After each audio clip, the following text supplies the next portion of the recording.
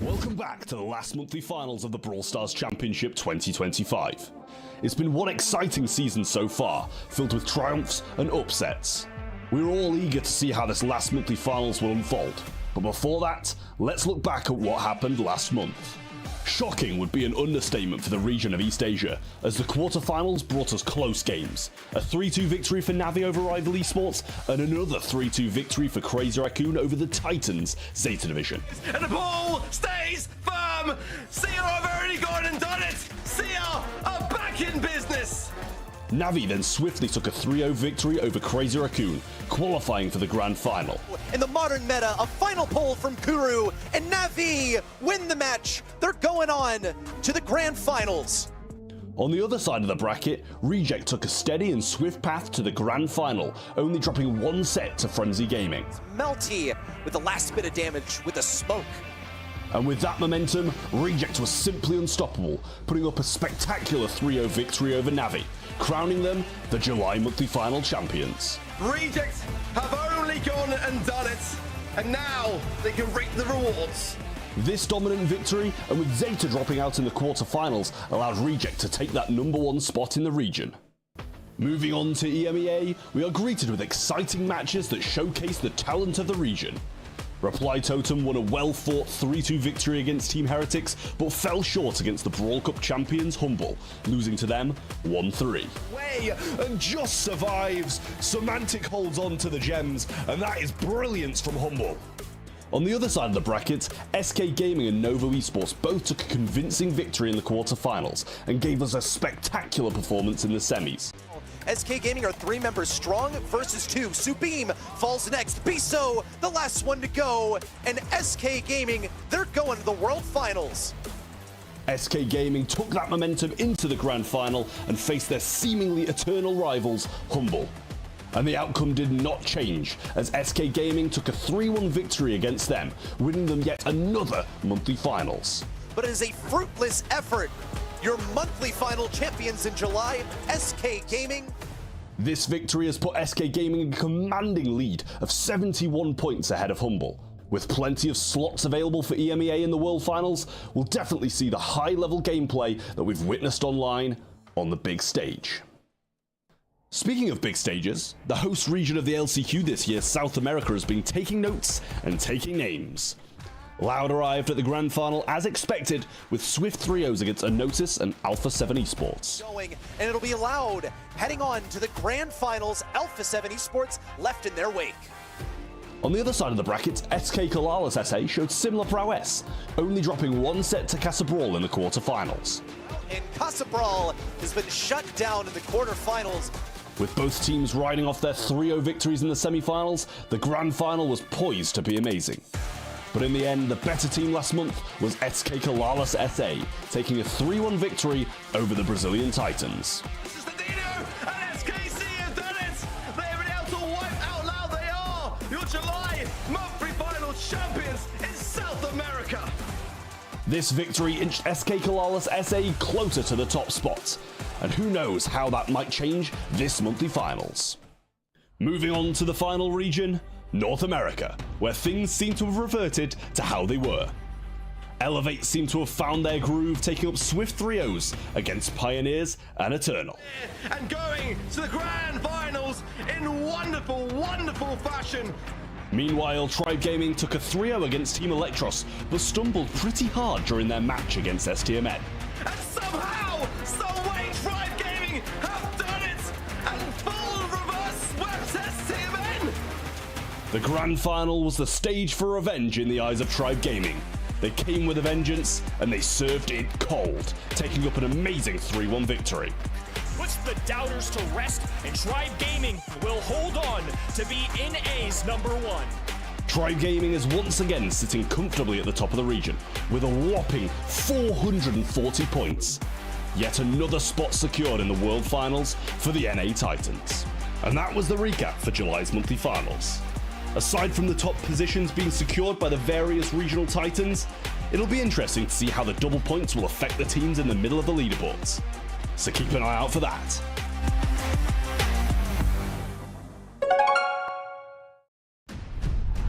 We had a wild start to the year. First was the spring split that pushed every team to the limit, racing towards the Brawl Cup. Here, some regions surprised the world, while others fell short. But nothing's decided. Not yet. The next chapter begins now with the summer split. Starting now, the points are doubled. It's all or nothing.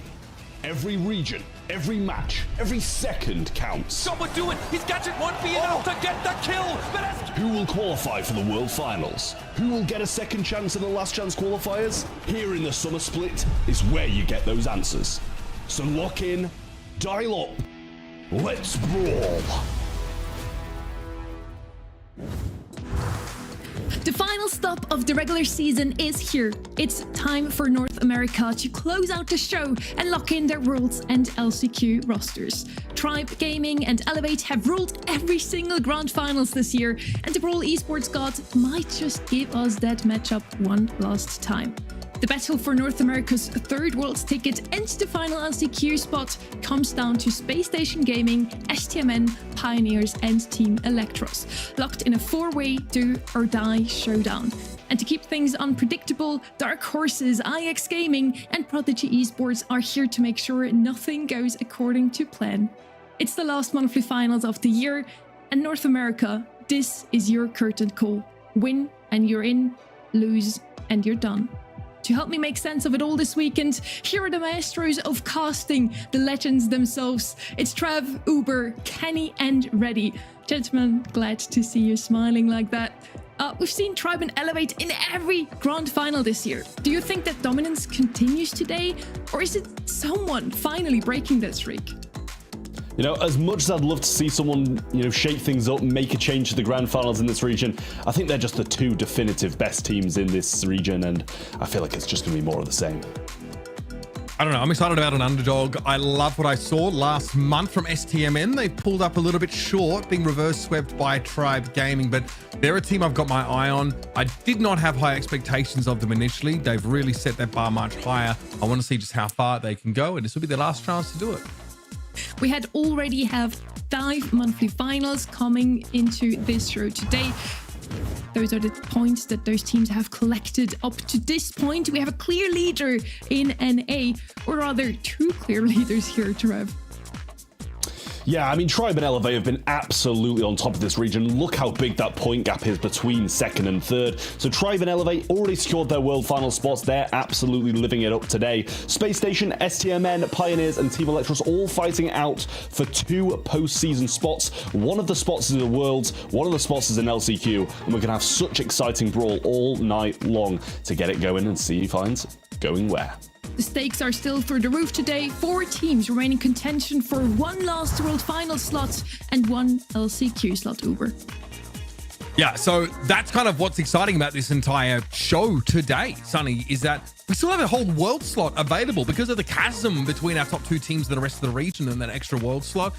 NA is still very, very interesting.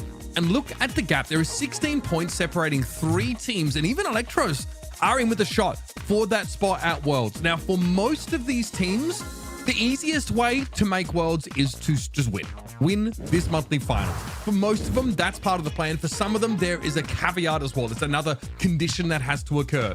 Now, in terms of getting into LCQ, for some of them, they still need to either lose in the grand final or win. That's just how tight it gets. And I really think that after our first round, after the quarterfinals are out of the way, we'll have a lot of this cleaned up. Somehow, some way, IX Gaming can, in theory, qualify for LCQ, but they need to win this monthly final, and they need to make sure that Pioneers lose to Electros. That's a lot to ask for. Yeah, it's not an easy run for them as well, and especially when you look at the bracket like this, round 1 against Tribe Gaming, it's not looking too good for them against the Titans of the region.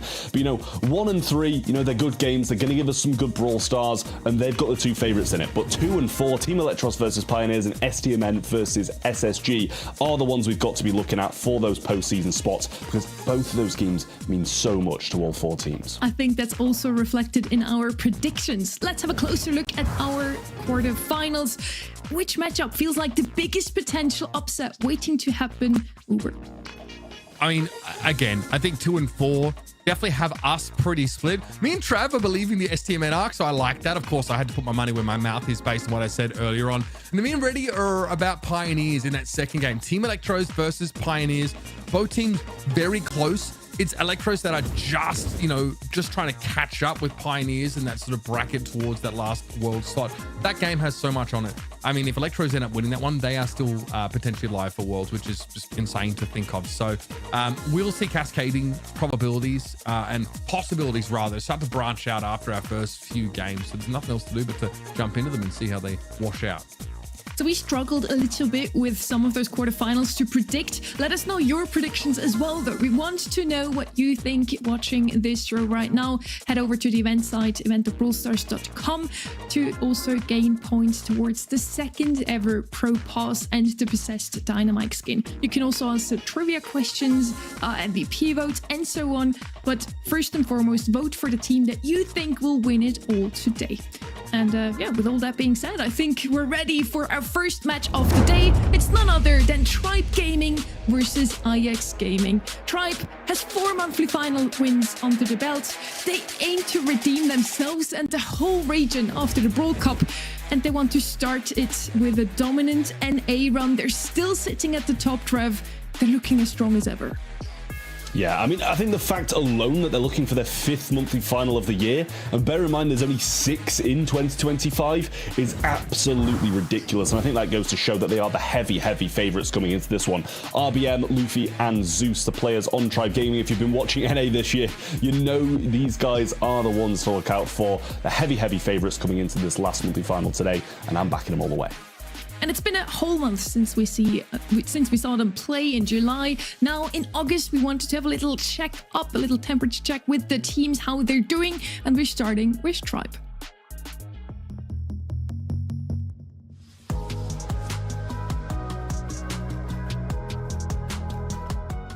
Antes de la final del Mundial, estamos planeando hacer un bootcamp en otro país, en otra región, para ir practicando otro meta y enfocarnos en estos 2 meses en nosotros mismos, en aspectos que tenemos que mejorar y pulir totalmente para el Mundial, que para el último presencial no tuvimos tan presente y tampoco lo mejoramos tanto, y siento que es una oportunidad que tenemos para mejorar varios aspectos pequeños de nosotros. El equipo que me gustaría ver en el ECQ es Electros. Es un equipo que no ha tenido experiencia en presencial y siento que es algo que les podría servir bastante también, y ver cómo podrían dar la cara antes del Mundial.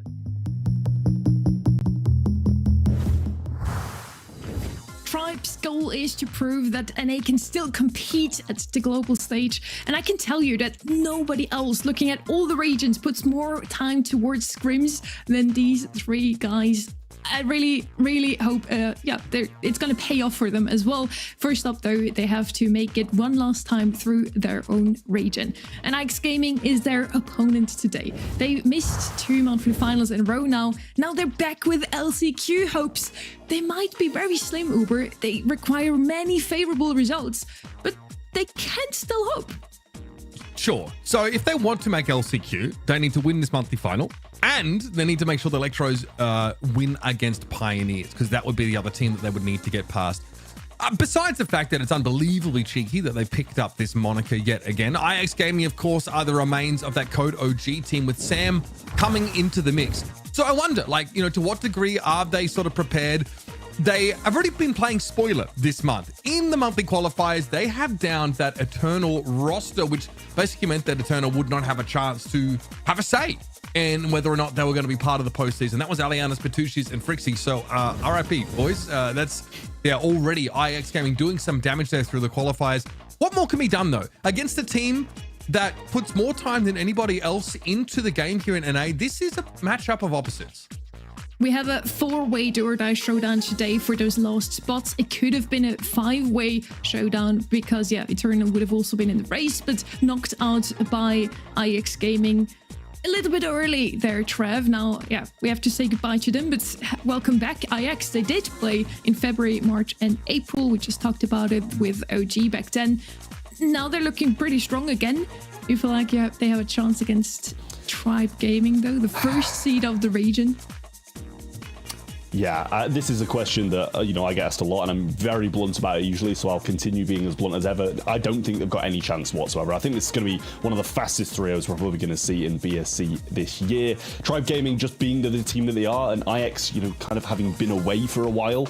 As Mitch said, it's polar opposites. It's Tribe, who are scrimming all year long, have perfect drafts and perfect Brawl Stars. And on the other side, it's IX, who really haven't been scrimming and have been away for a long amount of time. I appreciate your bluntness, Trev. That might also be why I direct those questions towards you. Looking at the predictions here from the people at home. You think I wouldn't tell it to you like it is? Huh?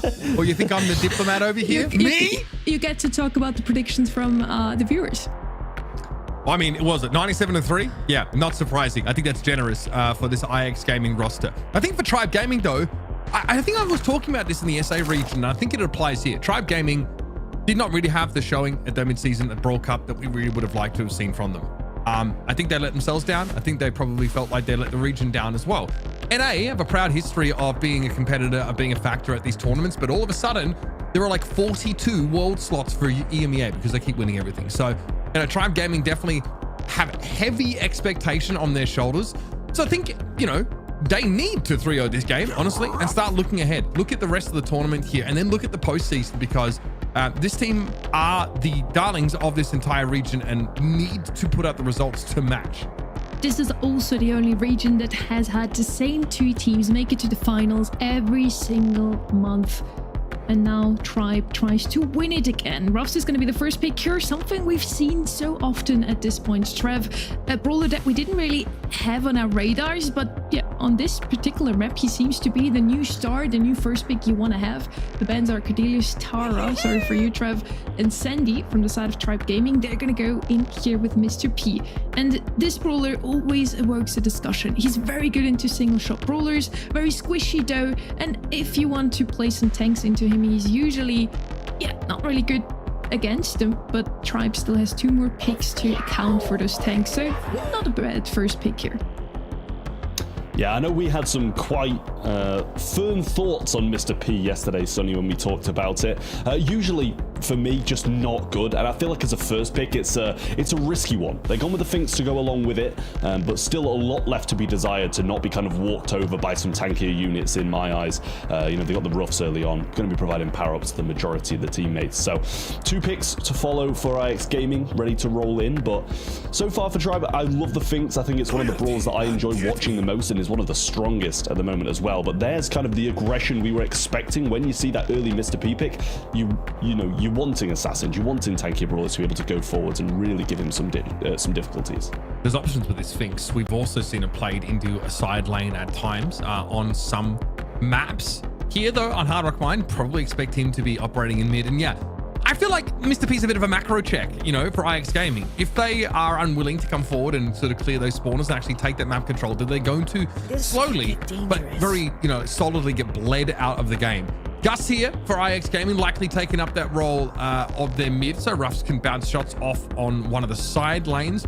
Pretty solid, and again, there's a lot of synergy here with the Kenji, who already has a shield of his own, who already wants to try and get straight up the nose of the enemy team. But Tribe Gaming now have the option to go for a really powerful side laner to just blow that matchup out of the water. Whether it's someone who they want to answer the Kenji specifically, or just to bully the Ruffs, there's certainly a few options. Going to Ruffs is pretty safe, pretty easy to play behind, especially with those sandbags. And here it is, Draco, just full aggression, full map control, and Luffy looks to be having a lot of room to work with if Zeus's game plan pans out. Yeah, I like that Draco. It's a great shout into the Kenji on the opposing side. So really nice stuff here from Tribe Gaming. Started, you know, a little bit questionable in my eyes. I'm always going to question the Mr. P early pick, but kind of rounds out quite well for them. I do like this IX composition as well, though. You're looking at that kind of Gus shield to go along with the Kenji, a lot of aggression, and a couple of squishy brawlers on the Tribe Gaming side. So we'll see how this one pans out for them. Heading now into Hard Rock Mine, getting this game going first of the last monthly finals of NA. All right, let's see if Charles can hit the ground running here. If he's warmed up and ready to play. Zeus already sending the briefcases in his direction. Luffy steps up for a bit of a poke down and then recalls back with the gadget. RBM very aware of where second best is, and on his own can do a fair bit of work to zone this Kenji out of the action. Second best realizes he wants to fight RBM, but that is a terrible idea when that Draco super is available. So, game plan working basically exactly how it was drawn up here for for Tribe, excuse me, so far. Yeah, I mean, perfection at the moment, and a super thrown down by Luffy as well, trying to get Sam killed and get those gems back to their side. Should be able to do it now, but the TP back doesn't really do too much. Reversal of time, not the best. Charles here in a real tough position, trying to get a bit of control. The only one really doing too much on IX at the moment, but on the flip side, Tribe dominating so hard. Yeah, RBM is really a problem here, I think, for IX. Even Sam randomly got picked off there. Has to super himself while Luffy just picks up all the gems. Sam has spent no time in mid, no time collecting any of those gems. Zeus here is getting pressured to some degree by second best, but Luffy can just help him out. And these porters are an absolute nightmare to Kenji, forcing him to use that valuable ammunition to clear through. And of course, there's another one where that came from for Zeus. Luffy is not going to let second best get in the direction of their Mr. P. This is dominant. Yeah, well, the countdown started, and just as quickly as that stopped, Zeus going to grab that 10th gem yet again, though, that his teammate just dropped. Second best has a hypercharge in hand. The capability to turn this one around is there, and Sam has one of his own too, but second being kept too low to really make a move. There's the Kenji shield, but instantly burned through, and that's not going to be enough. Nice little TP reversal of time there from Luffy, and this time warp will keep them alive. And I think that's kind of how we expect this game to go. Tribe Gaming from start to finish. Yeah, getting clowned on a little bit there. I think one of the biggest strategies that IX might be trying to lean into is that Ruff's hypercharge. That, of course, will help Kenji get his hypercharge online. That ability really changes the game. It really warps the outcome of a lot of these gem grab maps. So that's something that you can play to. But in terms of lane assignments, I think you're getting gapped. Tribe Gaming have comp by the looks of things, and RBM make sure he's in the right position to meet second best and just counter him. Yeah, well, Sam taking some heavy hits, and there's the sandbags being placed down, but not going to do too much against the piercing of Draco and the shots that are going to come through from Mr. P as well. Cleans those up quite quickly, and they don't get as much effect as they would have liked. RBM trying to work for a super, but Luffy sliding in and picking up these gems. Kenji trying to get the flank, but a little TP back from Luffy will put him in a nice, safe position again. And RBM's just zoning here on the left. Second best again is going to try and get through to the backside, and again is going to be forced to fight the Draco. And RBM says, okay, well, I'll just pop super. He didn't even have to use his bloody gadget trap. That's the worst part. Yeah, Charles forced to back away now, but those Mr. P briefcases are hitting a little different. Luffy now with all this map control. RBM was able to scoop a gem up to his side. 5 plays 4 as Sam has had to be awful safe here. Yeah, well, RBM's got a super, and as he didn't use the gadget earlier on, we'll have that as well to try and beat second best in this matchup. Second best a little bit more of a chance. He has a Ruff's power up in his hand, but he's going to have to make quite heavy use of that. Now the hypercharge comes in from the Ruffs as well, throws it down, breaks some walls, but RBM still running right in the back lines of IX Gaming. Second best trying to do the same up top. Going to go for the pinch down. Super comes in, gets some great connections, and that's going to be huge. Luffy forced to gadget back there as well, and this time warp doing wonders to keep him alive. He's using that so effectively. Second best goes over the left side and tries to take RBM down, so Luffy says, great, I'm just going to maintain this map control. You're going to super in the direction of my Draco while I'm holding 7 gems? Bet. Okay, let's run it back. RBM here, now with the help of some of those mega porters, bringing second best to his knees in many of these engagements. Sam now has to try and pop a hyper super, but RBM has that gadget. Not too bothered to go down here because we have a countdown that has begun, and second best is going to be pressured out. That shield also getting popped by porters is very annoying for the Kenji. Yeah, I think there's no potential for a mid either, as that's not going to spawn, but it's not going to matter as RBM rips through IX, trying to mount a push in the closing seconds, and that set goes about as expected, with Tribe Gaming having no real issues whatsoever. The Finks safe and sound for the entirety of that set. I don't even know if he went down once. No, I'm not even sure. It's very, very hard to deal with the Finks in general. Remember, this was the first pick Mr. P And on this map, it doesn't have to really take the game over on its own. It would just be as a nuisance, and it is really good against Kenji's star power shield, Sunny. Knocking that off him basically denies him a lot of durability. I was about to point out the same thing. We were also kind of scared for the Mr. P coming in so early into the draft. Also, Finks didn't really do too much to protect him from the potential threat from Kenji from the other side. But yeah, we see it here. Put RBM on a tank and he will do good for your team. 9 kills on him, the most DPS as well. Yeah, one tank seems to be enough to completely put the pressure on the other team, so nobody really has to fear anything on the side of Tribe Gaming. Neither the Finks nor the Mr. P really struggled with the Kenji. Yeah, I mean, this is the thing, right? If he got 0 kills, he also got 0 deaths, so he's kind of just been so chill for the entirety of that game. You know, he's not really having to do too much, wasn't under any threats, his lanes were constantly winning their lanes. Just perfection from Tribe, it really is, and a lot left to be desired for the IX Gaming side, but I think this is how we expected it to go coming into this one. As I mentioned at the start, a team who scrims so much, drafts so well, and plays the game so much against the complete opposite on the other side, expected 3-0. Ruff's turned out to be the favorite #1 pick here on a map like Hard Rock Mine. Finks was the favorite pick here on Ring of Fire. At least yesterday he had some great drawings in the hands of Louds specifically. Let's see if he's going to be left open, if Tribe can pick him up again here, or maybe if he's banned out Uber. They got every reason to try and prioritize Finks, of course, on a hot zone map. Guy's just really, really potent. You know, it's subtle, his impact, I think, over the game, but he's very, very hard to kill. And of course, just makes it really annoying to try and fight neutrally for that zone. You saw that happen previously, especially with like those gust projectiles that just get slowed to a crawl. So it's first pickable here, no doubt about it. First, I will go through the bans, and yeah, okay, so Amber Crow, Charlie from both sides. That is a very rare thing to see. Triple double ban, yeah, that's rare indeed. I do know Tribe loves to play the Draco B combination on this map. Both of those brawlers have been left open as well. So at this point, I wonder if IX Gaming knows that and leaves it open on purpose because they have an answer to it, or they didn't really look into what Tribe likes to scrim. But yeah, Finks is left open and he is going to be the first pick here as well. So much like SA and other regions as well, NA also really appreciates this brawler on the map. And it's an interesting one, Trev, because we talked so much about how Lu and Lumi are so strong thanks to the ice rink. You have so much area control. Finks seems to have completely taken over as the new area control brawler on this map. Yeah, absolutely. I love the Finks in so many different situations at the moment. I think it's just a really good, versatile brawler.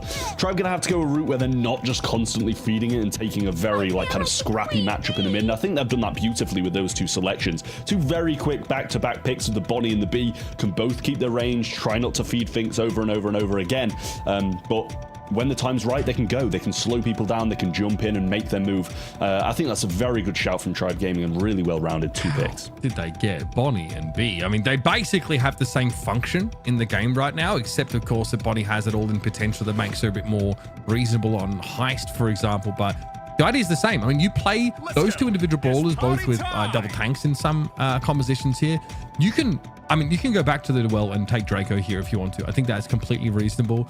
Jaeyoung, obviously very potent, good sustain. Something that, he and Finks have in common is that IX will be able to, hang around on the point for quite some time. And, picking these sharpshooters into a Finks is always risky business, of course, as Finks can basically render them useless. So Tribe do need to round this comp out with a bit of a more upfront brawler or someone who is going to want to wrap around and actually put pressure on that Finks position from a different angle. The Draco is what I would have suggested Tribe go with, but IX snatched that one away. Lumi will have to do it. Not exactly what I had in mind. This feels like almost a triple sharpshooter look from Tribe Gaming, but that Grim and Frostbitten gadget is very good for some zoning. Yeah, I don't mind this at all. Like, Lumi's kind of a Lu in this situation, throwing down the ice, the slip and slide kind of effect, the lockdown with the super really solid on a map like this as well. But it's just better than Lu at the moment, so why not bring something like that in as an alternative? So I like this from Tribe Gaming. 2 long range and a mid range who's very capable at the moment. Don't get me wrong, IX composition very good as well, as kind of the same as we saw in the last one. But a very quick electric start from IX. They use those slipstreams and he gets battered by a Ralph. And second best eats a few of those too. Oh my god, second best is getting pummeled here. Okay, gadget popped and well, He's dead.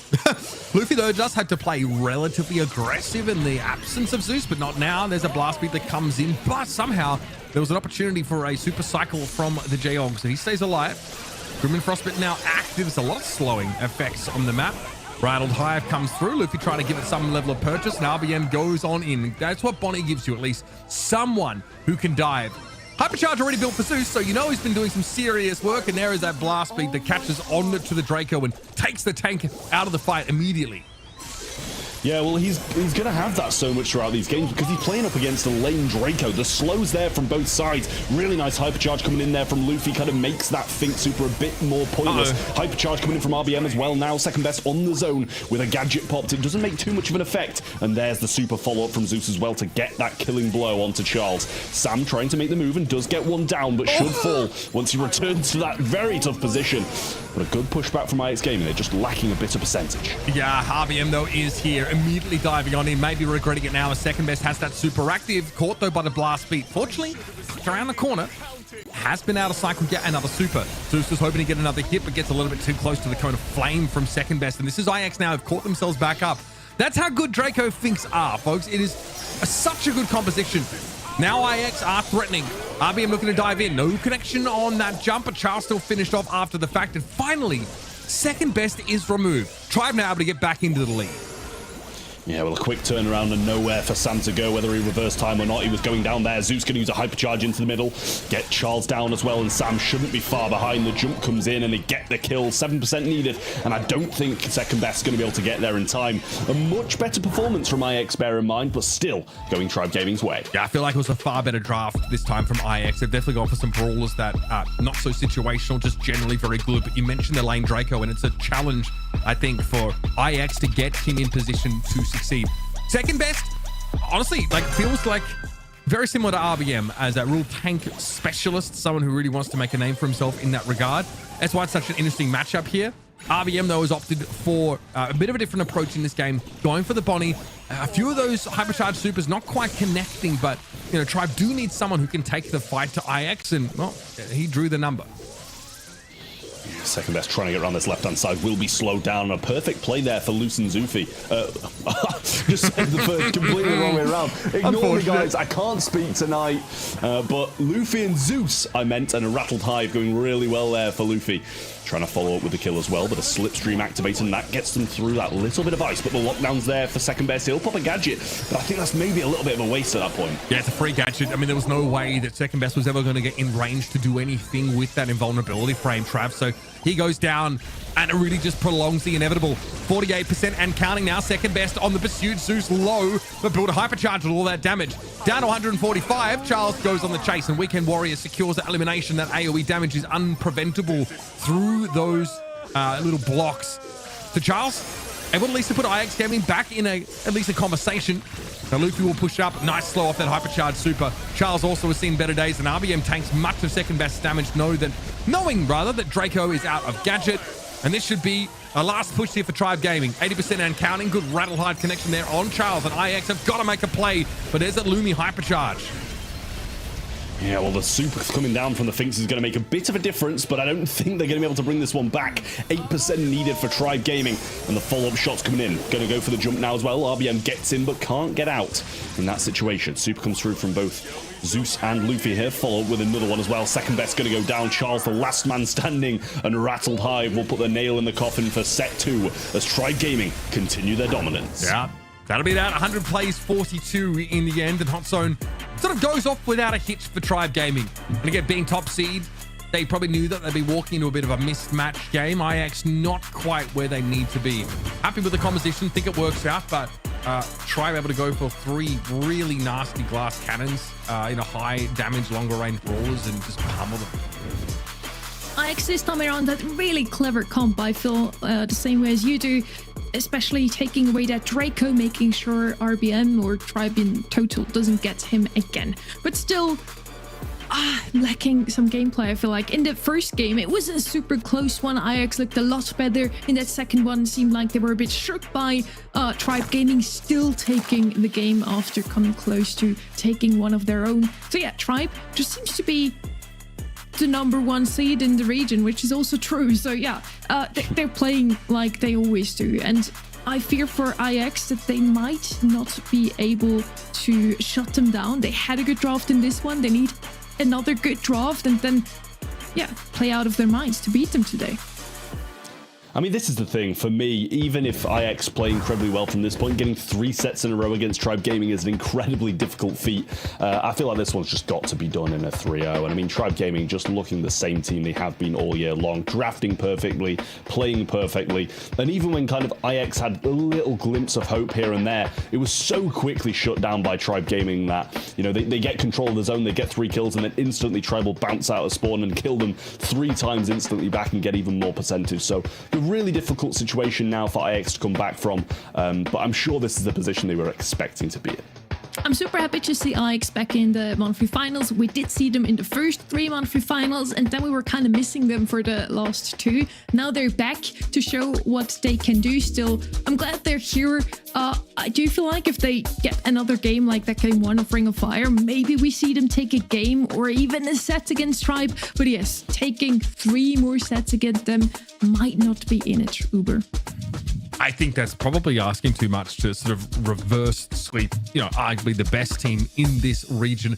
And heading over into Triple Dribble, you know, you've also got to start thinking about what your draft strategy is supposed to be. Tribe Gaming don't care too much about what IX are doing. You see, they were, you know, IX, you know, picked away from them the Draco, and Tribe said, well, okay, we have B and Bonnie. We have like 2 of the best long-range brawlers, 2 of the best mids on so many maps. And honestly, we're happy just to be greedy and take both of them here and even add a Lumi to the mix. So, you know, they're not really playing by the rules in terms of that draft strategy here.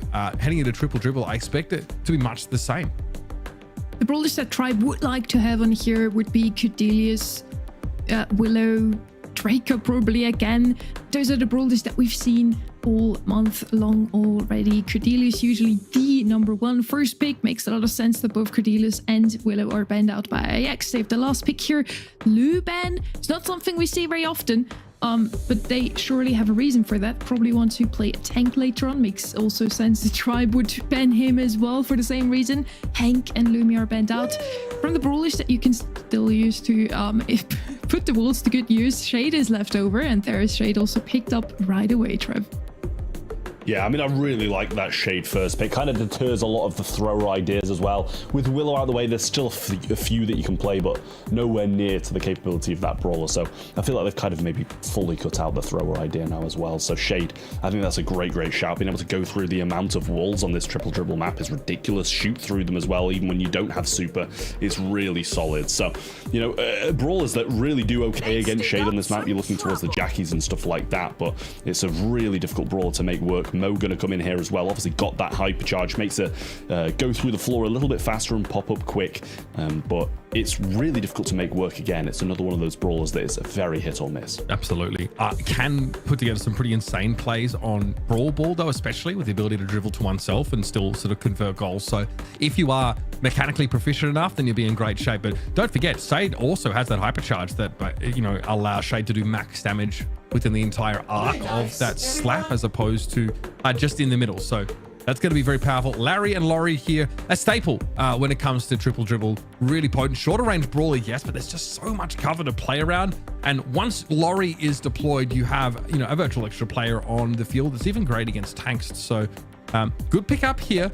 A mobile composition from Tribe, though, will put them in decent shape. And also, there are some brawlers that still outrange the Larry and Laurie in the past.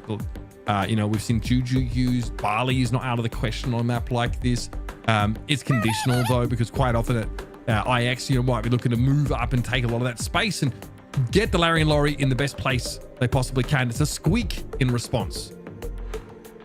Yeah, you know, I thought with the ban of Willow and, you know, a Shade early pick that they would have cut out this kind of thrower idea, but IX Gaming still sticking with it. Tribe have the possibility now, and I kind of wouldn't have expected the squeak. I'd have thought they'd have just gone all-out aggression against a brawler like Larry and Laurie and try and double down, but they still might do that now as their third and final. We'll see in just a second, because that brawler can be quite easy to overrun if you pair the Shade along with something else that's going to be able to make some kind of high mobility moves. It's going to be the Bonnie. Bit of range, that jumping capability as well to land on the Larry and Laurie, really solid. And yeah, I mean, I don't mind this Tribe Gaming comp. I thought it started out really well. Still very decent. All right, Bonnie. Yeah, a very solid pick to take. I just think that extra CC that's now a factor of her super under hypercharge conditions makes her so powerful, because people forget it stuns on both ends, both when she launches from Clyde and when she touches down after it. So awesome if you're getting pressured heavily. IX though, you can see they're going to go fast, folks. They're going to try and get in your face. Charles is going to lock in the buzz. Talking about AoE stun potential, that is also a brawler that possesses it. I like the draft here from IX. I think it's quite powerful. I think Tribe Gaming, though, we've seen what they've been able to pull out. Squeak, I think, could be absolutely devastating on this kind of map and have a lot of very effective coverage here. So another classic Tribe Gaming draft. IX definitely with the more aggressive, with the more proactive take on this, though. Yeah, well, some good shots from Larry and Laurie off the start, but a gadget from Squeak will cut off that middle avenue and kind of allow a bit of a pinch to come through. RBM already super in hand, and IX pinned in spawn within 15 seconds is not boding well for them throughout this game. RBM still waiting for his opportune moment to go in with this super, but for now, they're just in a comfortable position. Why not wait? Yeah, those Residues gadgets are going to be very annoying, and eventually Luffy comes forward. He got the one hit that he needed to. Sam has dropped down. Zeus finds a super connection on a second best. Charles, though, knows that he has to go forward, takes Luffy out of the game, but there's some disgusting connection here off the Squeak, and RBM can only bring Sam down, allowing second best to take possession.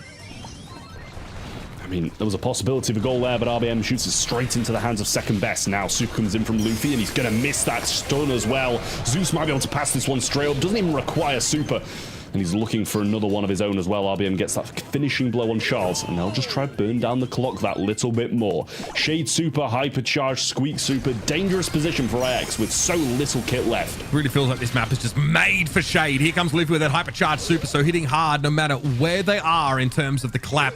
With those two pairs of indestructible boxes in the middle of the map, it feels like Shade is always going to be relevant here. Without any map destruction or terrain destruction for IX Gaming, I feel like you're very well positioned for this Shade pick. Second best has a super though, when he's flashing it. That stun potential is something that has to be respected by Tribe. But they back away as Laurie will be quickly dispatched. And Luffy there with a gadget swing.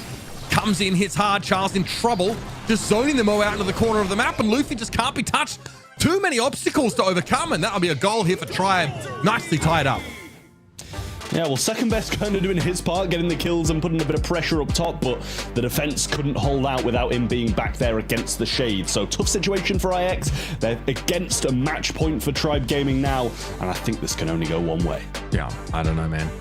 I talked about IX's composition, supposed to be proactive, more aggressive perhaps, but you can see what you can do with the Shade. You create all this space between the Residue gadget and Luffy just standing here. Look at this. Easy hits. RBM also sort of double taps on towards that buzz. It's all too easy. IX Gaming are falling apart, and one more goal would knock them out of these monthly finals.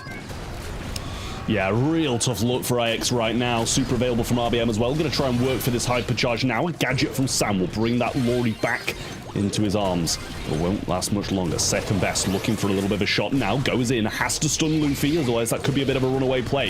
Luffy still going on this aggressive route, but can't find this shot onto Charles, and will be forced to wait for a better opportunity. But Zeus wants to go now, and Luffy joins him as well. Pass might be there, but he couldn't quite grab it. The hypercharge is there though, and all members of Tribe Gaming collapse into the goal mouth, and that's going to be the killing blow for IX. And the champions of this region progress to the semis. I feel vindicated here in not giving IX a remote chance of winning this game and being very dismissive of them and of their potential, because frankly, Tribe Gaming had a little bit different.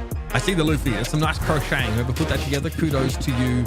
Another strong showing here for Tribe Gaming, starting off on the right foot, as we've come to expect from them. I do feel for IX though, they didn't have an easy opponent in Tribe. After all, Tribe did make it to every single monthly final, every single month.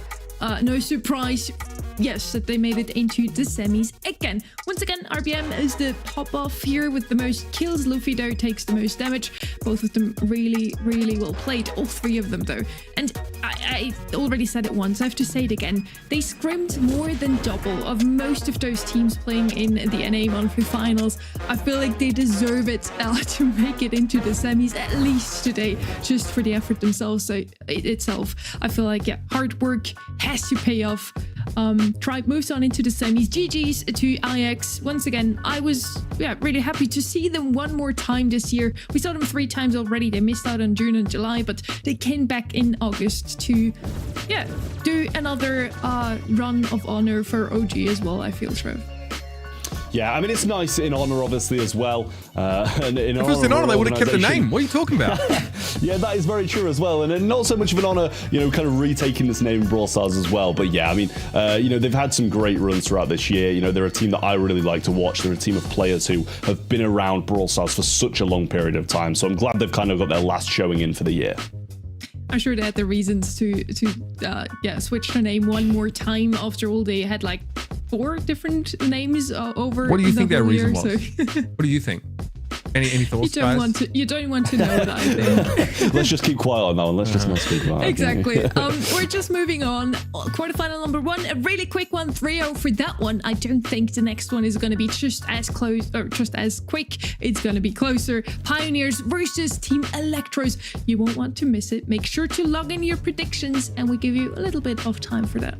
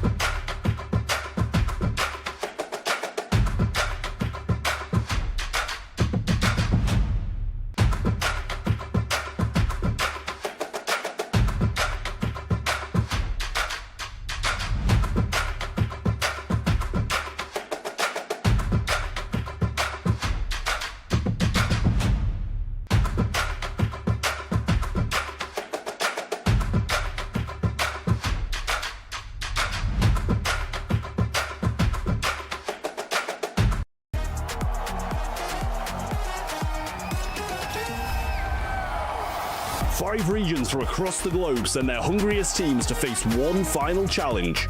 One last chance to earn their spot at the World Finals. Yoshi goes down the spin on Chaos. He's spinning himself. He knows they've lost. 16 teams enter, only 4 will advance. Dreams will be shattered, heroes will be made. This is the last chance qualifier. 10th to the 12th of October, Sao Paulo, live from the Brazil Game Show. Get your tickets now and watch your champions in person. Or watch online at event.brawlstars.com to earn Pro Pass rewards.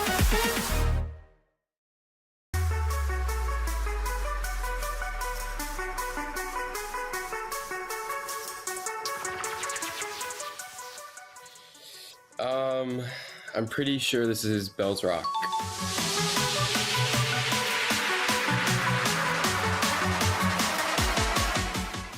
I haven't. I don't know. Is it dry season? I don't think it is, but that's the only thing I can think of.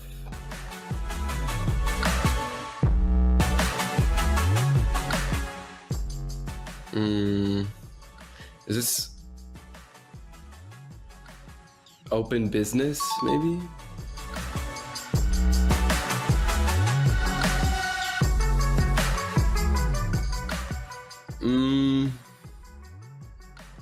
I want to say it's Dueling Beetles, but I know it's not Dueling Beetles. But I can't think of anything else, so I'll say Dueling Beetles.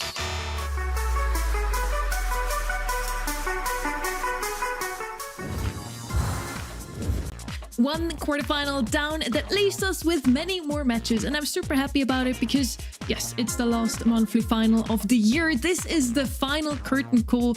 Kenny, we get you back for that one as well. A 3-0 for Tribe. You expected them to move on into the semis? Absolutely. I mean, Tribe Gaming, I think, are probably the best team in this region in terms of consistency, what we've been seeing more recently from them, a huge bounce back, especially since Brawl Cup. But I think this is the match that people are certainly looking to tune into. This is where it really starts for North America. And is it crazy that I wanted to watch them murder them? Is it crazy that I just wanted to see blood in that game and just domination? I didn't want a close game. I mean, slightly you concerning. got what you wanted. In that sense, it was a 6-0 for Tribe Gaming, so that was murder if you want like to a put person in it the that way. Colosseum, you know? I'm demanding carnage. I'm so glad Uber's back on the show, so we get a little bit of variety in our opinions. Exactly. Yeah, so diverse now we are. RBM takes the MVP of that one. No surprises there. He was absolutely popping off on that Bonnie and the Draco, as he always does. But all three members, of course, kind of carried and murdered their opponents. Now we're heading over into our quarterfinal number 2. It should be a little bit of a closer one. It's Team Electros versus Pioneers. And Electros have been consistent in top form all summer splits, but are yet to break the Tribe Elevate Grand Final streak. Uber. I'm really impressed with these guys. I think that like they had a tough ask this year, of course, and you know it wasn't so long ago where I'm casting Mountain Men FA, wondering what these guys are supposed to be doing. But generally, like great to see this team still at it. Great to see as Livy as well still in the mix, and someone who's actually I feel like adopted more of a leadership position now with some of these younger players. Great to see he's stuck around. He's still chasing glory as well, which is makes me quite happy. And they're still in the running. They are only coming into this. They were 14 points behind. They're definitely still in the mix here. So a strong showing against this Pioneers team who were sitting just above them in the standings, as it could blow the possibilities out of the water. This is, to me, the most compelling matchup we have in our quarterfinals. Both of those teams are still in that 4-way battle, do or die showdown that is around that last world slot and the LCQ slot. So yes, Electros could, with a couple of things going their way, even still lock in the world final slot directly. Let's hear from them. We didn't check in with them in a whole month. I'm sure a lot has happened. Pioneers, I'm hoping, or it's unfortunate, but only one team can make it to the postseason, and I am going to try my hardest to win against them. He's gonna try his hardest. Well, I hope you will. It's the last chance you get this year to still lock in any postseason slots. And if they, fail to do so today, it's over. No more do-overs, no more second chances. The same also goes for Pioneers, Kenny. It's kind of crazy to think about, but Tyrant and Zulon have been in the playoffs every single year since 2020. There's a possibility that for the first time in 4 years that these guys don't even make an LCQ. Fade, obviously a long historic player. As Livy is somebody that's seen as a younger player, and I think now being compared to such 16-year-old players, he seems like a little older now, but all of these guys have such a postseason presence. It really is hard to wrap my mind around the stakes of this match, the history of it. I mean, there are several legacies on the line here.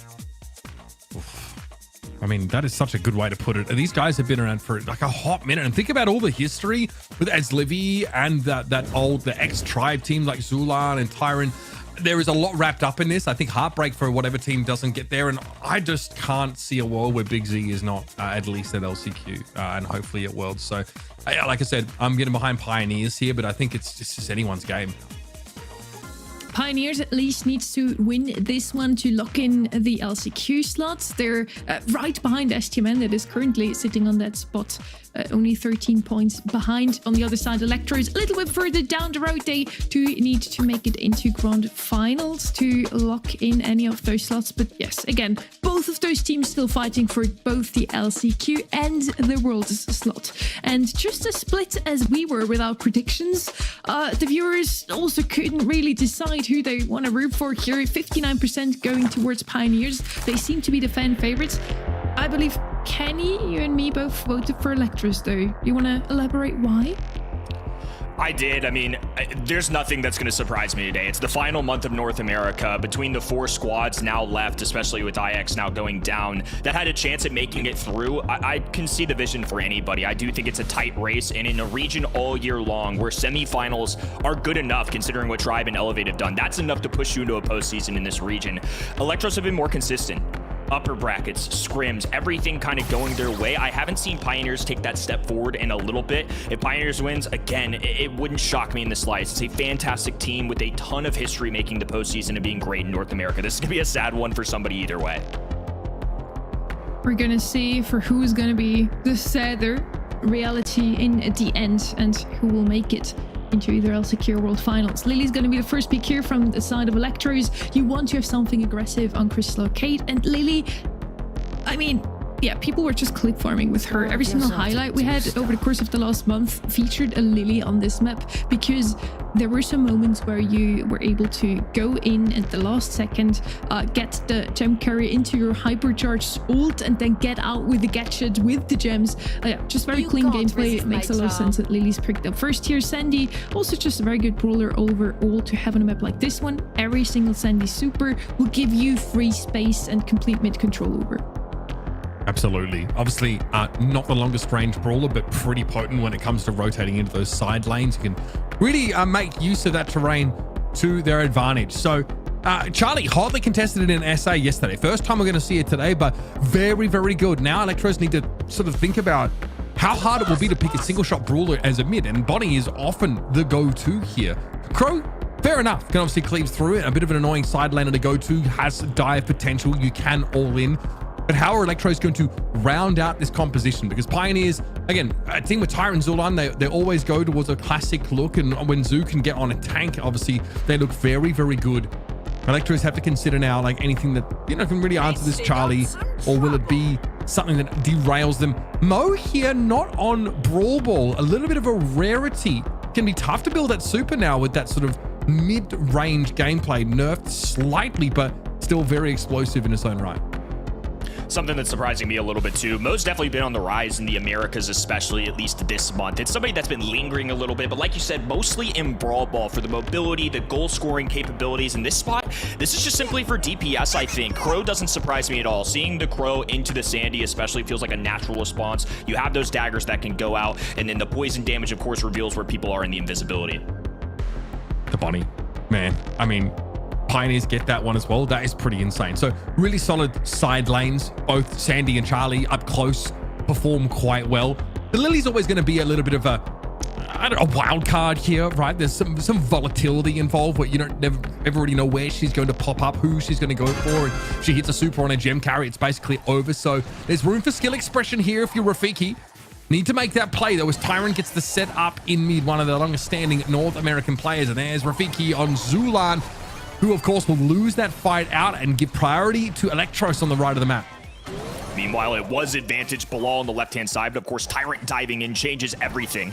So 3 red roster members in this top left-hand side. Vade rotating, Rafiki diving straight in, makes contact, will get an elimination there. Still a battle for the mid-ground, though. These gyms kind of going even so far. Tyrant, of course, with a dive in, can go for gyms, go for stuns, or get out if necessary. So that's a great safety mechanism to have. This time, though, used for straight aggression. Tyrant getting one there. Bilal now in trouble. Going straight at Zulan, gets the kill, trying to stay up for a little bit longer, but with such low HP, can't really encroach any further. Olivia needs to be really careful. He was baited to come forward and try and take the 2 Pioneers side gems there. He's squishy. 6,500 HP is not a lot to write home about, and Tyrant will always have the all-in option. Okay, well, here's Sandstorm that comes up as Livy has to be careful of a lot of those singular entities, but is able to cleave through the spiderlings. We're even on gems. That's a big super hit there for Rafiki on a Tyrant, and they can't protect him. Gems drop, but going over to the shortest range brawler on the side of KCP makes things a little awkward now. Well, they did get the kill. They didn't really grab any gems as a result. You have to really take advantage of that hypercharge. You only get a few of them a game. A dive in for another kill, making a double as well. Tyrant left all alone, and Rafiki still in prime position. A 9th gem being claimed for Team Electros, and they are 1 away from getting the first countdown. Okay, so far, so good for Electros. This Lily has been the difference maker so far. Tyrant needs a super. They need to dive in the direction of the Crow, but as Livy can go wherever he wants to with a super of his own. Gotcha pop for Rafiki. Belal nicely done with the super, and as Livy now getting jumped on, has a hypercharged super ready to go, but a good cocoon onto Rafiki. It doesn't take him out of the game long enough, but at least Sulan can belay a countdown, but all of the gems are on Electros' side of the map now. Another interesting choice there from Rafiki on the Lily. Needs to play bodyguard here. Left hand in behind the wall is Livy. Also there to defend the teammates. Fade with the invisibility, though. Getting right up in Bilal's face. He had no idea he was there. Catastrophe. Now they have a super to get away, and Fade with 11 in his pocket. And he's happy to take a fight. He's going to get one, though. That's for sure. Tyrant forced to jump out, but Bilal and Rafiki a little bit too healthy. And Zulan is, well, doesn't feel like he has confidence to come forward here. Are there any supers left for Pioneers? I doubt it. Fade's trying to get forward. As Livy, though, not the main target. Slept up instantly. Here comes the Sandstorm. Zulan now with the Spiderlings, but as Livy tries to get in and clear them out. Rafiki, though, safe in the Shadow Realm with 14 gems to his name. Gives Electros the first round. Game 1 sets the tone for this match.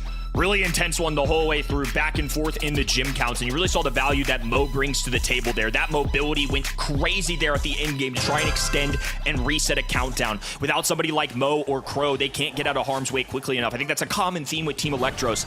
Lily teleports into your face, has a Shadow Realm. Crow with a jump, Mo with a dive underground to safety. Can get around the map rather quickly. Bonnie, the same could be said for her. I mean, it just seems like something that's really helpful as an asset in gym grab. Not quite as good a start for Rafiki this time. Pops up out of the Shadow Realm with nobody there.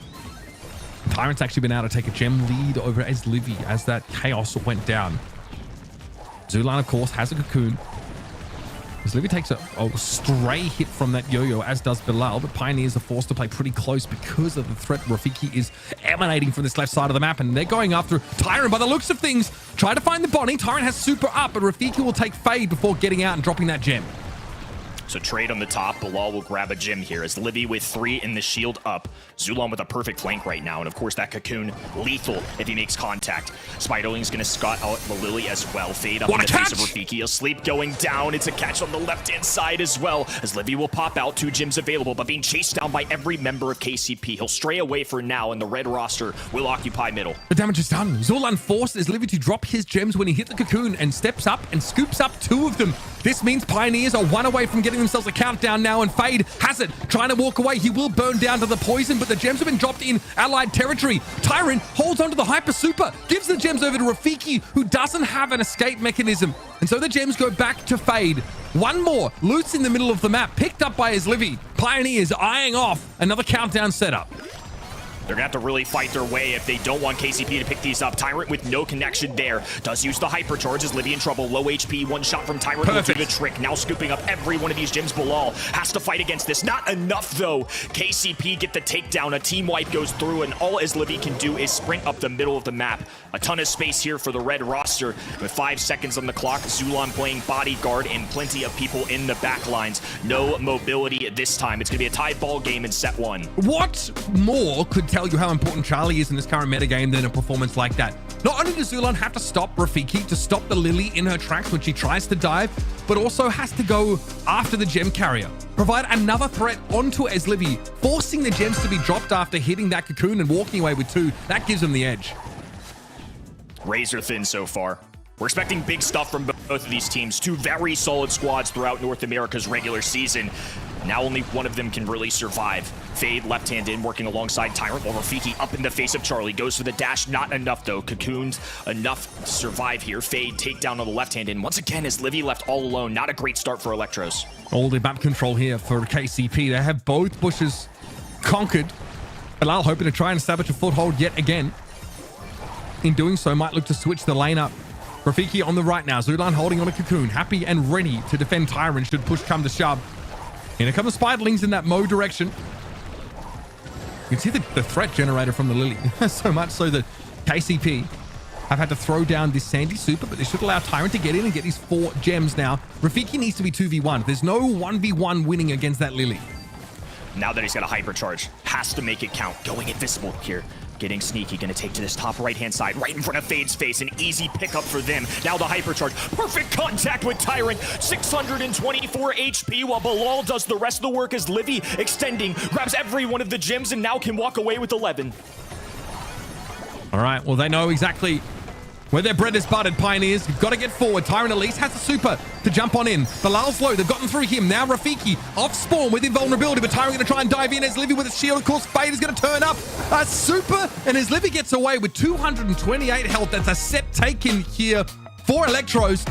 Razor thin margins, as Kenny put it. But ultimately, it's Electros that come out on top. Great stuff here coming out of Team Electros. What a set and what a way to start. A real banger to start our day here. Only one of these squads can move forward in terms of LCQ positioning. It's definitely going to be a fun one to watch. What a beautiful match so far. Definitely not going to be a 3-0 here, I feel. Electros takes it in yet. It was truly back and forth, though. Even just in that game number 1, we had Electros take the countdown, Pioneers take the countdown, and then an absolute jump scare from both the Mo and Lily with a nice Lily hypercharge. And as I already said, coming into this match, Crystal Arcade is just Lily's best map. It's crazy that she's not panned out here. Rafiki was just clip farming again. Yeah, I mean, this is pretty huge. 12 eliminations, and they were all impactful ones as well. One thing I really liked, and I don't know if we'll get it on clip, but Bilal comes forward, Rafiki, excuse me, comes forward with a hypercharged super and just saves it. Doesn't end up using it because he knows he's about to pop out of the Shadow Realm in front of the Sandy, who has no gems on them. He finds that elimination, builds another super pretty much straight away. Here it is here. Look at Rafiki. Holds the hyper, goes after Tyrant, and flattens him. That's the play that ultimately wins the round for Team Electros, and Bilal wins out on that left side to secure a safe gem recovery. So yeah, if Rafiki doesn't have a YouTube channel just yet, maybe he should think about starting one, and he could use those clips already as his first ever video. So yeah, that was very, very neat from the side of Team Electros. They take that first set, but again, it was super close. It could have also been Pioneer's set. So I expect the same from Hot Potato now, Kenny.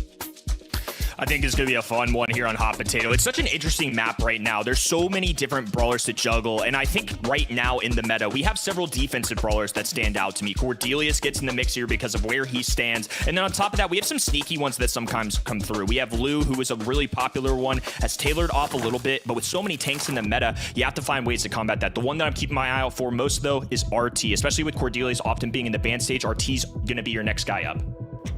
Definitely feel you there, Kenny. RT could be a good one here. The one brawler I'm looking out for, or was looking out for, was Miko. Most played brawler from Electros by far in their scrims, but immediately banned out by Pioneer, so somebody did their homework. Charlie and Lily are going to be banned out as well. Lily double banned, Cordelius and Barry on the side of Electros banned as well. First pick is going to be on the side of Pioneers. Let's see what they are going to go with here. A little bit of area control. You can never go wrong with a good Lumi pick. Makes a lot of sense here to me. And now let's see what they want to pick up here on the side of Electros now that their usual, always want to pick brawler. Miko is out of the way. They also really like to play Nita here. Let's see if she's going to be picked up instead. Bonnie, of course, also always a really good brawler to have left open here, Uber. Bonnie has been just too good on these heist maps in general. Kaze going to be picked up, though. Someone who, of course, when it comes to those all-in moments on the save, very, very powerful and has a surprising amount of mobility. Not only when she switches forms does she get a dash, but of course, inside that ninja super Fist of the Brawl Star can cover a lot of distance. And in general, a very powerful duelist. Does not want to run up against tanks, though. That's something to keep in the back of your mind. We'll see where we head in that direction at some point. Nita will be picked up here for Electros. Additionally, obviously nothing better than a Hyper Bear slamming down on a safe, and Pioneers had to have walked into this draft expecting to see it. Nita's been a really popular one as of late, and I think it's the combination of that high safe damage they were talking about, but Bruce the Bear and Nita is a nasty combination into so many different kinds of tanks. A lot of those tankier brawlers can't multitask very well. It is one brawler at a time, especially those shotgun ones. Bull comes to mind as somebody that's really risen in the ranks. Therefore, somebody like Nita is going to rise as well. It's interesting how one brawler's rise oftentimes means they change the other brawlers in the meta as well. Buzz, okay. I like this look from Pioneers. This is very upfront and personal. But again, if you are concerned about how Electros are going to round out their draft, if they're going to go for something a little squishier, then that makes perfect sense. Kaze, of course, doesn't want to deal with Buzz. That's a very good matchup for the Pioneers side, but they still need to round out the draft, and they don't know what the trump card would be for Electros. So work Griffin here, has that wall break, can really open up the map, maybe allow Lumi to be more effective. And honestly, now that Hypercharge goes through walls, there's really nowhere to escape from that cashback. Wondering if they go for something more open range, because Griff getting thrown in here makes life very difficult for Nita. On paper, Nita is going to do great into Buzz, but now that that range is going to be limited and it's going to be a longer ranged affair with walls going down, Nita's definitely going to struggle a little more. Somebody like Amber comes to mind, not necessarily a hard counter, but at least can take advantage of some easy shots onto Buzz from a distance, charge up those supers. Crow works too for similar reasons. The poison damage can go through, also has a little bit of range, but can do high safe damage, of course, as well with his super / hypercharge.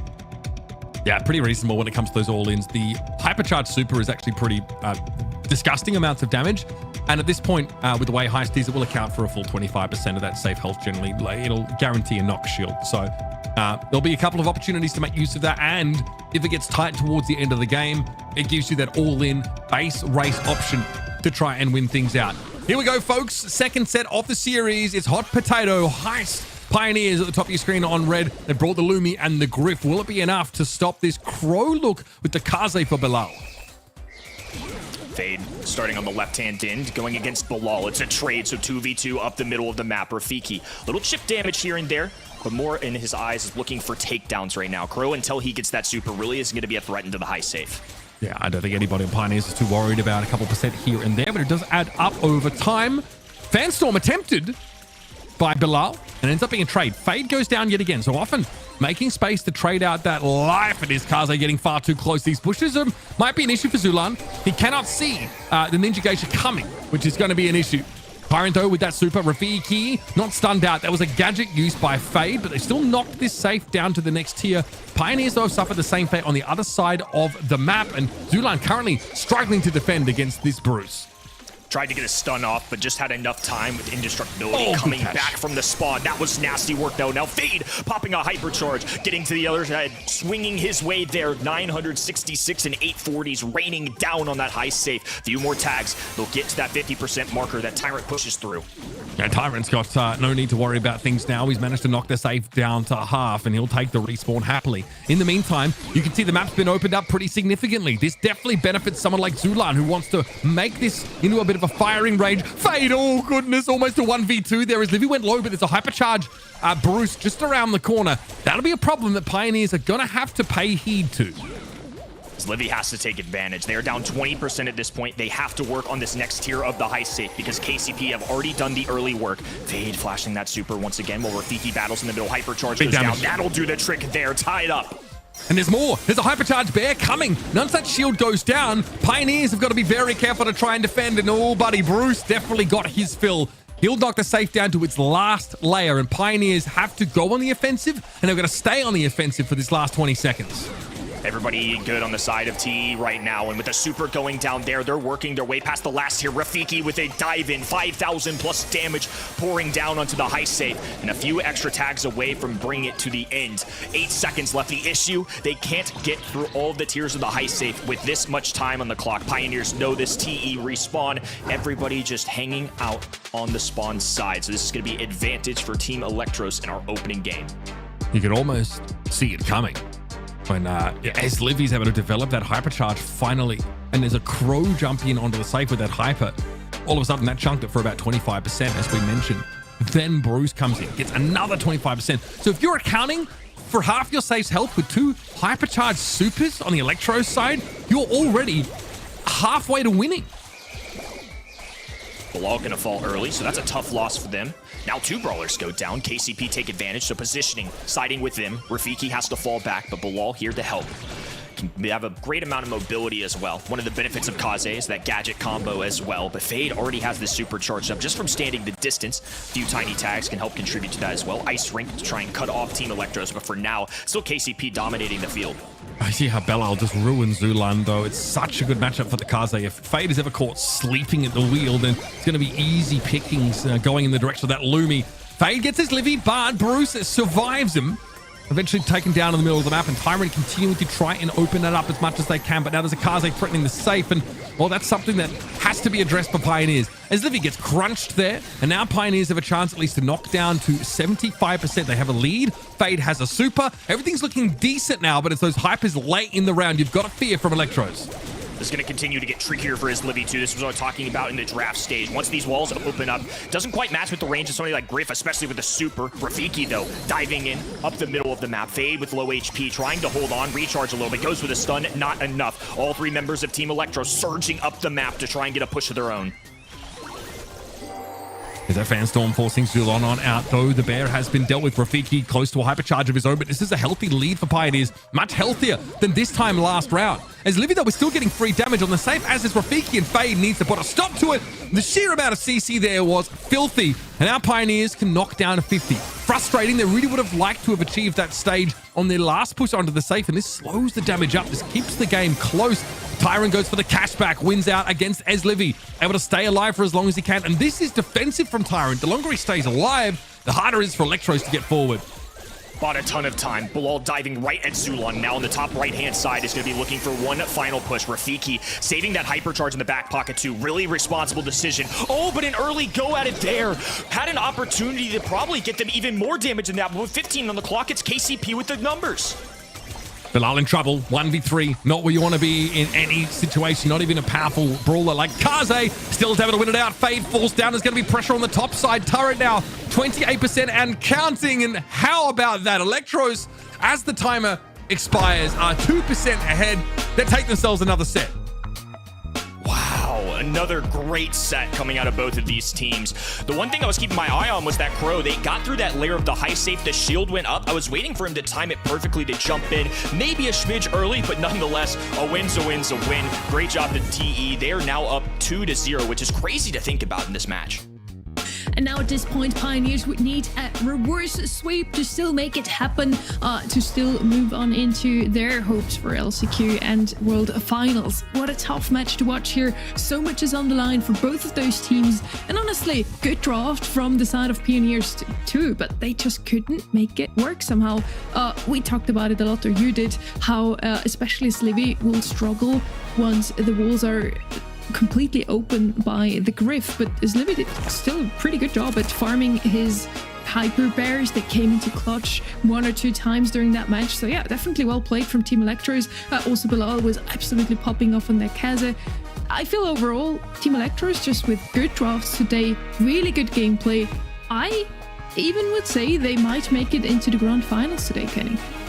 Wow, that's a big statement too, considering that they're on the same side as one of the better teams in this region. Team Electros have been incredible in scrims. They have been great in qualifiers, but it just hasn't quite shown on the battlefield. We saw them get swept by Tribe 3-0. Obviously, we know this is a good team, but it just feels like Tribe and Elevate have been on a different level all year. This month, all it takes is one special month. Make a grand finals, and they can land themselves in a postseason. Right now, they are well on track to do something special. I can't believe we are staring down the barrel of a second postseason without Zulan. That is crazy. It feels like the era of the old Tribe gaming team in NA. The previous Kings of NA is kind of over, right? The other half of all the transatlantic El Clasicos, right? We're in a different time of Brawl Stars now. And these guys, I hate to say it, have not been able to keep up. It's got to be a reverse sweep now. If they don't win this game, even LCQ is not on the table for Pioneers. That is what is riding on it. They've got to know that. The pressure definitely has to be there. And Pioneers have got to step up, Sonny.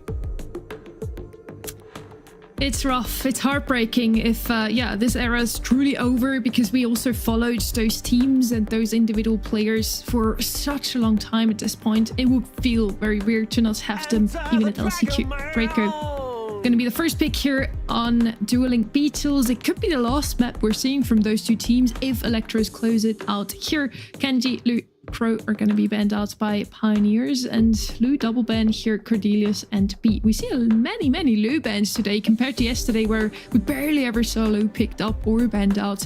They seem to evaluate a lot more here. What is left open once again is going to be Finks. So let's see if Electros want to have that brawler on their side. Lumi is left open as well, and here she is, the other brawler with the ice ring skin. One of the other brawlers that stands out as a possible, one of the later tanks that I think you can get here. So seeing these bans, we've got B, Cord, Lu, and then a Crow on the right side as well. There's just so many anti-tank brawlers that have been thrown out, which makes me lead to believe that this is going to be a very tanky matchup. So Lumi, kind of her own thing. Draco, a very common first overall pick, especially with Hank being prevalent. It's been a little harder, I think, to run Hank more recently because of the rise of Ashe. Draco, people have just figured out so many combinations to deal with him. Jay Young to round out this right-hand side, though, and combine with Draco, though, could be a nasty composition. Yeah, I'm thinking that you've got a very good spearhead, no pun intended, on this Pioneers side of things. We know that Ashe, we've often seen Ashe tangle with Draco in those front lines, and it's pretty tight. A lot really depends on that gadget timing. Draco really needs to try and nail it.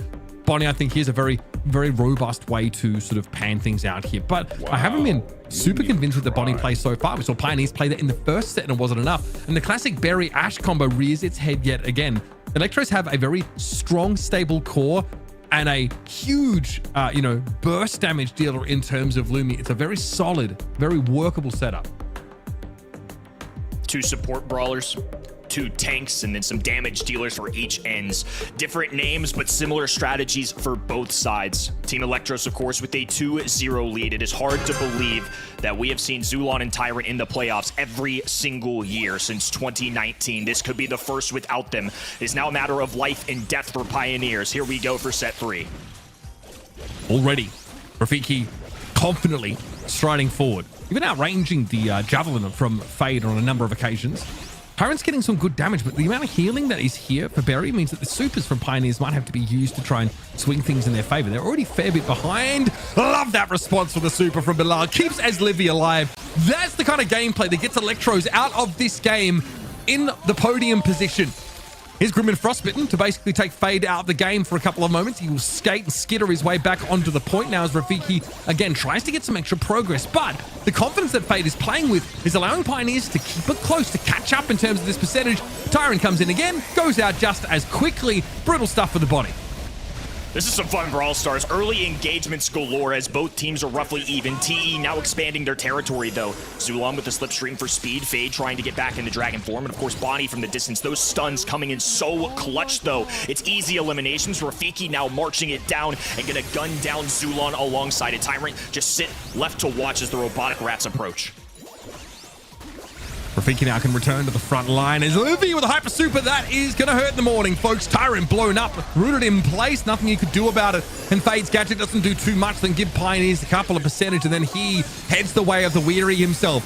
Zulon's got to be caught out. Rafiki hitting those brooms like nobody else. And a hypercharged super for Bilal does nothing but seal the deal. Great start here for Electros. They seem to be head and shoulders the better team today. Looking great right now. Job not quite done yet. And of course, even if they win this one, multiple steps for them to make it to the playoffs. But for now, step 1 nearly complete. Get a win in this game. And if they end the match right here, right now, a 3-0 lead would be the momentum to try and carry them to taking on a team like Tribe. So far, so good. Zulon trying to keep Fade in the game, but it's tough to keep up with Berry's healing. And there's the super that goes in. Aggressive Fade knocked off the point. This is where Electros get that lead now. Bilal freed up enough that he can actually throw some shots in Tyrant's direction and lock that Bonnie into the corner. Bonnie's not been to play so far today for Pioneers. Here's that hyper super from Bilal. Basically meaning that this is free percentage because there's no way Pioneers are getting through this overwhelming healing, and they know it. They've given up so much of the map. Here comes Rafiki. Zulon under pressure. Rafiki knows he can do a fire crow in the back corner and just fight this guy to the end of his life. Tyrant low, staying alive somehow, but Bilal gets back to the point here and now. They're just spawn camping them. They're styling on them. Pioneers look to be going out with a whimper and not a roar. Not the way that they would have imagined it, but unfortunately, fate had other plans. Bilal just not going down, preserving the life of Rafiki, and they have been able to have their way with this map. It was a close match the whole way through, but KCP have to take a stand right here, right now. 90% for the blue side, 20% now stunned out. Tyrant diving in, looking to make contact with Bilal. Bilal finally falls. Tyrant low HP as Livy goes for the stun and will bury the Pioneers. Step 1 complete for Team Electros, but they have a Titan down the other way. Today we bid farewell to one of North America's greatest dynasties. That is absolutely wild. We really thought this was a compelling matchup, a really close one, and Pioneers have years and years of Brawl Stars experience on their side. It just didn't matter. It wasn't even a drop in the bucket against the Fury that Electros brought into that game, Sonny. I was hyping up that match as one of the closest ones of today. It ended up being a 3-0 as well. And you really got a feel for Zulon, Fade, and Tyrant here. Big GGs to them. They started out so well into the season this year. It did not really go their way in the end of, towards the end of the season overall. And today really wasn't their day. Team Electros is just absolutely popping off. Rafiki, 9 kills, 540 DPS points. Really, really well played GGs to them as well for him on the Ash. And the last monthly finals, those two teams faced each other was in the quarterfinals of June. Electros took it 3-0. Today, Pioneers gets handed another 3-0 loss, Kenny. It's hard to believe. Some fantastic players on that side, but that's just the world we live in. With the consistency of Tribe Gaming and Elevate this year, just making semifinals has been enough to kind of put you in a spot where you can get to these LCQs. And obviously Team Electros with a little late start into the year in terms of points, the fact that they're here, the fact that they're doing this, the fact that they have a chance, pretty wild, all things considered. But it's been an excellent run here from Pioneers. No telling what 2026 holds, but nonetheless, some fantastic Brawl Stars names for North America over the years. We lose the first of those 4 teams that were still in the race for LCQ and World Finals. It was a 4-way battle. Now it's still between 3 different teams. And yeah, that next match doesn't feature any of those teams. You have to stay tuned for quarterfinal number 4. Next up is Elevate, already locked in for Worlds, and Prodigy Esports, one of the most interesting stories we had all years, honestly. We're going to talk a bit more about that later. Let's head into a quick break.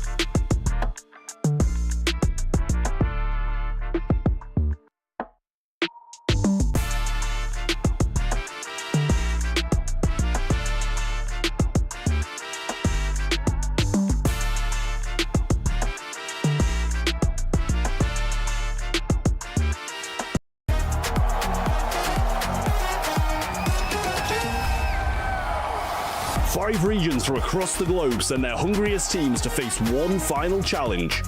One last chance to earn their spot at the World Finals. Yoshi goes down the spin on Chaos. He's spinning himself. He knows they've lost.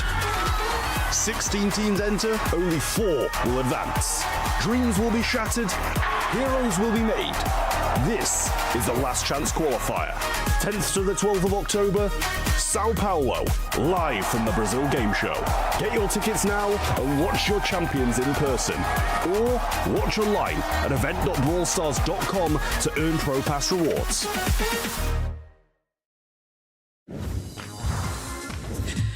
What a crazy 2 matches it's been so far already. 2 quarterfinals down, 2 more to go, and then of course also the semis and the grand final. Welcome to the show, ready to you as well. You didn't have to wait for too long to finally be here as well, so we can greet you. It was a double 3-0 so far. Any thoughts on those 2 games? Nice and efficient. So quarterfinal 1 went the way that I expected it to. You know, just like knowing sort of where the team finds themselves at the end of the year.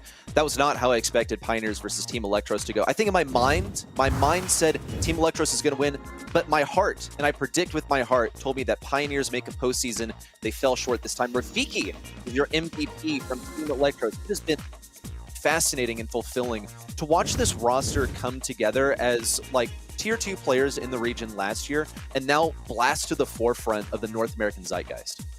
I mean, yes, I am super happy for Aslevi here. He was already retired, came back out of retirement, picking those 2 teammates, and he did well with his choice, I think you can say here. Rafiki takes the MVP here, no surprises. I have to say it again. If he doesn't have a YouTube channel yet, maybe consider doing one now and add those Lily clips and the Ash clips as well. Yeah, really well done today. Electros moves on into the semis. That leaves Tribe and Electros in semifinal number 1. Now it's time to find out who will be on that lower end of the bracket here in semifinal number 2. And Elevate versus Prodigy are the first 2 to compete for it, Kenny. Patchy, Diego Gamer, and Avex have been quite a force to be reckoned with, and of course a teammate across the pond as well. So there's been a 4-man roster throughout the year, and they've been one of these teams as well. We'll call them the new guard. I mean, Patchy's been around, of course, but several of these other players really debuting themselves this season, and we've loved to watch party vibes all year long. Such a fun team to watch. Been really awesome to see them grow throughout the year. Elevate wants to challenge Tribe for first place in NA. They did take one win over them, did land in the finals every single time, but yeah, only won once. Let's see how things go down today if they make it into the grand finals. And again, we also wanted to have a little chat with them. It's been a month, it's been a while.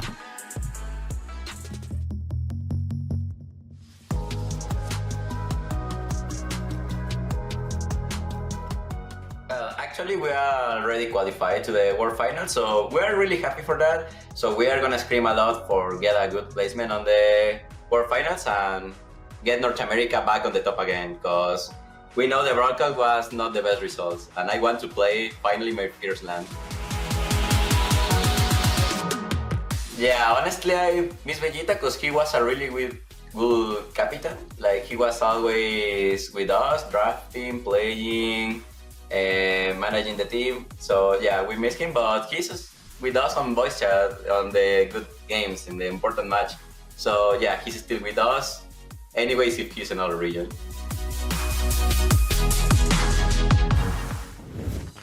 They're missing a player at the moment, but that didn't really hurt them too badly in the previous months. They did make it into the monthly final, grand final, every single time so far, and they aim to do that again today.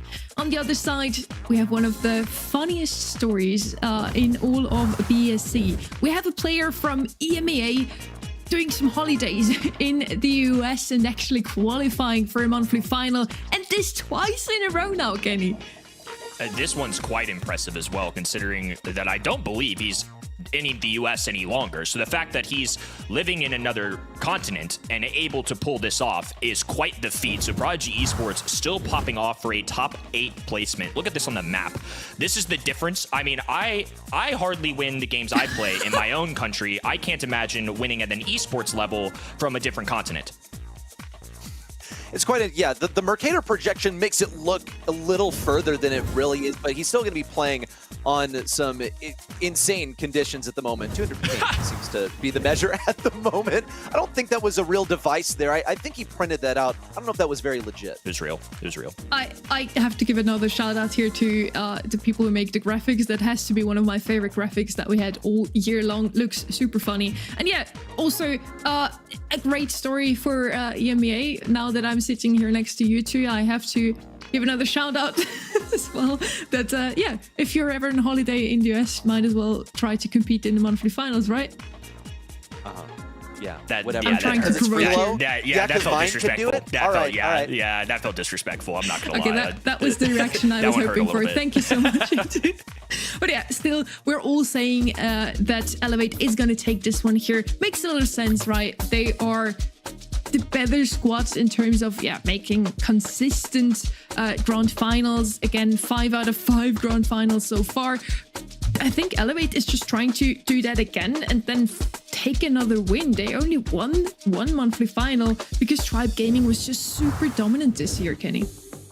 I think a safe bet on the event site is to just roll with Elevate and Tribe in the quarterfinals. If you've done that, you're probably doing well on the Pro Pass XP. Diego Gamer has had your all's backs all year long. I think they're in the running to make another grand finals too. I really don't see any signs of them in past months or qualifiers or anything that leads me to believe that Prodigy, with a man on another continent, can beat this squad. Even when they were on the same continent, Elevate were the better squad. I just don't see that changing this month, and I think that's why you're seeing that event site poll just be so different. And we see it here. Vegeta is back. He's coaching his teammates. It's still Hachi, Diego Gamer, and Avex playing, sorry. We literally see him on camera right now. But yeah, it's still the other 3 playing. Vegeta is on their side though, and helping them out with draft, and draft is also where we're headed right now. We're in Ring of Fire again. We did see this map already before. It was Bunny, B, and Lumi, the comp that ended up winning for Elevate. Their most pick brawler would be Crow, immediately banned out by Prodigy, so they do have that data as well. Kaze is left open. I see Lu left open, so maybe we finally see some more ice rings this time around by the Lu himself. And of course, Finks again left open as well, and he seems to be the brawler you want to have in your corner for a map like Ring of Fire at the moment. What's going on with FX's hair right now? Is he Look like good, trying feel to good, mog brother. I'm us with him. watching on the cams? Yeah, get him out of here. I've had enough of him for now. Throw your Amber in the ring for now. Just, good solid selection. Whether it's worthy of a first pick, I couldn't tell you entirely, but it looks like this is what they wanted because they did ban Crow. Just a good selection in general. And also one of the things that gives Amber a pretty tough time that's going to impact Prodigy Esports' ability to run things down. As they say, so Prodigy Esports, they about face, they go for the long range strat right off the bat. B into the Amber is also going to be a positive matchup, I would say, just because it's a longer range, sharpshooter kind of feel to her, and does deal with tanks too. So this is going to, I was going to say, this leads to Draco for me. I think Draco is such a common early pick, oftentimes banned here, and I feel like Draco is a real key brawler on Hot Zone in general due to his gadget, due to the matchups he has with a lot of other popular tanks. So I really don't blame Prodigy Esports for grabbing this. And on top of that, when they combine B with Draco, you're removing one of those brawlers that would have done well to Draco out of the equation, putting it on your side. I'm seeing the logic here coming out of our right-hand end.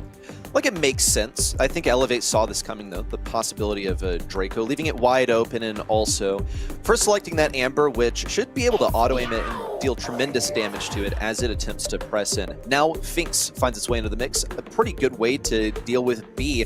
On just about any map, you're able to slow down those projectiles so much. You're able to slow down Draco's shots as well, impact his ability to perform out there. It is quite mechanically demanding, though. You can't really, sit out in the middle unless you have tremendous dodging abilities, which each one of these players does possess. I think they could use some extra damage or maybe something up in the face of Prodigy Esports here. Tara was something that was used in Humble versus Subs match, and a very similar feel to it, I think, here. Yeah, there it is. I just think it makes a lot of sense.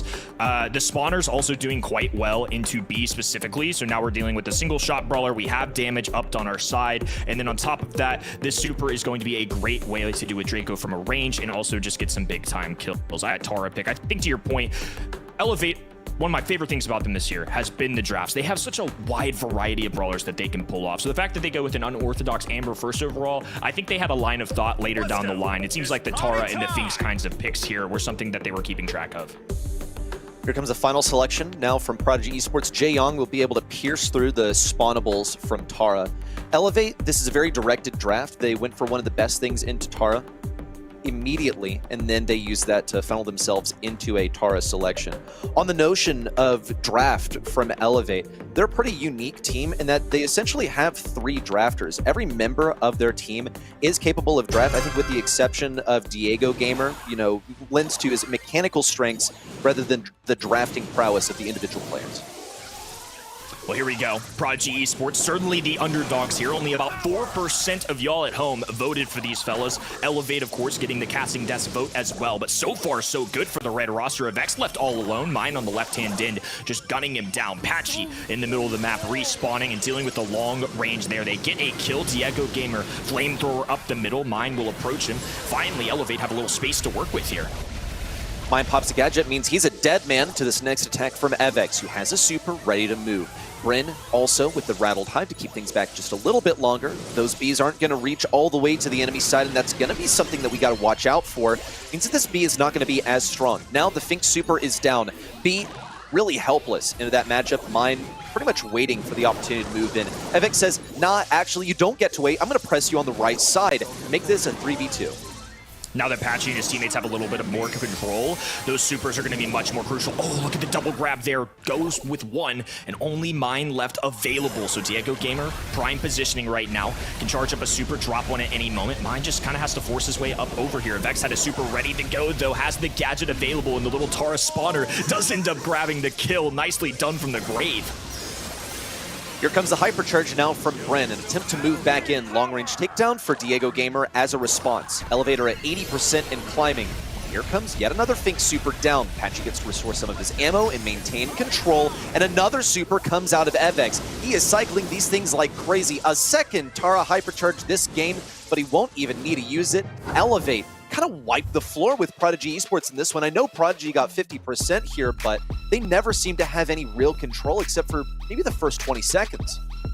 Yeah, early on, it felt like Prodigy Esports were in a great spot to just kind of hunker down. It felt like Elevate couldn't really get out of their spawn, but the second that Elevate got a couple kills going their way, I feel like the Tara cycling in those supers really made a difference. And once they get into a position of power, Patchy can drop down the Fink supers, which essentially covers in this entire middle lane. So somebody that's a single shot brawler like B is really going to struggle into that. It's hard to make contact when it's so easy to dodge those shots.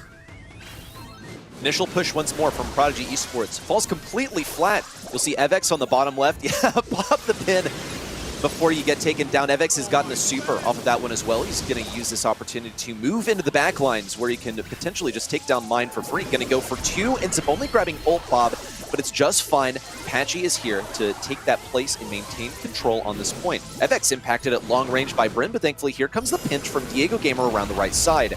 Mine now attempts to get in with his super, but he's lost Ult Bob on the right side, and it's a 1v2, surely to end in his demise. And Elevate, in spite of all of the kills that have been flying out from their side, are still actually at a deficit versus Prodigy. Prodigy handled that really well. To your point, they were really down in terms of numbers, I felt like, for a lot of that, rotating out brawlers, but it's still Prodigy who come away here. It's going to be a contention in the mid, though. Diego Gamer dropping the hypercharge. Ult Bob in trouble. The heals not going to be able to be as effective if they're trickling down from fiery damage, and that's a takedown there. Vex holding on to a super right-hand side. Mine entering the dragon form while Pain drops a hypercharge here. Excuse me, Brain drops a hypercharge here. Low HP, hypercharge available. The double connection as well. Just nasty work coming out of Vex. Make that 2 for Evex, the second double pull he's gotten this set. And it could generate the second game victory for them as well, as long as he's able to keep control. Has a super ready on the right side, knows that he can get Mine. Might opt to go for him right now before his teammates can join him, just stagger him, as if Prodigy Esports had a chance anyway. Elevate count up to 100, not even enough time for another push in. A last-ditch effort from Prodigy Esports. This one goes to Elevate. Rocking the Wi-Fi bar pin's kind of funny, by the way. Consider continent. I think it's losing. If you're gonna lose, at least be funny about it. Elevate, though, very convincing stuff. I feel like this is 2v. Elevate have been in what we'll call the S tier teams. It's clearly been Tribe and Elevate all year long. Yeah, and you mentioned it before, Kenny. If you put your points on Tribe and Elevate, you don't really lose any points. Usually, Diego Gamer with the most kills sure takes the MVP in that one. On the other side, very clever of Prodigy to put the player with probably around 200 ping on the tank and not on the B, for example. I think that's a wise choice here. And honestly, it was closer than I expected already.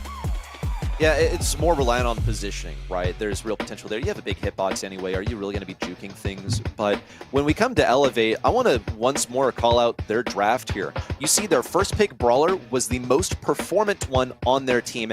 That's indicative of just like excellent bans, good reading of the enemy team. Because if you have a first pick brawler that's performing like that, especially something like Amber, which is hardly broken, then it indicates that you got great bans to enable that. And you also know exactly what you want to have on the map. Sometimes comfort picks go over meta picks, and Amber, she's been good, and she always has been on a map like Ring of Fire. But yes, we don't see her too often at the moment. Elevate just really knows how to make it work. Now we're heading over to Double Swoosh. We did not see that map today yet. Kenny, which brawlers do you expect here? Double Swoosh is a fun one because vision is such a strong factor. So in some of the regions, they've really prioritized brawlers like Sandy and the Sandstorm that reveals brawlers or keeps you invisible. Crow's somebody that I'm anticipating to possibly be in this ban stage or play stage. And obviously, there's a lot of the common ones that we've been seeing throughout all of our weekends in those ban stage. I would say those are 2 more specific to this map, though. Let's see if we are going to see those brawlers. If Kenny's right, we see Ult Bob here completely locked in. He's playing from the same region as Elevate. He should not have any ping, and he did perform really well on the B. So yeah, I feel like so far so good for Prodigy. They did do pretty well, all things considered. And let's see if they're gonna put Mine on a tank again. Yeah, as said, makes a lot of sense if you play with a high ping to not play Stu, for example. With the bans in now, Buster, Kit, and Lumi are going to be banned out. So many tanks on the side of Elevate. They do have first pick here, and they love to play Sandy on this map, which is banned out by Prodigy. Once again, they know exactly what Elevate likes to play here, but it usually doesn't really matter to them because, as mentioned, Elevate masters so many different brawlers, so many different comps already. They're going to be fine without Sandy.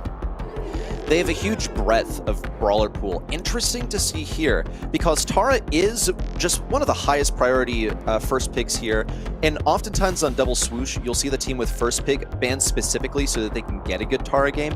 Looks like Elevate left their options flexible, so they didn't waste all their bans just trying to get this one pick.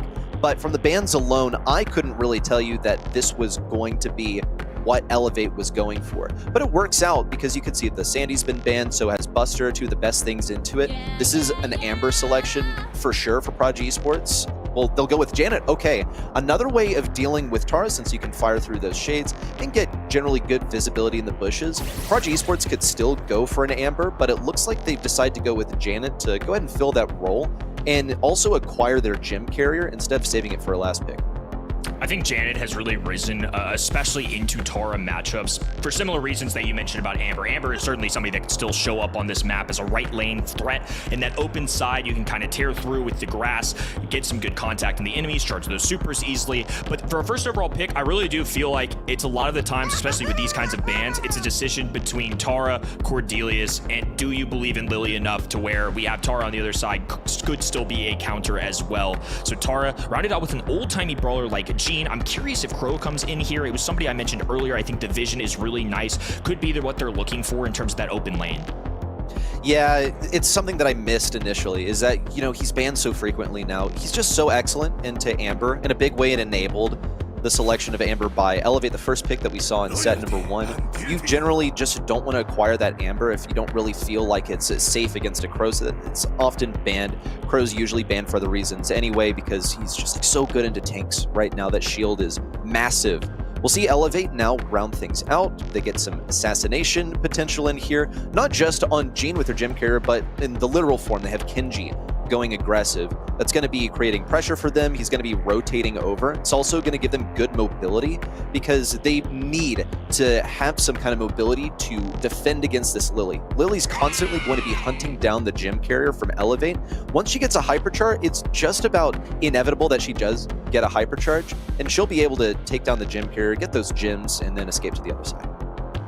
With a unique response here in Nita. It's not that it never shows up here, but I would double swoosh is a common map for by any means, but I think with the on-paper matchups, it makes sense. You got Bruce the Bear now going into Kenji. On top of that, you now have a way to pierce through those Tara spawners. So at least a way to deal that. Does well, at least on paper, into some of these brawlers. Curious to see how it does on the actual map. Elevate up 1-0 here. One of the kings of North America looking to go to another semifinals for the 6th straight time this year. Right in the middle of the map, dropping a gadget. It's been interesting to see the choice of Janet gadgets throughout the monthly finals. A lot of people have elected to go for the little bunny hop you get just to escape those assassins. Instead, they're going for vision. Wonderfully done by Avex. He went for the vertical super, which really threw off Nita over there on the right side. Wound up getting the kill. He's going to go for another. A little swipe there on the mine. Diego Gamer for the double pull. They are all up in Prodigy Esports' bushes. A very wishful super from Ultbob. Practically a throw, honestly, on the position of that super. But there's still more Brawl Stars to be played. Elevate have gotten just such an insane lead of 7-0. They've smartly backed up from the enemy side. Also, you can see that Diego Gamer decided to switch up his gadget, decided not to go for the shades, knew that it wouldn't be very good into Bryn. Just really smart calls all around for Elevate so far. Still a chance here for Prodigy Esports, especially with Lily in the face of the enemy gym carrier. Diego Gamer popped the hypercharge, didn't even need the super. Gets a little extra bonus, a double connection there. A Vex with 5 gyms now, mine left all alone.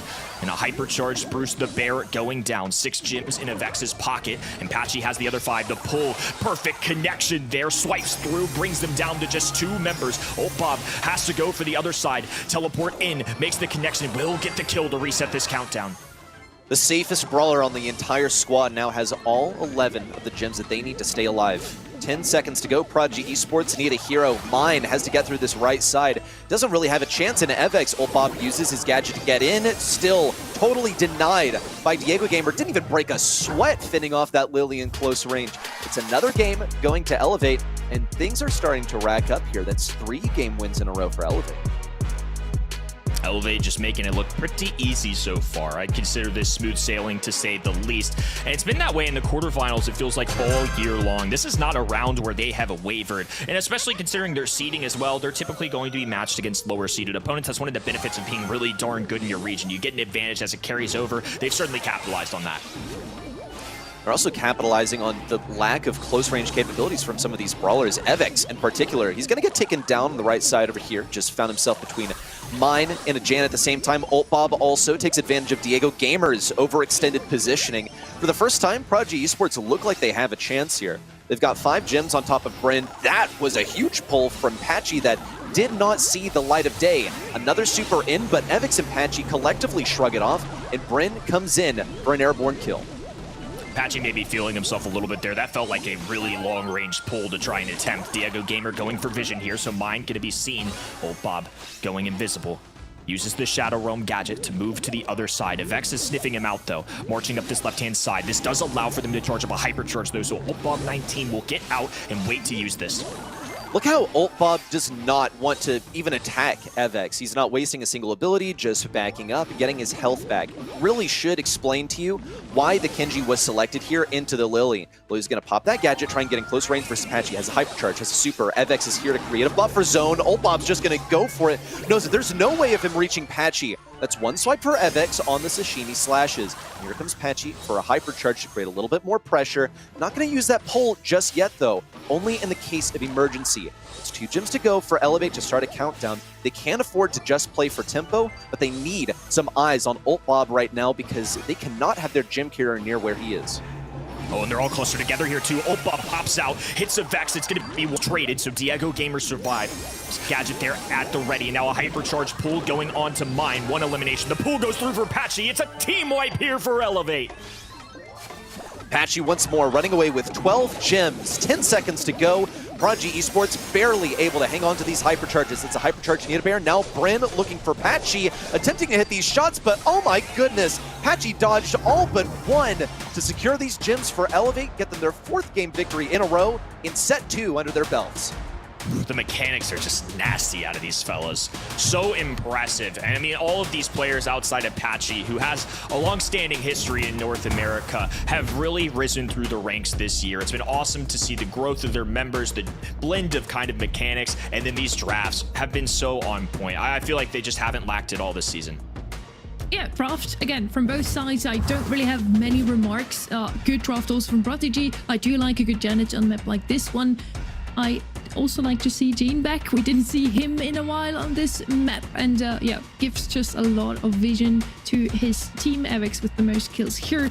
Makes sense, he was making so much pressure with that Kenji, and yeah, we already pointed it out, Kenny, you did, how mechanically gifted those Elevate players are.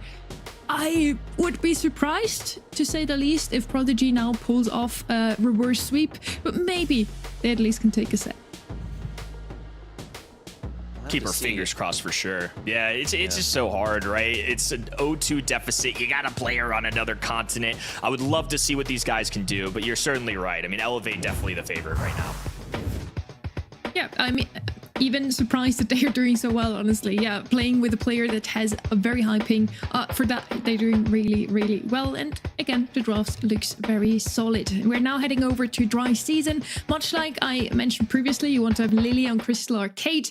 You want to have a Carl on this map, specifically because you want to catch that blue star early, and after that you can just fall back behind your own walls, farm ults of any opponent that dares to come a little bit too close. So yeah, especially on this map, blue star is super important ready.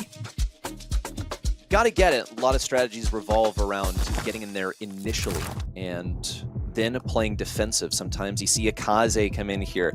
Could also be, you know, sometimes like a Mortis. That would be kind of insane. You know what? Let's stick with something a little bit more level-headed and say Carl uses Flying Hook to get it. Kaze's got to be a top priority here. Would love to see him in the ban phase because it is super, super strong.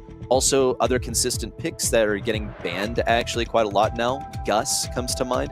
You do see the Kaze ban. Gus is still wide open. Just a solid all-around one. Elevate might even decide to just let Prodigy Esports have this one, since I feel like Prodigy Esports in this, you know, match where they're the underdog might be partial to something safe like that. Carl is left open. You mentioned it. Let's see if somebody gonna pick him up first, which is what we usually see. But Elevate has different plans. They really seem to like that Gene. I do like to see him come back a little bit more often. Again, not really the meta pick, but they already showed us an Ember first pick on Ring of Fire that we already didn't really see coming. So yeah, Elevate has some plans on their own today, and so far it's working out, so I like it. Gray coming in as well. So I'm wondering what they're going to throw alongside this. So Gene, kind of a standard, safe, old-timey Brawl Stars pick. Makes a lot of sense, though. But there's plenty of great brawlers still available. Whoa, Sandy coming in with this, too. That's an interesting one. I mean, they're clearly cooking something up that I'm not seeing.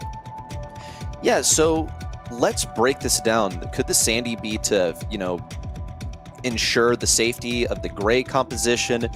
Could be pretty useful for dealing with a Gray TP in, perhaps.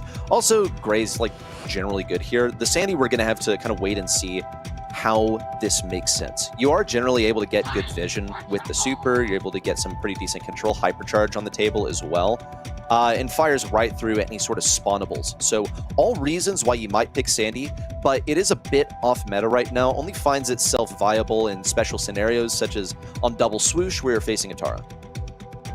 I'm sure Elevate are just as shocked as I am to see this brawler on this map. Sandy, a solid one, maybe some, blind Brawl Stars days. But in terms of the draft, I feel like if you give a team ample time to prepare against a Sandy this early on in the draft on dry season, they can get what they want. So Colonel Ruffs, ooh, that's some old-timey Brawl Stars as well. A combination of Gene and Ruffs for the heals, and then also likely Colonel Ruffs kind of boosting the health points of this squad. Hank on the other end, though, and that makes more sense. That's what I'm used to seeing paired with Gray.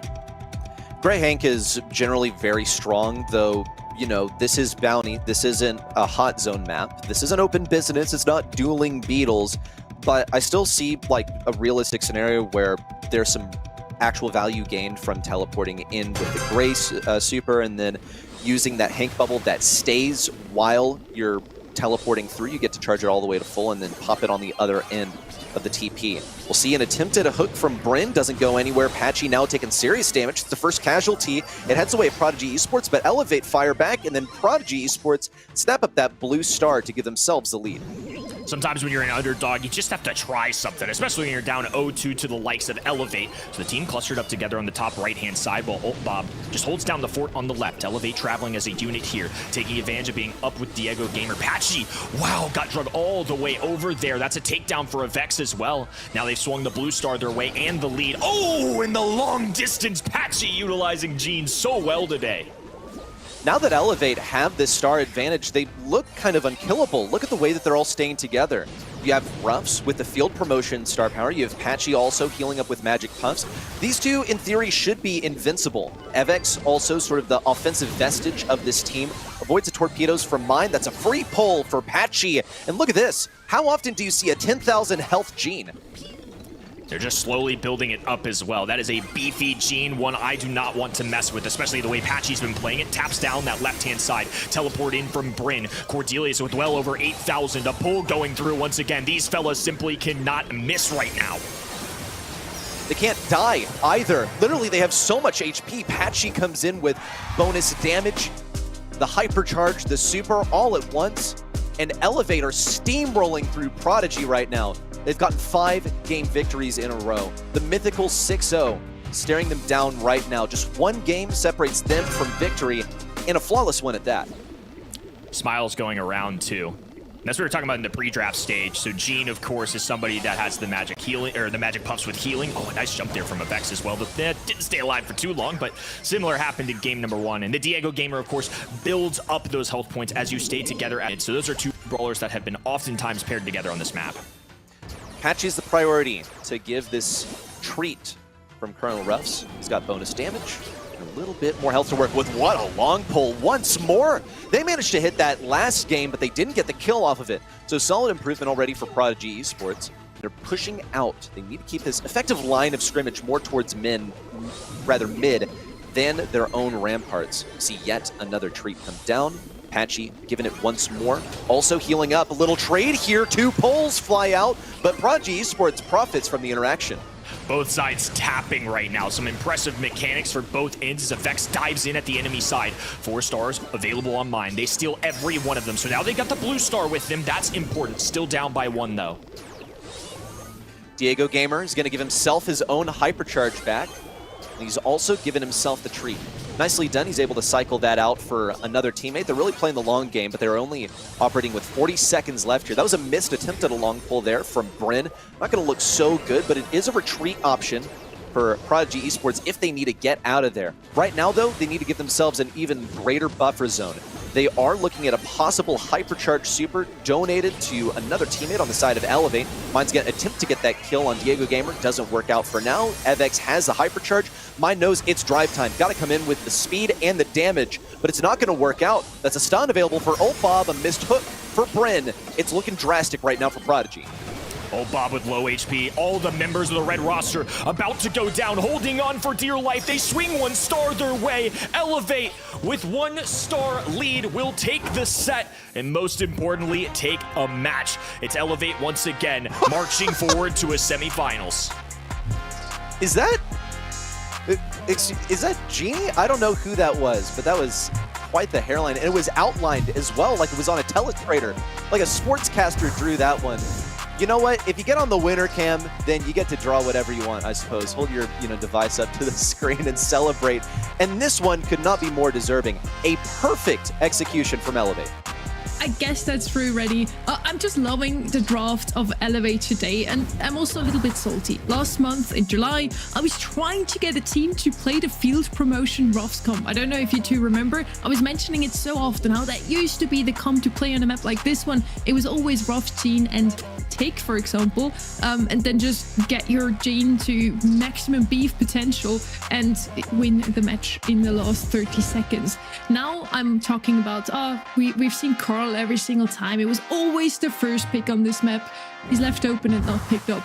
So I'm a little salty, but also very happy. Well, to be fair, Gene was picked. Gene is one of the greatest things you can do into Carl. So, you know what? For what it's worth, I bet Elevate were thinking about it. And they draft pretty darn well. So, still no ball. So what's up next? Elevator now in the semifinals. That means that STMN versus Space Station Gaming is up next. And this one's insane. It's going to be our second decider match of the day. I'm super excited for the quarterfinal that is coming up next. It's the last one after that. We already head into the semis. And once again, it's featuring 2 teams that are still in the battle for the LCQ, as well as the Worlds slot, that third one that NA still has left open. It's Stamina versus Space Station Gaming. You won't want to miss it, so make sure to stay tuned.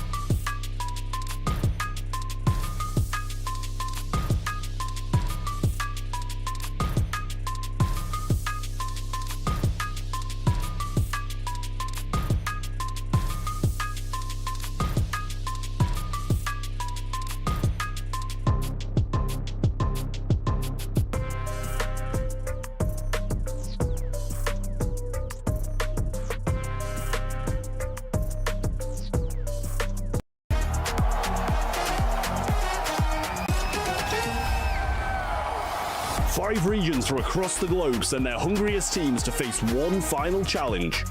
One last chance to earn their spot at the World Finals. Yoshi goes down, the spin on Chaos. He's spinning himself. He knows they've lost. 16 teams enter, only 4 will advance. Dreams will be shattered, heroes will be made. This is the last chance qualifier. 10th to the 12th of October, Sao Paulo, live from the Brazil Game Show. Get your tickets now and watch your champions in person. Or watch online at event.brawlstars.com to earn Pro Pass rewards.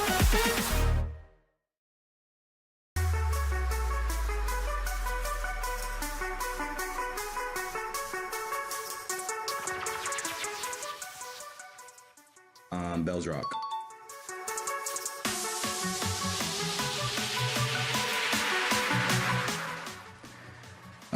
Triple dribble.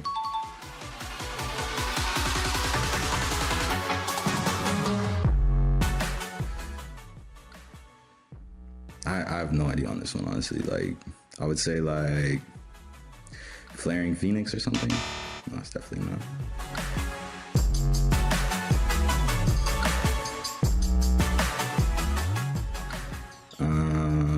Pit stop.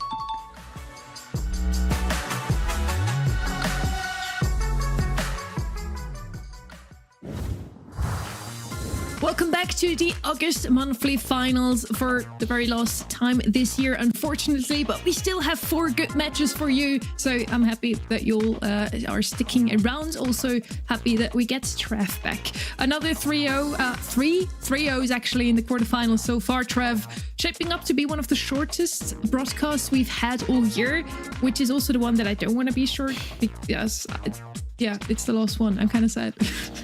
Yeah, we've got to hope, we've got to pray for some closer games because 3 3-0s in a row, and they've been, you know, pretty one-sided 3-0s as well, not too much back and forward throughout them. So it's really unfortunate. Hopefully that picks up. I hope that this game is going to be the one to do it, STMN versus SSG. But in the previous game, Diego Gamer is that match MVP, and I think deservedly so. I think Evx made some great plays in there as well and was, you know, a potential shout for that MVP. But I do think Diego Gamer played very well as well. I'm loving that Reddy and me both had the same reaction to that. We both actually started praying that we get some closer matches. And this next one should be a closer one. I said that once before today, but now I truly believe in a close match here. Stamina versus Space Station Gaming. On the left-hand side, we have a very good team. They are still in control of their postseason destiny because they are currently sitting in that LCQ slot. So they are not at risk of losing it yet. If they make it into the semis, Team Electros is still not taking it from them. Some interesting scenarios now occur because, yes, Team Electros won their quarterfinal. So in order to make things shaky, in order to ensure, like, you know, loser goes home, winner goes on to LCQ, then Electros would have to literally make the grand finals, which they haven't been able to do so far this year. So some brand new things would have to happen in this region to legitimately shake things up.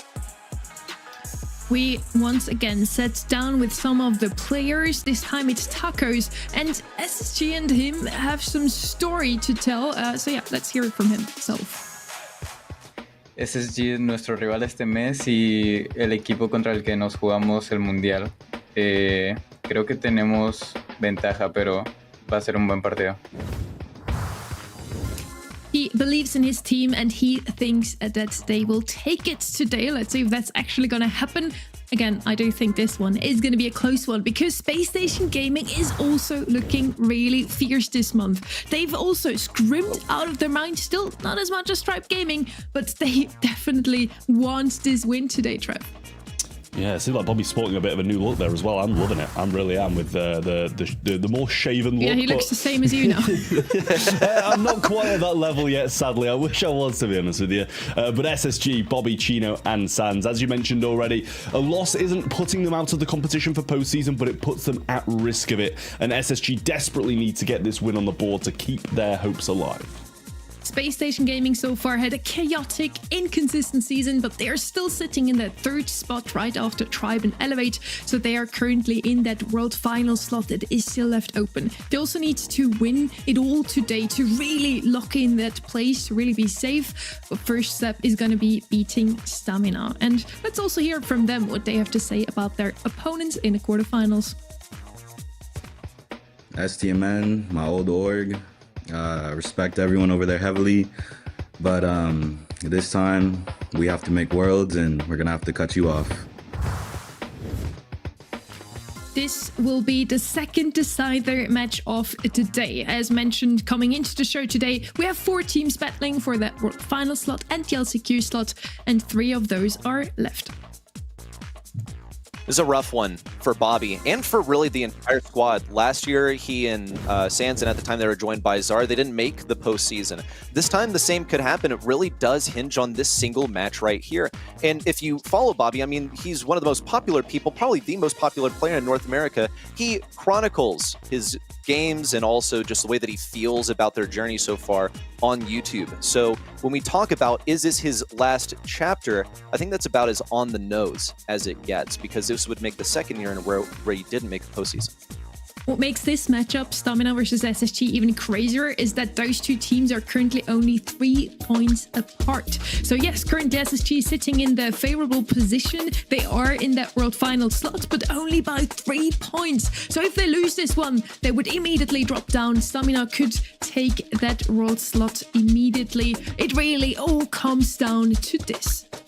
Yeah, well, I mean, 64% of the public sided with me and Uber, but the majority of the talent that's going with SSG. I can see where you guys are coming from. I really do feel like this is a roster deserving of getting into that postseason, whether that be Worlds, whether that be LCQ, and I think they're a team that's going to be willing to fight heavily for it.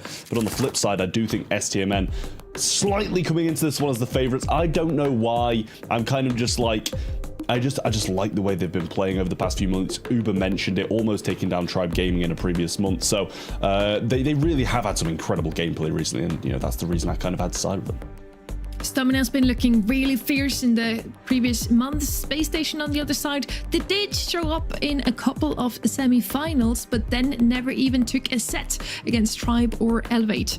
But as said, yeah, even Stamina didn't make it into the finals. It was the same monthly final, grand final, every single month so far. Let's see if one of those two teams can finally break the curse today. We're heading over to Hot Potato as our first map of this banger match between two teams that are still hoping to go to Worlds straight forward.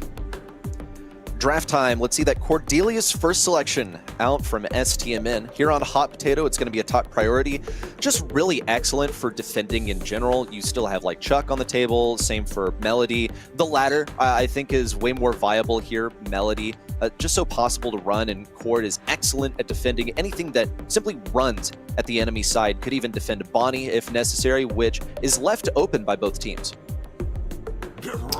Well, Ruff's going to be the return pick from SSG then, opposing that Cordelius. I do like it. You know, Sandbag's going to be a great thing to have if that's what they do choose to take and can defend against the Cordelius when coming into that kind of close proximity. And the same with a lot of other brawlers that are picked up on this map usually as well. So we'll see what SSG do come in with their second pick. I like the bans across the board. Absolutely despise seeing kits at the moment with the hypercharge being as good as it is. Makes things a little bit more volatile. And in Heist, you know, it's surprising to say for a mode that usually kind of a lot of the time on this map goes all out attack, I like to see a bit more of a balanced fight in that mid. And we're going to come up as the second then for SSG. I like that as well. Burning down some of that bush and having a bit more visibility across the map.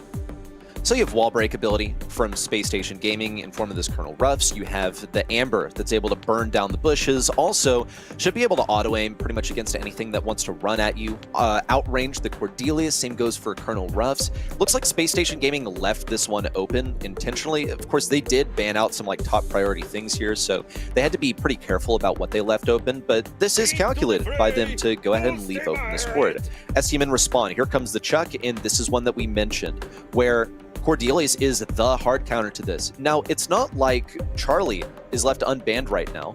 Charlie also gets countered it is left unbanned, but Charlie is countered decently hard by the Amber, since usually she wants to use those spiders. Amber deals with them really easily, so there's still potential for Space Station Gaming to go for that. They're just lacking on the safe damage front as well. Well, last pick should be coming in for STMN pretty shortly then. I do really like that Chuck pick. It throws a bit of a spanner in the works as to SSG's plans to probably just go for a bit more control with that composition that they were selecting so far. It takes that possibility out the way a bit more, and Carl as well. Just one of the most versatile brawlers, good against most things, can defend, can attack, an all-around great brawler in Heist. We're over to SSG for their last pick now, and I feel it's got to be a pretty good one. It needs to be if they want to win this, which they most certainly do. So who are they going to be giving hypercharge to with that Colonel Ruffs? Amber's not a bad shout. Nita should be able to hold her own just on an individual basis. Pretty solid into the Cordelia specifically. Can also clip walls versus Carl, but also is still... It's sort of a challenging matchup at range since she does get outranged by that Carl. I'm looking at where this hypercharge is going to be going from the Colonel Rev's hypercharge. He's going to be giving it to a teammate to give it to them for free. My best guess has to be Amber right now, because Amber's hypercharge usually takes an entire game to get. Sometimes you'll see even at the pro level, after an entire game, she still doesn't get it. But it's so much burn over such a large area that it is still a strong ability to have on your side. Well, first pole set up there for Juan Carlos, and the burn placed down. Cordelia's just going towards safe, and they've let that happen quite heavily. And Sans also gets pushed back by that post as well and damaged thanks to those shots coming in as well with the pinch. That's the first already cracked, and only around 15% damage on the other side, down to 62. And that was such free damage for Pain. Sans is also getting overwhelmed. Like, Amber might be a spray and pray brawler, but she still has limitations. It's her ammo bar. She eventually runs out, but Sans is going to go for it. Sort of the budget melody on the safe of STMN with the Dancing Flames out. Here comes Juan Carlos and Pain to put some more damage into that safe. Return fire, attempting to get Bobby, who's now got that hypercharged bear down on the safe. Space Station Gaming potential to be out DPS. No, not quite. Shield's still active on Space Station's side, and they get the game done.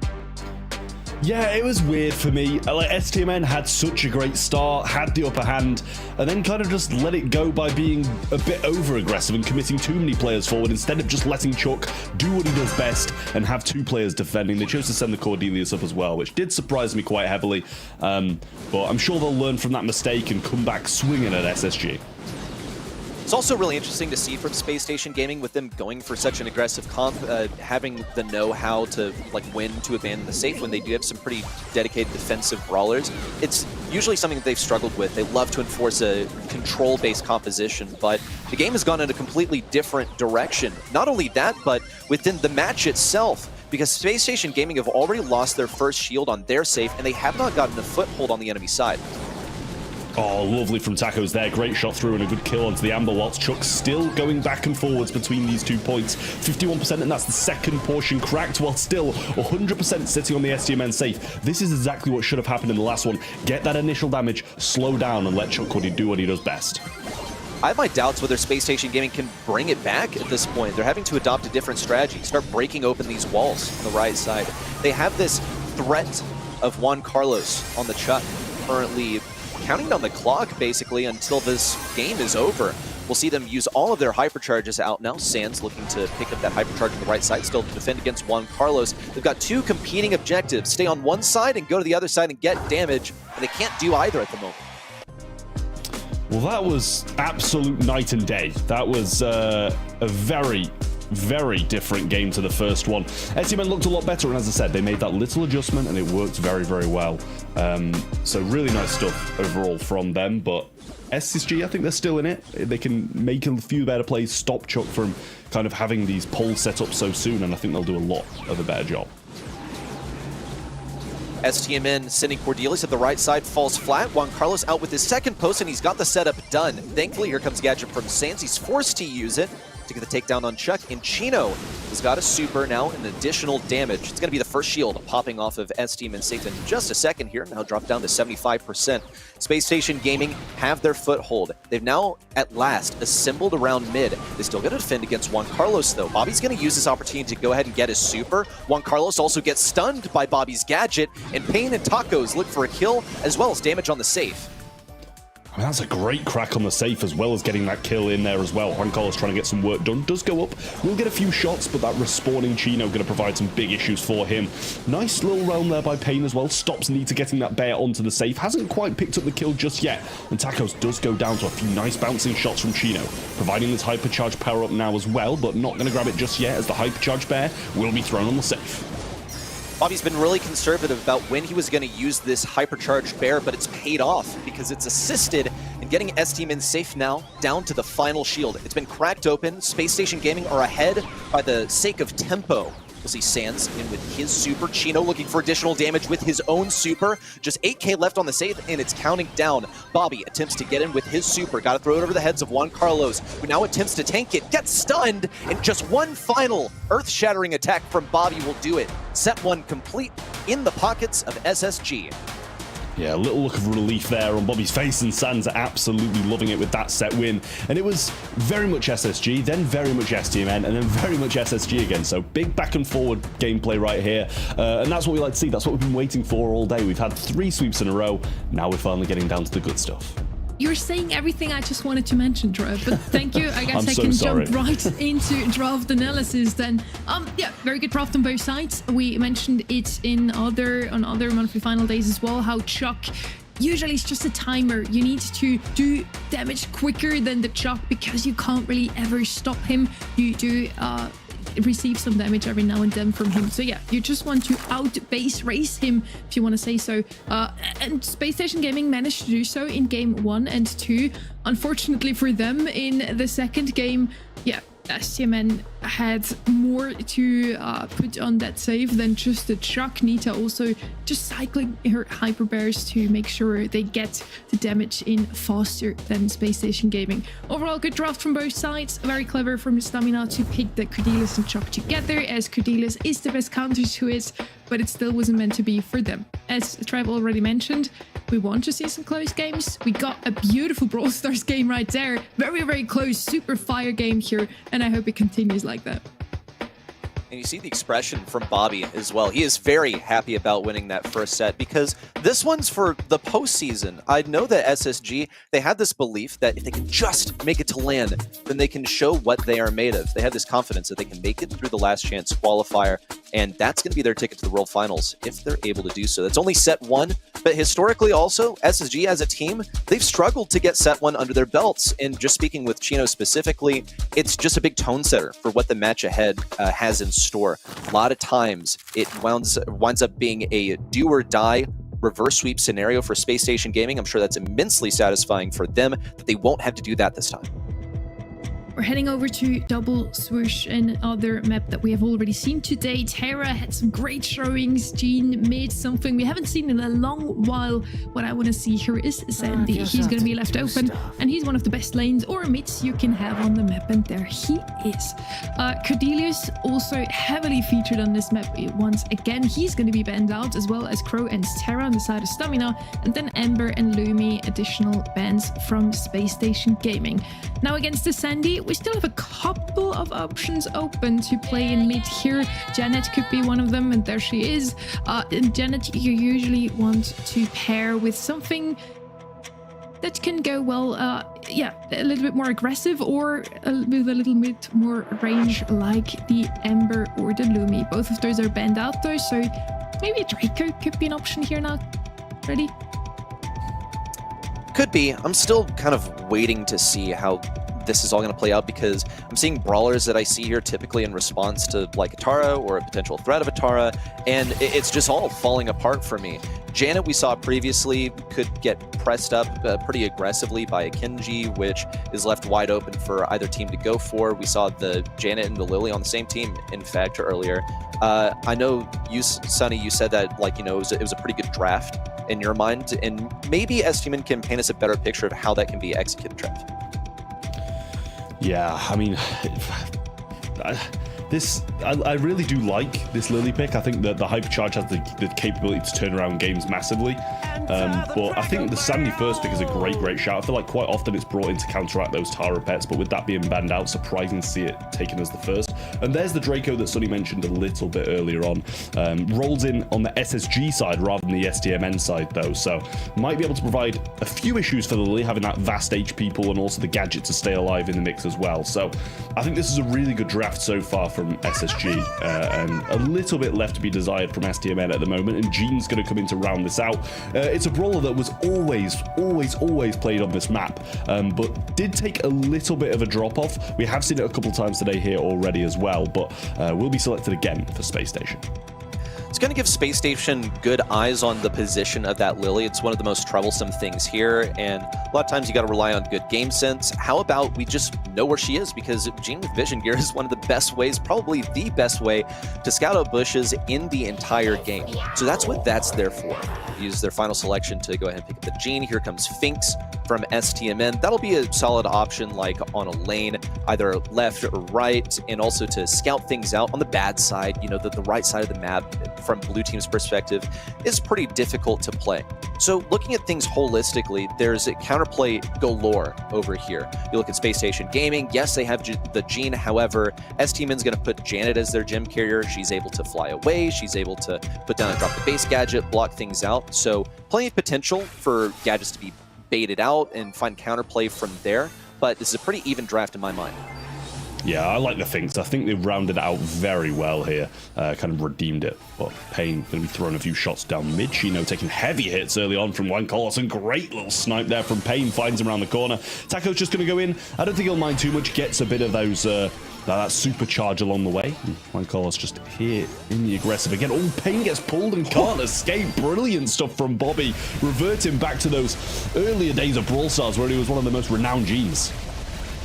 That is right. And what did he say? You miss every pull you don't take? Well, he's auto-aiming like crazy, and hey, look at that. Pays off. Space Station Gaming catch him off guard, not even pulling Janet when she's... Oh my goodness! This is psychological warfare at this point! He's freshly respawned, and already once again, but they don't know where this Lily is. Tacos is going to go for it. Bobby with a whiffed gadget. Still not the end of the world. He has time to cycle it out. Tacos gets one. Bobby picks up the gem of his fallen teammate. It brings the collective count up to 8, now 9, only 1 away from a countdown.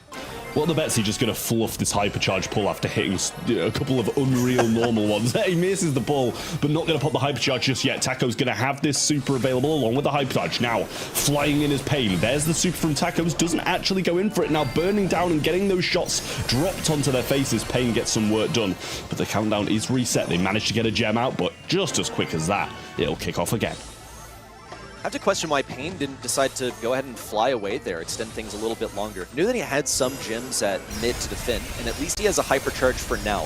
7 seconds to go. Need 1 kill on gem carrier. Sans, Chino, both ideal targets. Sans is going to fall. Payne now descends to try and get something, but Bobby gets another pull. It's just for the kill confirm. Chino is sitting on top of 12 gems at the moment. Taka's going to do his best to sneak back here, but I doubt he has a DPS to make it work. Yeah, it's safe hands as well with Draco. He's got so much HP at this point. Even if the Lily gets the supers onto him, he's still got the gadget, and he finishes the game with 5k HP as well. So SSG looking increasingly better and better and better after every single game. First set goes their way, and now just 1 away from taking the second. It's pretty close to Space Station Gaming taking set 2 and getting a massive lead in this match so far, but let's not forget that this was slated to be a close match today. And it has been every single time that we've seen STMN versus Space Station Gaming. But there's history to the Space Station roster. They're falling back to their comfort. Sans, given the Sandy, and he'll make it work. Already the combination of Bobby and Sans has achieved 1 kill on the left side, now in pursuit of Juan Carlos. Don't get the kill, they know it's time to fall back and just play conservatively and play around Bobby's pulls. I don't know how they're going to replicate that success with the pulls from game number 1, though. It would have to be unreal. Tacos goes in, does get a super back and a lot of damage as well. Should keep Bobby back, but Chino gonna go in, pops a gadget and gets 2 beautifully there as well. And all the control in the world is in the hands of SSG right now. And a pull from Bobby breaks the walls and the grass as well, and adds some great depth to this SSG comp. Invisibility and Payne is forced to back away. Chino's all up in these bushes in pursuit of Juan Carlos. And advances once more. Tacos on the back lines, gets punished. Nearly was rewarded for his bravery, but could not finish off the kill. See STMN attempt to retake the bushes on the left side, but Bobby is here with the scouting. Payne also has that gadget back, so he's not really the best target for Bobby to pull, but if they can get some good eyes on him, that is possible. I mean, at the moment, it seems like we can't win. We're trying to get a good game, and it's just very dominant SSG gameplay again. The Think Super slowed down those shots a little bit, but no connections made. Won't be scouting out Payne just yet, and Sans a bit scared that the Lily's lurking in this right-hand side. There's the drop the base placed, and that will scout out Chino. Now he comes forward. Hypercharge there, will get the kill, should be stunned on return, and Chino solo, and is going to go down. Sans, the super was thrown, but it took a while to land down, and honestly, I don't think they mind the Sandy going down there. It gives their gems back to Bobby, and allows the Sandy to aggress once more. Oh, what a pull again! Ridiculous! He's been a lethal shooter today. Chino's in here to grab gem number 10 for Space Station Gaming, and they're running it back. They cannot afford to die here, though. They don't have control. STMN would have enough time to interrupt. Just a few seconds to go, and they get all the gems from Payne as he topples to the ground. Bobby sitting with 13. Juan Carlos doing his best, but it's 1v3. Space Station Gaming lock away set number 2. Once more, uncontested. Reddy, how many times are we going to promise good games and then it end up like this? It's speed running. People are going to stop listening to us and kind of start to doubt our knowledge of Brawl Stars at this point. You know, we've announced that maybe, you know, a couple of the games are going to be good. The second one and this one's supposed to be incredible. People are fighting for their BSC lives, and we're just getting sweeps. It's even more ironic that the game between Electros and Pioneers also started with a close 2-1 set, and after that it was just, yeah, a clean walkthrough from Electros. Now it's shaping up to be the same for SSG, where in the first one, STMN at least still won a game. This one was absolutely dominant from the side of Space Station Gaming. They had a great start in both games, decent pull from Bobby, and whenever Tecos on Lily had an opening, Bobby immediately had his two teammates at his side to take care of the threat. In the first game at least, they got a couple of resets, but it was, yeah, quickly taken care of from the side of SSG. So very, very solid. Maybe Dean is just where you want to be on Double Swoosh at the moment. Jean's just a really strong brawler, really ban-ridden in my opinion. I think it speaks volumes just about where the meta is at right now. Another couple things you might have missed is just like if you look at the way STMN is playing, very scared, getting hit by pulls that would usually be unlikely because they had counterplay, but they didn't expect it at all. In fact, we even saw like Janet getting baited out of a gadget at some point, using it before she was really supposed to. Pain, Tacos, they were all feeling the heat from those Jean pulls. The thing is, both of those teams know what's on the line, so I would also play a little more scared than usual, probably, but you can't allow yourself to do that. Stamina now needs to go all out to make sure they're staying in that LCQ slot, Trev. Yeah, I mean, this is the thing, right? Even if they lose, whoever loses this one, they're not out of the race for postseason. Electros have still got to carry on performing to overtake them, I believe. So, you know, they're going to want to get the win on the board, put themselves in an even better position to get forward towards that world spot. But it's brutal for STMN at the moment. 2 sets down against an SSG roster that looks better and better game by game is a little bit worrying. Bans have come in, though, for triple dribble. It's the Larry and Laurie, the Charlie, and the Shade from STMN. Quite glad that Shade's out of the way, because last time we saw it played, it was ridiculously good. Stu, Lumi, and Cordelius on the other side. So Electros is still eyeing that LCQ slot, but it's not secure yet. Even if Stamina loses this one, they are still in the race. We're now heading over to triple dribble. Could be the last set, or the last set here, if it's gonna be the 4th 3-0 in a row. Oh my god, NA is really something today. Willow's going to be the first pick. We talked about it before. Willow and Cordelius usually are the 2 brawlers you want to immediately pick up if they're left open. So Willow sliding through the bans is going to be picked up, quickly followed here by Kit and Lou. And now we finally see that Lou slide through, that NA seems to value higher than many other regions that haven't had him in the ban or pick phase really, except sometimes in hot zone. So let's see what Luke can do on this map. Kit, of course, one of the best bowlers to have right now with the hypercharge, is going to be a very valuable addition here for Space Station Gaming's composition. The Willow first selection, I always love. This is her domain. Triple dribble, it's practically Willow Park, right? Because she just operates so well in Brawl Ball and over the obstacles as well. Just love this pick in general, but Space Station Gaming gave this one to STMN because it is a top selection here, and you can see that STMN wanted as well because they banned out the Larry and Laurie. You can't mention only one half, and the Shade. So this is precisely what they wanted. Space Station Gaming leading with the Lou is, you know, curious. Like, it makes sense. You want to fend off something aggressive. I don't think it'll be too great into Mo. Can have some good defensive measures against a Kenji, but a lot of times Lou, I feel like we see it fall short, like sometimes gets banned as well, but we're sort of, I think, on the ending side of the Lou meta where he becomes a must-pick brawler. Yeah, I mean, surprising for me to see this Kenji being so, you know, aggressive and like an assassin brawler. You know, some might consider him a little bit of a tank. To be running into a Lou who's going to be freezing him time and time again. Barley's going to be picked up then. And that's, you know, they need that thrower counter against the Willow, don't get me wrong. They might struggle to go a tank against that as well. But you'd expect this Kenji to be hunting that Barley down. It's just a question of whether or not he's going to be able to defend himself to his fullest abilities to get this 3rd set on the board and send SSG to the semi-finals, or if STMN are going to be able to start mounting a comeback. They seem like they've got a good draft, but we'll see how it plays out. Space Station Gaming. a team that has not managed to make a postseason last year, and they're on the brink of missing it once again this year. It all resides on this match. They've gotten 2 sets under their belts already. They just need 1 more to lock it away. STMN have already pushed Space Station Gaming back into their goal, but Chino has gotten a super. You can use that in an offensive manner or defense. Going to freeze up Pain. It's a free kill for Sands. And Space Station Gaming push forward Bobby on the kit solo on the right side. Receives a bit of assistance from Sands, but here comes the invincibility briefly. Juan Carlos taken down as he comes out of that mind control. It is an entire slaughterfest over here between the 2 teams, and Space Station Gaming, they're completely stopped in their tracks. I mean, that was brilliant from Tacos. Jumped over the kit super, followed up, got the kill, got another one as well, but just couldn't quite get the ball in the back of the net. Bobby going to pop that cardboard box, stand still, try to get a bit more supercharge along with it. Pain going to want to go in soon here, but might get stunned out by Chino when he does. They get kills anyway, and Bobby has a hypercharge here. Tacos needs to be very careful. He can't just stun him and run away with this ball, but Juan Carlos is there, and that's another time he's managed to do that again. He does get punished this one, and they're just evading these kit supers beautifully. Will trade that out, and Chino is going to go down as well. Doesn't get to benefit from that herbal tonic. The kit counterplay is just out of this world. Like a tick-perfect timings from both Tacos and Willow as well. See STMN, though, restoring the cooldowns of those abilities. Bobby does have the hypercharge to use now. Going to try and get some upward momentum. Now, Pain, but opening on the left side. Chino, what? Tried to avoid the mind control. Ended up unable to defend the goal entirely. But Space Station Gaming are getting aggressive out of the gates. Here comes a bit of defense from Tacos, but he falls, and now the ball has been cornered on the back left.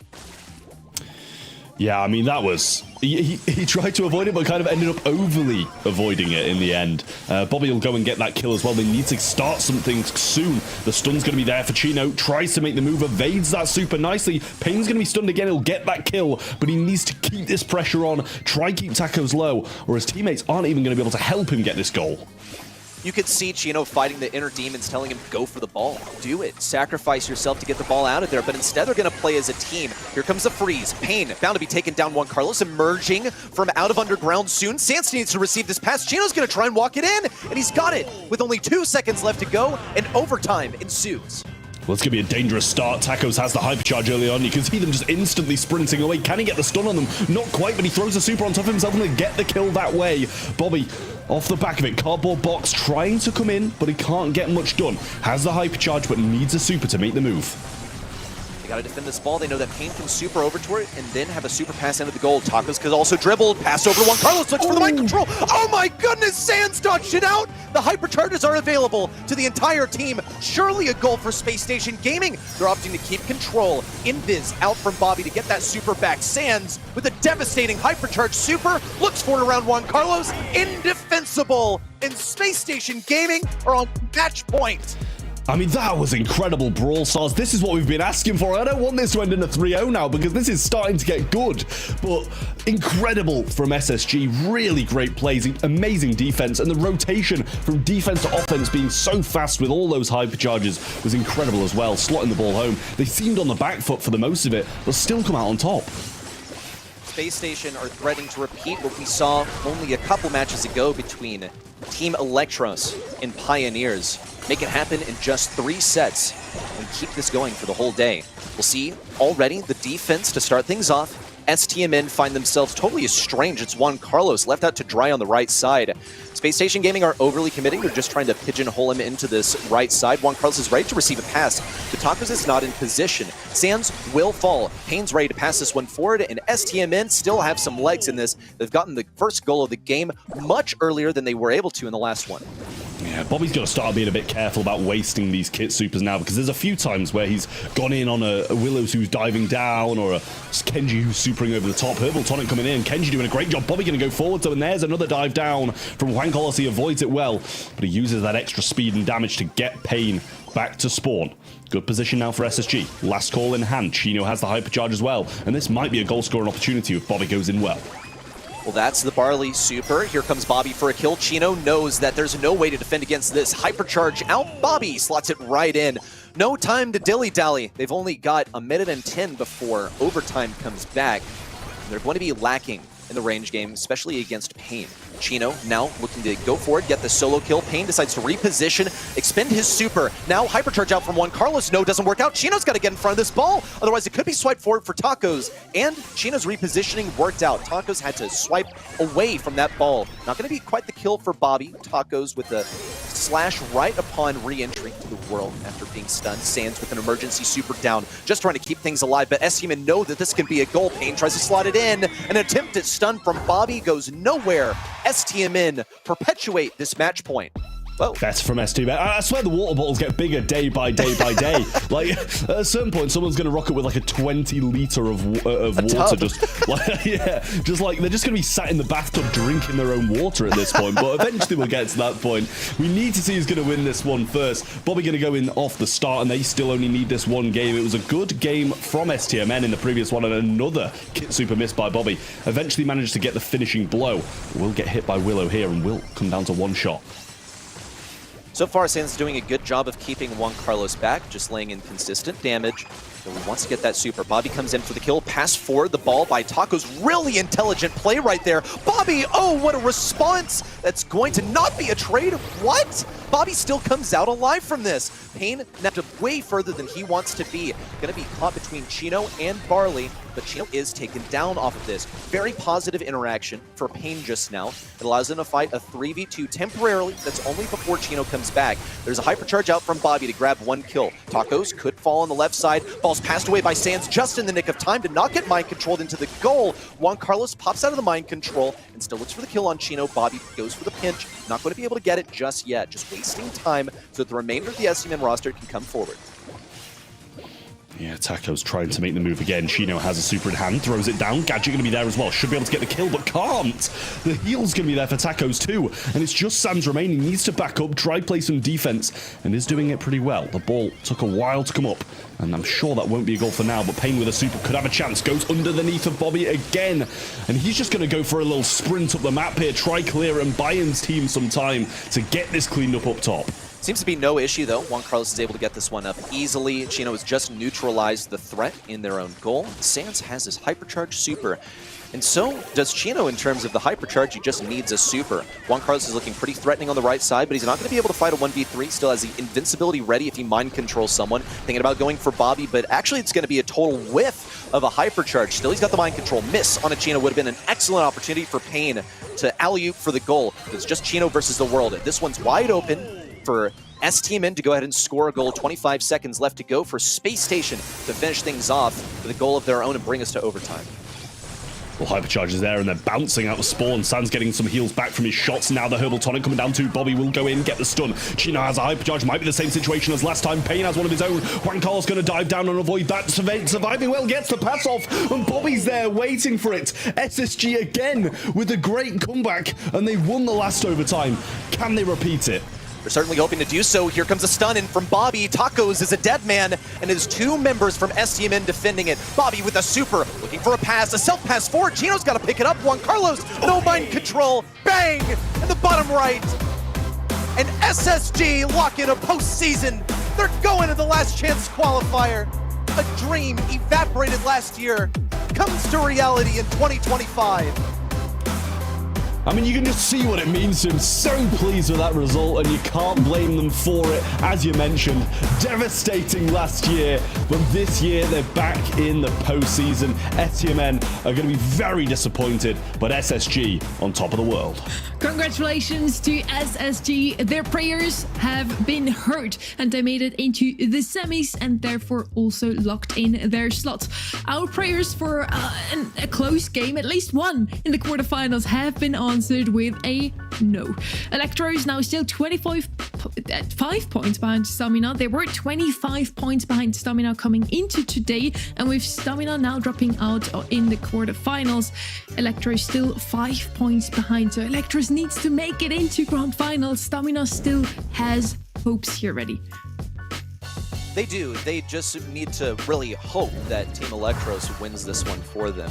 They missed their chance to control their own destiny. Now it comes down to whether Team Electros are able to do something that only Elevate has been able to do, and heck, they've only been able to do it once, which is defeat Tribe Gaming. But Team Electros looked pretty good today against Pioneers. I know that Pioneers came into this one pretty confidently. Team Electros shut them down.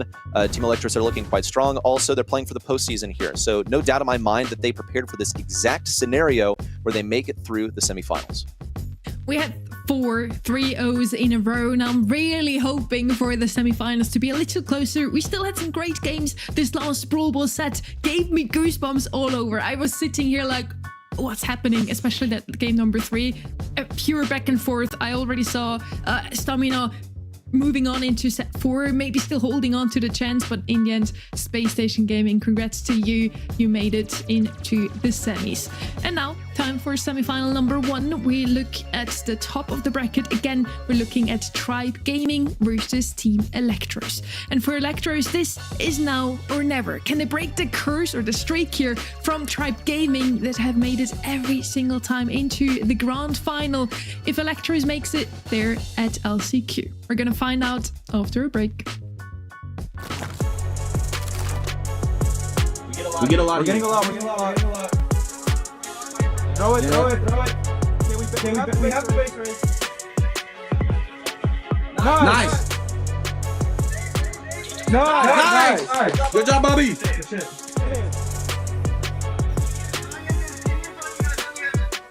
I got it. Nice.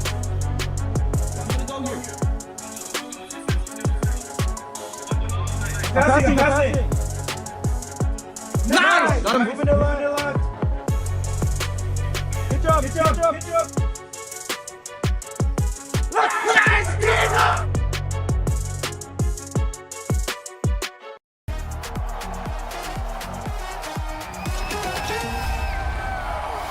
5 regions from across the globe send their hungriest teams to face one final challenge. One last chance to earn their spot at the World Finals. Yoshi goes down the spin on Chaos. He's spinning himself. He knows they've lost. 16 teams enter, only 4 will advance. Dreams will be shattered, heroes will be made. This is the last chance qualifier. 10th to the 12th of October, Sao Paulo, live from the Brazil Game Show. Get your tickets now and watch your champions in person. Or watch online at event.brawlstars.com to earn Pro Pass rewards. Welcome back and welcome to the semi-finals. We had 4 3-0 sweeps in the quarters. Now we're praying for some closer matches in the semis. Still, we had some great sets in the previous match. Uber, welcome back to you as well. Stamina, unfortunately, we had to say goodbye to them. Their hopes aren't over just yet. They can still hope that Electros doesn't win this next match. Yeah, again, but their fate's no longer in their hands, which I think is one of the most nerve-wracking experiences. As a competitor, it sucks for them, but now they have to look on from the sidelines and hope that things break their way. SSG, on the other side, has now locked in post-season. Not Worlds quite yet, because also for them, Electros is still a threat. Electros, if they win the monthly finals today, Stamina would only go to LCQ, but at least that gives them a nice little trip to Brazil. So maybe you want to play in the LCQ. Is that a thing? Would you actually prefer that? No, okay. Okay. I mean, as nice as sure as Sao Paulo is going to be, like, I don't think any team wants to like make it harder for them to qualify for the big event. In how it is. I did see tweets of some teams that are going to LCQ that they're actually, they did kind of on purpose because they don't want to miss out on Brazil. Idiots. Wow. Okay. I love Trev. We love him, even though he's sometimes a little bit too direct, maybe. We're now heading into semi-final number 1. It's Tribe Gaming versus Team Electros. And I think we already laid out the stakes here for Electros. They can still make LCQ if they make it into the grand finals. They can even still go to Worlds directly if they win this one. Yeah, I mean, 2 teams' fates are in the hands of Team Electros now, their own and also STMN's as well, so it's a big game for them. But these are the guys who stand in their way. RBM, Luffy and Zeus, the titans of North America, are what Team Electros have got to get through to get to the postseason. And one more time, we also want to hear from the players or their coaches directly what they feel about their opponents. This time it's Tribe on Electros. Team Electros realmente quisieran que fueran al LCQ al Mundial directamente, pero tendrán que demostrarlo ganándonos a nosotros si es que realmente están para el nivel para llegar. He hopes that they go to LCQ. Well, it's also kind of in Tribe's hands. If they lose this one, Electros will go to LCQ. So yeah, let's see how things are going to go down. If we follow the same pattern we did so far today, it's going to be a quick 3-0. For which team though? Uber, what do you think? I mean, if it's going to be a 3-0 for anyone, I think we know. I don't think there's any chance of Tribe Gaming losing 3-0 in straight sets in a semi-final. However, Team Electros, I don't even know what to make of them after that last game because it wasn't particularly close, especially that hot potato matchup against Pioneers. They were dominant, and they've done so. They've gone to this game from playing Crow in 2 out of 3 of their previous sets, which to me has been fascinating. So they've made a lot of use, I guess, out of that brawler from sort of yesteryear, and as Libby sort of rolling back the years strategically. They looked very good against the very average Pioneers. I don't think Tribe Gaming are going to roll over like they did. We just saw as Livy on camera as well. You see how much pressure lies on them right now. They know it's win this game or this season is over prematurely. And that's not what they want to happen. But yeah, we also had the chance to sit down with this Livy before this monthly final. Let's hear him talk about Tribe. I'm hoping that if I meet Tribe in the semis, that they'll go easy on us because they've already managed to lock a world spot. And they beat me last month, but hopefully I can go 1-1 with them this month. Last time those two teams met was in the quarterfinals of July, and it was a 3-0 for Tribe Gaming. As Livy says, he hopes that now they can take revenge, Trev. I mean, can we just appreciate the graphics team for a minute here as well? Look how incredible this is. Like, I have to touch on that. This is amazing. Really incredible stuff. But it is a massive wall to get past for these guys. And it's a wall they're going to have to knock down as well. Because if they want to move on, get to the postseason, it's going to take a lot of work on that wall. Yeah, I think it's like Studio Ghibli. Yeah, props to the graphics team is definitely warranted. They have just gotten better throughout the year. And yeah, today they definitely reached another peak. This is already the second graphic that we wanted to give them a special shout out here. We all go for Tribe here, no surprises. Again, Kenny mentioned it previously. If you go with Tribe or Elevate with your predictions, you were right 5 times in the past already. They both always made it into the finals. The viewers at home seem to feel the same way, but with how much pressure Electros has in this one, it could go either way, really. Electros could crumble under the pressure, or they take it as an even bigger motivation to win it. We start this match in Kaboom Canyon. And Uber, are we going to see some more Chuck here, or is he going to be banned? What do you think? Oh, you see it already. Honestly, never mind. you could definitely throw that one in, of course. But bear in mind, I mean, we've seen the Crow on these heist maps from Electros before, which is a really interesting one. I don't know if it's amazing, excuse me, on the Kaboom Canyon with some of that terrain that needs to be crossed. I don't know what it is about seeing Tribe. I think it's because I want NA to do well at Worlds, but when I see Tribe play, I want them to destroy their opponents. I don't want it to be remotely close. I want to be convinced that, you know, the top seed that's being sent from NA have what it takes to take on the rest of the world. It's an Amber pick, though, locked in already. Well, good start then for Team Electros with that pick. I think it's a great one to have. Burning up these bushes, getting in a good position early on is the main thing, and being able to hold control and probably pair it with a few sharpshooters if you're going to go for that kind of burn down route and open things up rather than try and fly under the radar in the grass. Lumi's going to come in then for Tribe Gaming. I do really like that pick. It's just one of those ones that's so versatile, so good on pretty much every single map here. It's crazy what they had to do to Lumi to make her remotely balanced, and by balanced I mean still first pick in so many of these scenarios. She had at one point almost close to 10,000 base HP at max level. Terrifying. Even that's been cut down quite significantly. Very, very potent, a great option, but more of a glass cannon. And here is Tribe actually taking away the Crow from Team Electros, saying, no, I think we'd like that hypercharged super ourselves here. And of course, that mobility to just circumvent these walls that so far no brawlers have been picked in order to destroy. Yeah, I mean, I must say, I like this Crow pick a lot. The damage that, you know, even a normal super can do on safe, but on top of that, a hypercharged one as well.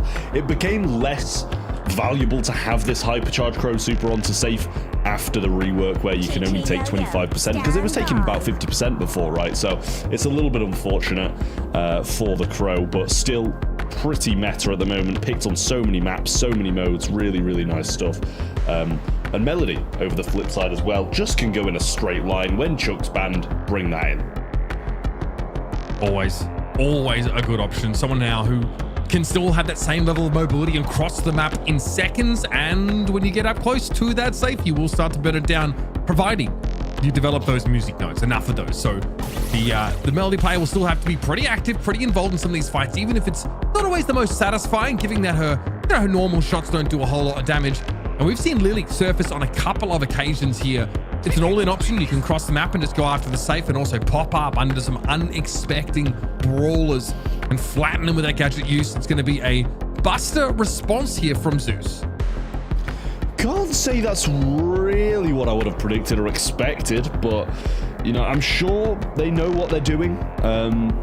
Buster, I don't know if I've ever really seen it on this map, to be honest with you, but must be obviously in direct response to the Lily. When that goes aggressive, you're going to be able to use that slow-mo replay, drag them in, take her out. So I'm not going to say solo pick. We'll see how it goes. I'm not sold on it completely, but it's obviously a decent brawler in its own right.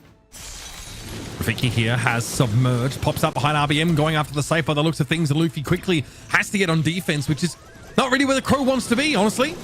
Bilal and Luffy, ships in the night, they cross paths, but Bilal, of course, more favored at that close range engagement, and now Electros' eyes turn towards the safe.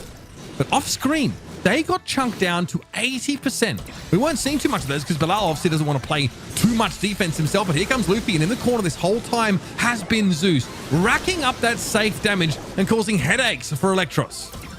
He's racking up some damage on Livia here as well. Rafiki trying to get within range and does grasp that super, but a hypercharge ready to roll for RBM on the other side. Super comes in now and he deals with that quickly. Zeus did take a heavy amount of damage there, and Bilal brought to about 50% HP. Hypercharge not used again by RBM, but should pick up Bilal nonetheless. All right, here's that hypercharge super from Rafiki. Quickly, two brawlers are bowled over. Luffy now has to try and keep Electros at arm's length, as Livy knows not really in a position to go on the offense right now. He wants to control access to his own safe, be a nuisance defensively. Bilal wants to go forward though, and it's just overwhelming for Zeus to try and deal with the Melody when she runs like that. Rafiki flattens the remainers of Tribe. Good damage done by Electros. It's an even game.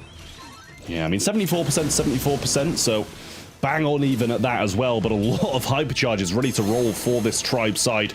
Loomis is ready to go as well. Not the best of shields for RBM, wasn't even shielding Luffy along the way, but just trying to go in. Rafiki goes very aggressive. Melody round the back now as well. RBM with a great defense, and Zeus along with that as well. He'll pop that shield and keep Zeus alive, I think, too. And a great hypercharge once more, but it hasn't cracked that 50% just yet. That was the 6 slow-mo replay from RBM, though, just dragging Bilal back away from the safe when they were trying to go on offense. And so Tribe, with these little incremental moments where they gained advantages, have now managed to open up a pretty healthy 23% lead.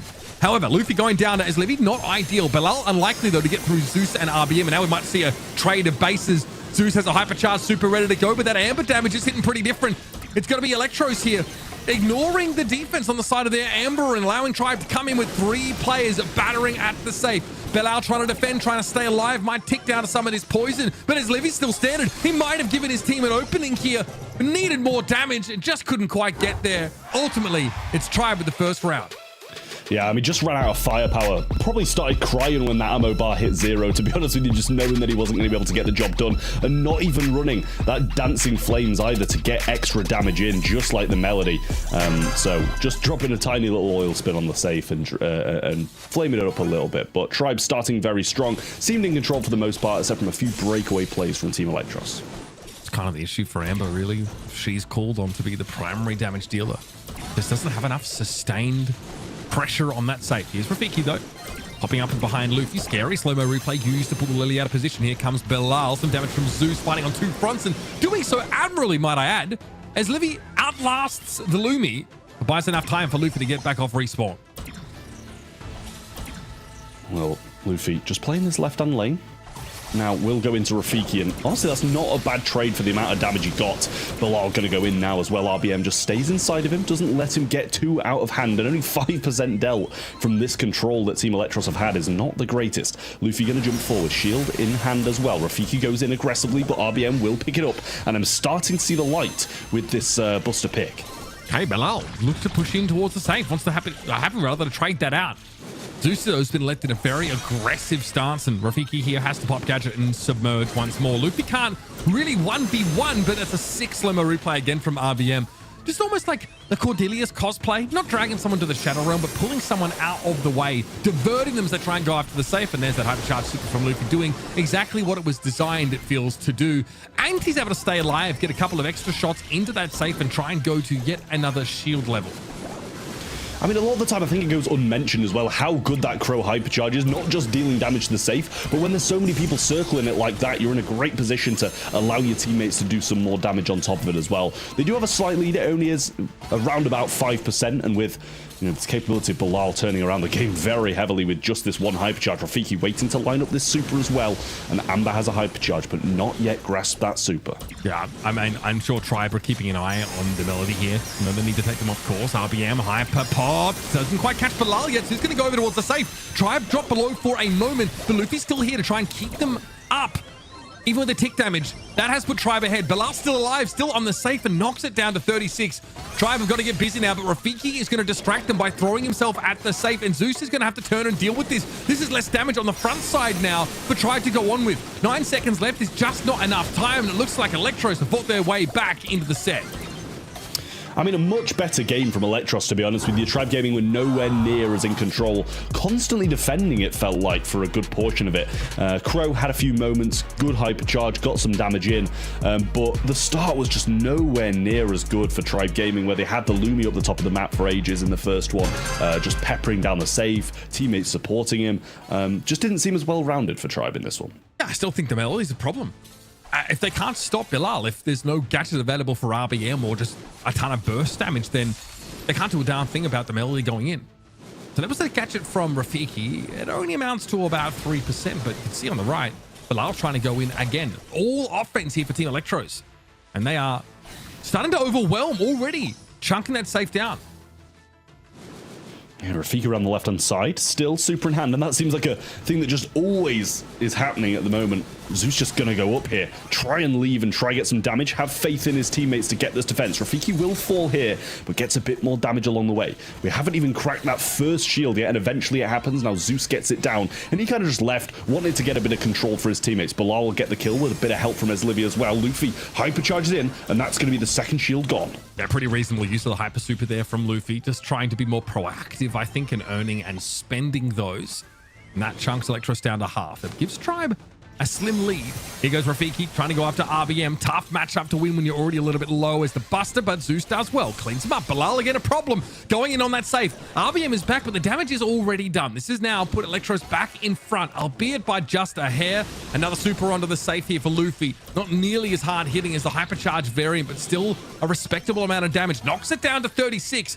RBM has a montage ready to go here. Concerned definitely about Bilal and Eslivia, I'm sure, trying to chase someone like Zeus down, but it's Tribe in the offensive gearing right now. I mean, here's the super for Bilal, ready to go in. RBM won't have that gadget back now, gets it just in time. Keeps him off the safe for a little bit, but that's still so much damage. They stop him from cracking it. That's going to be huge for them in this late game here, but they still need damage themselves. 6% behind, and we're still expecting a Team Electros lunge. Tribe have to crack the safe on this push in to really stay ahead of the curve now. RBM pops the hyper really just for the raw stats, and it works out. Rafiki's down. Bilal, what's he trying to do? Maybe caught inside a slow-mo replay. Cracks the safe. Huge damage off the Melody. Tribe have to get going. They need to get busy. And it looks like that's the attempt here. Blast beat from Zeus can allow them to take Rafiki down, but Bilal is not leaving. He is ready for an all-in should it be required. Zeus cracks the safe down to 25, but Tribe have lost that last shield, and they're losing more damage. And RBM decided to leave the defense to no one in particular, allowing Electros to take away the set.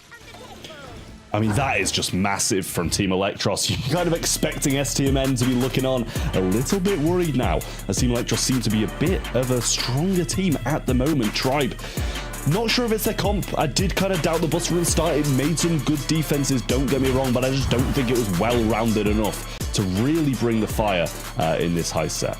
We got a game. I'm so happy. Like we said, we don't expect Tribe to lose this one 0-3. So we probably get a bit of a closer game that we had in all of the quarterfinals. Electros looks stunning today. And I already mentioned it in their match against Pioneers. I wouldn't be hella surprised if they actually made it all the way to the grand finals today. They have the most difficult opponent against them now in the semis, but they did just take a set off of Tribe, even after being 0-1 down in game number 1. Again, Rafiki kind of styling on them with the Lily. Already had a shout out in Crystal Arcade against Pioneers. He was clip farming. Now he tried to do the same, and sometimes it works, but Luffy is just always walking with him as he is in the Shadow Realm. He knows exactly where Rafiki wants to go and takes him out immediately as he comes out of Shadow Realm. So well played by Luffy as well. He was the defendant of the day, really, and we also see it reflected here in the stats. So I'm glad my eyes didn't deceive me here. Rafiki, regardless, with a lot of damage. All three players of Electros really played that well. Maybe Melody didn't have as much value as the other two, but even, yeah, he played really, really well. Electros now 1-0 up against Tribe. Crazy. It's mental. It really is. Like, nobody would have expected this coming in. And I know now we've said, oh, we've got a game on our hands, finally. Electros will just go in 3-0 just to rub it in our faces. I know for a fact that's going to happen. But it's going to be tough to do so. It really is. Tribe Gaming being the team that they are, they've come from really tough positions. You know, just like last month, in a bad position against STMN. They were shaken. They brought it back in great form. So Tribe Gaming definitely not out of this one. They seemed a bit shaky, but I feel like if they get their drafts right, get their mentality back in check, they're going to be in a good position going forwards. And talking about draft, we're heading over to Double Swoosh, second map here for Tribe versus Electros. Once again, a little reminder here, if Electros makes it to the grand finals, it means they're locked in for LCQ. No chance anymore for Stamina to claim that spot. If they even win the finals today, SSG would also be knocked out of Worlds directly and would fall into that LCQ slot instead. So Electros has not only their own fate, but also the fate of two other teams in their hands today. We're now looking at the bans already. Kit, Lily, and Cordelius ban out from Team Electros. Tribe bans Lily as well. Mr. P and Janet pick up the Buster first pick. Buster is one of their most played brawlers next to Cordelius, so that makes sense. Picking him up first here. After all, Buster pretty good into other tanks that could come in here potentially. What was the revelation of today's Double Swoosh? Was Jean, and he's still left open, so I wouldn't be too surprised to see Jean, maybe also Draco later on in this draft. Draco comes up pretty much straight away. Again, if you want someone who can lean into your weak side on Double Swoosh, it's definitely going to be the Draco.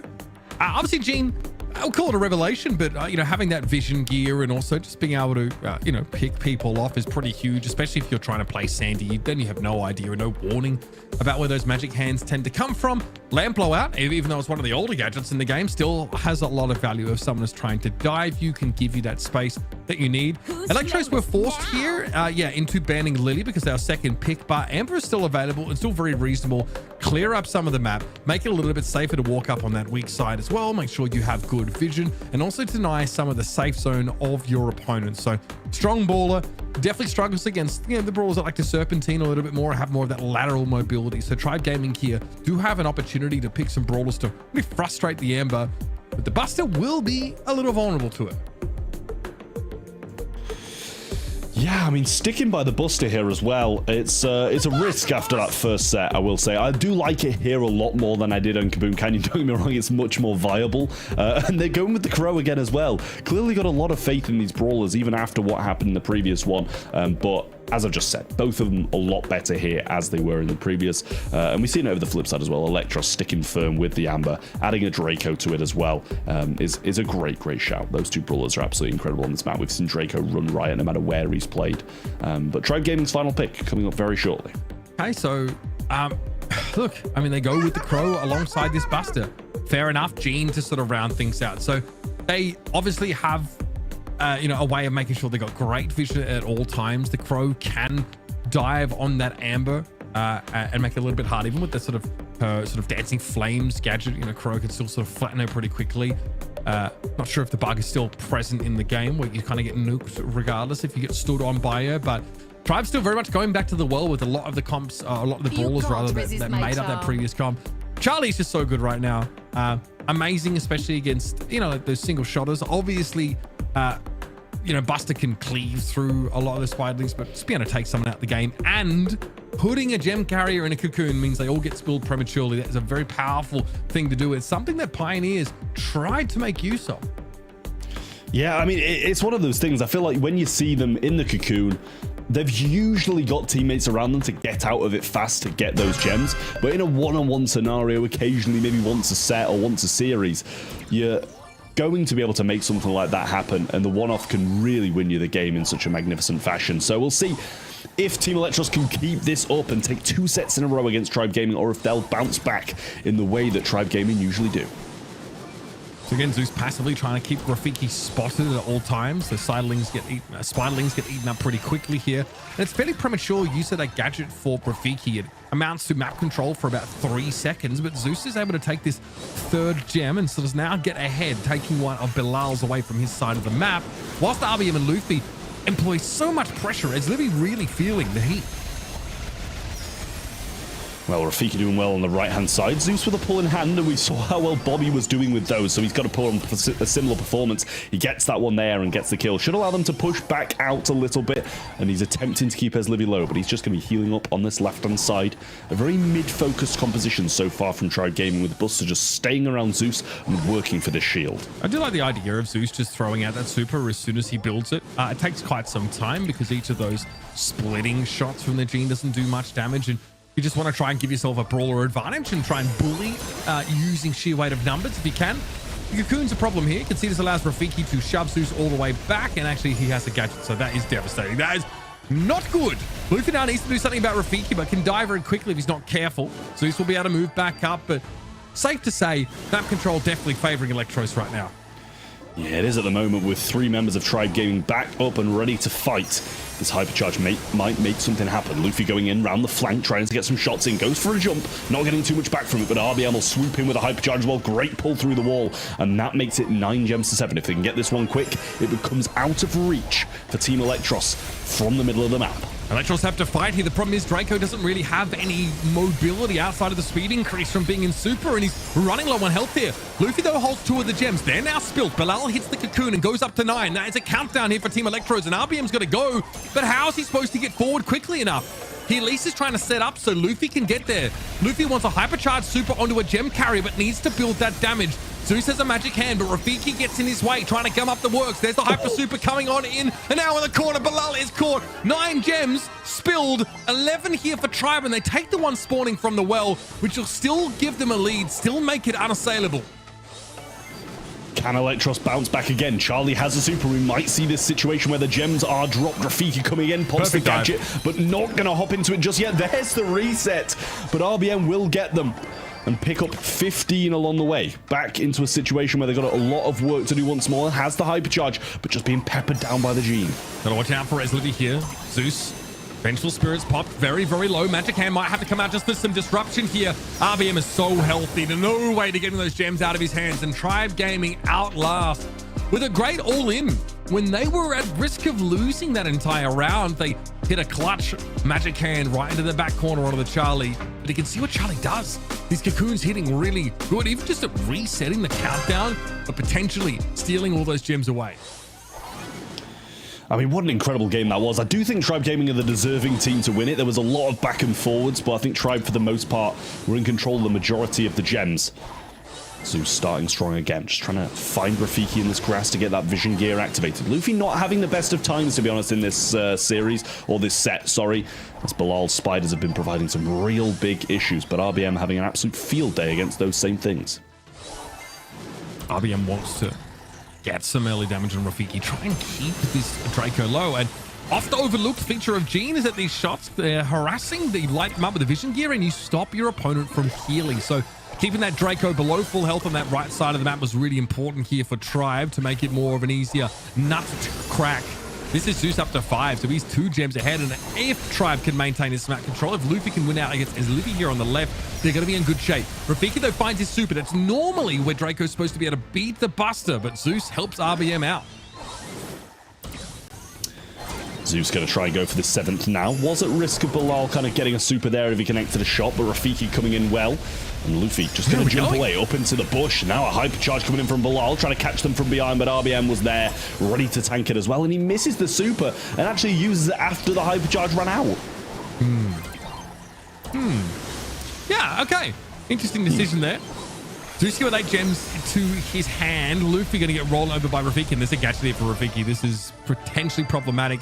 He didn't want to linger any longer, though, Rafiki. So drops the gems, but forces them into the hands of RBM, which is not where you want them. You don't want them on your tank. You also don't want RBM to have to die to hand them over. You actually really depend on your Buster staying alive as long as possible in these sort of scenarios. Here's that montage. Rafiki got hooked in with the magic hand, pops the gadget. RBM able to survive, though. Electros 1 gem away from starting this countdown, and it's about to come out the manhole as Livy Bilal looking to walk away while maintaining some degree of map control with Rafiki getting in front. Yeah, I think this is doable from mid, though, and Luffy's going to go in really well here. Hypercharge got so many shots in. They get the reset regardless, but there would have been enough from mid, just about. It's 10-10, and RBM with all of them in his hands. Now the pull comes forward. Rafiki gets taken down, makes that 11, and the count starts for Tribe. No chance to use the gadget there, or no availability of it for Rafiki. This is a problem. Bilal getting chunked down. Cocoon doesn't hit. RBM was one carrying all the gems. Tribe at least allow Rafiki to pick that gem up and reset the countdown. But here we go. Now Electros have to make the move and be able to snap one of their own up, of course, momentarily. But RBM doesn't want to allow that to occur so easily. Still, it just flips straight into Livy's pocket as it is spawning on the Electros side. This one's dangerous. Okay, Luffy lets that one fall to Bilal, who has that cocoon available. Yeah, pull was missed there as well. And this one's spawning on the Team Electros side. They might be able to get it, but Rafiki down to 1 shot. Hypercharge going to miss absolutely everyone for the Amber. Luffy knows he needs to go in. Super coming through. Might be able to get the reset on his Livy, but it gets Cocoon on landing. And that's going to be the game going to Electros just about. So sketchy at the end, but just 1 away from taking this 2nd set now. Big game for both teams and a massively influential moment in this series. Close game from both teams. In fact, we basically had all of our rounds go down to the very wire, and this double swoosh map, absolutely no exception.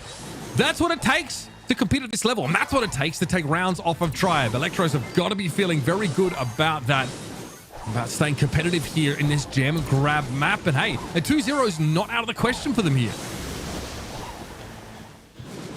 Well, it's a similar start, just kind of taking a few shots at each other here and there. Vengeful Spirits comes out, and Rafiki going very aggressive as well. Might be able to pop a gadget here and get some damage in, try work for his super, and he does, but not much back from it, to be honest. There's Livy going up against RBM, and not a matchup we've been seeing as much on this map. It's been Luffy opting into it. He doesn't have slowing toxin, and yeah, still feels like he's favored to go over to the Draco. Interesting super drop down there. Nobody really affected. They all kind of disperse like a fire in a field. 6 gems here on Zeus.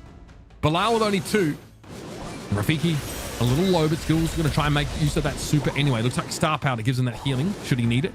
Comes on in. He definitely doesn't have the mark on his normal attack, so extra sustain, extra durability for that Draco. Yeah, Luffy doing a lot better now, but will be burnt up. Retreats into Zeus's arms, who's going to provide him some heals with that Star Power. Now RBM wants to try and make a move with this Hypercharge, but can't just yet.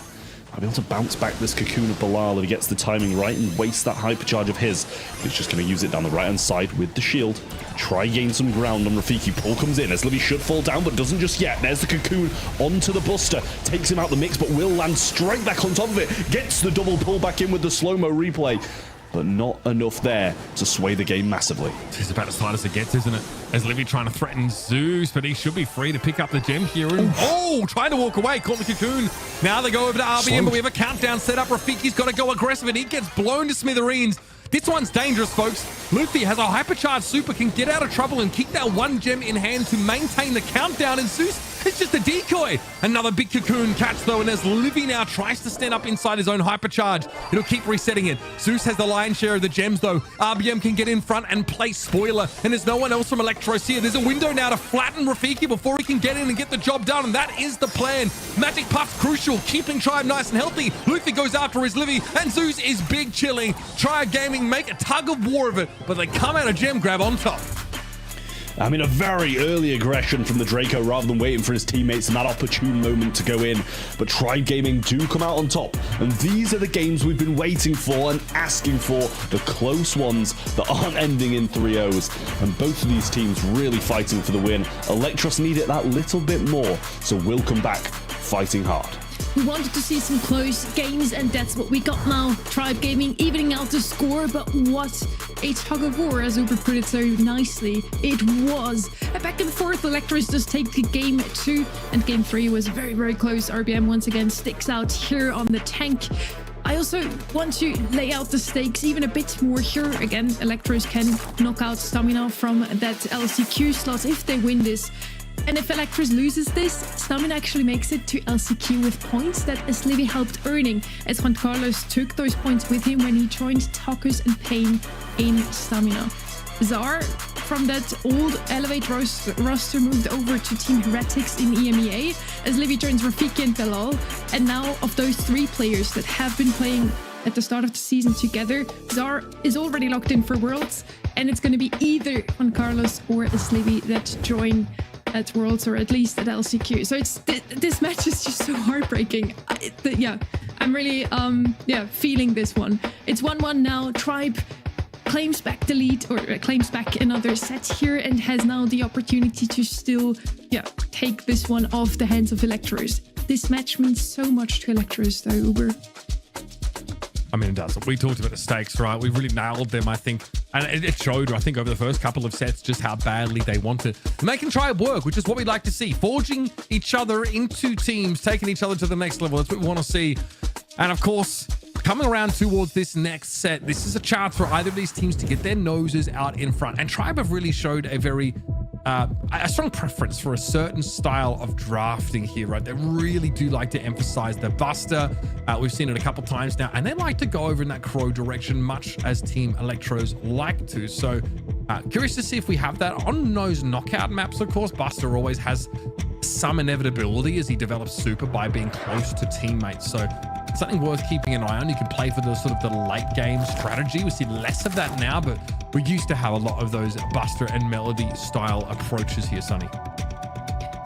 Yes, wouldn't be too surprised to see Buster on a map like Bell's Rock 2. We see a lot of Brock to open up the map. Brock's left open. Gray, RT, and Cordelia spanned out on the side of Tribe Gaming, so some tank counters out of the way, but also a tank enabler in that Gray. They do like to play something special from time to time. Ollie is something that shows up quite often in their scrims, and Meeple, a brawler that We love Meeple. I think we haven't seen him as often anymore as like 2 months ago.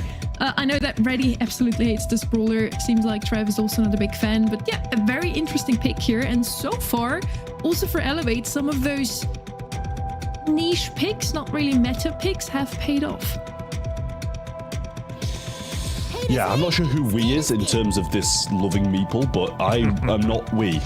Ollie gonna come in the opposing side as well. You know, it's a brawler that used to be, and I say used to be, it wasn't even that long ago, like very recently, a very common pick on this map.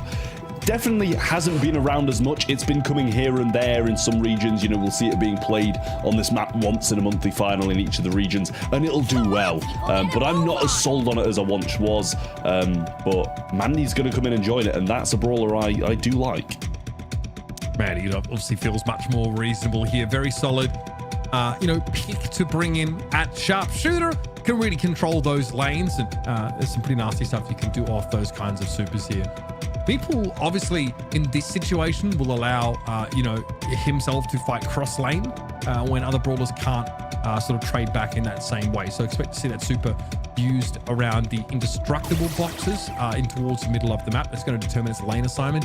Here's the Lily. A pick that I can definitely agree is much more based.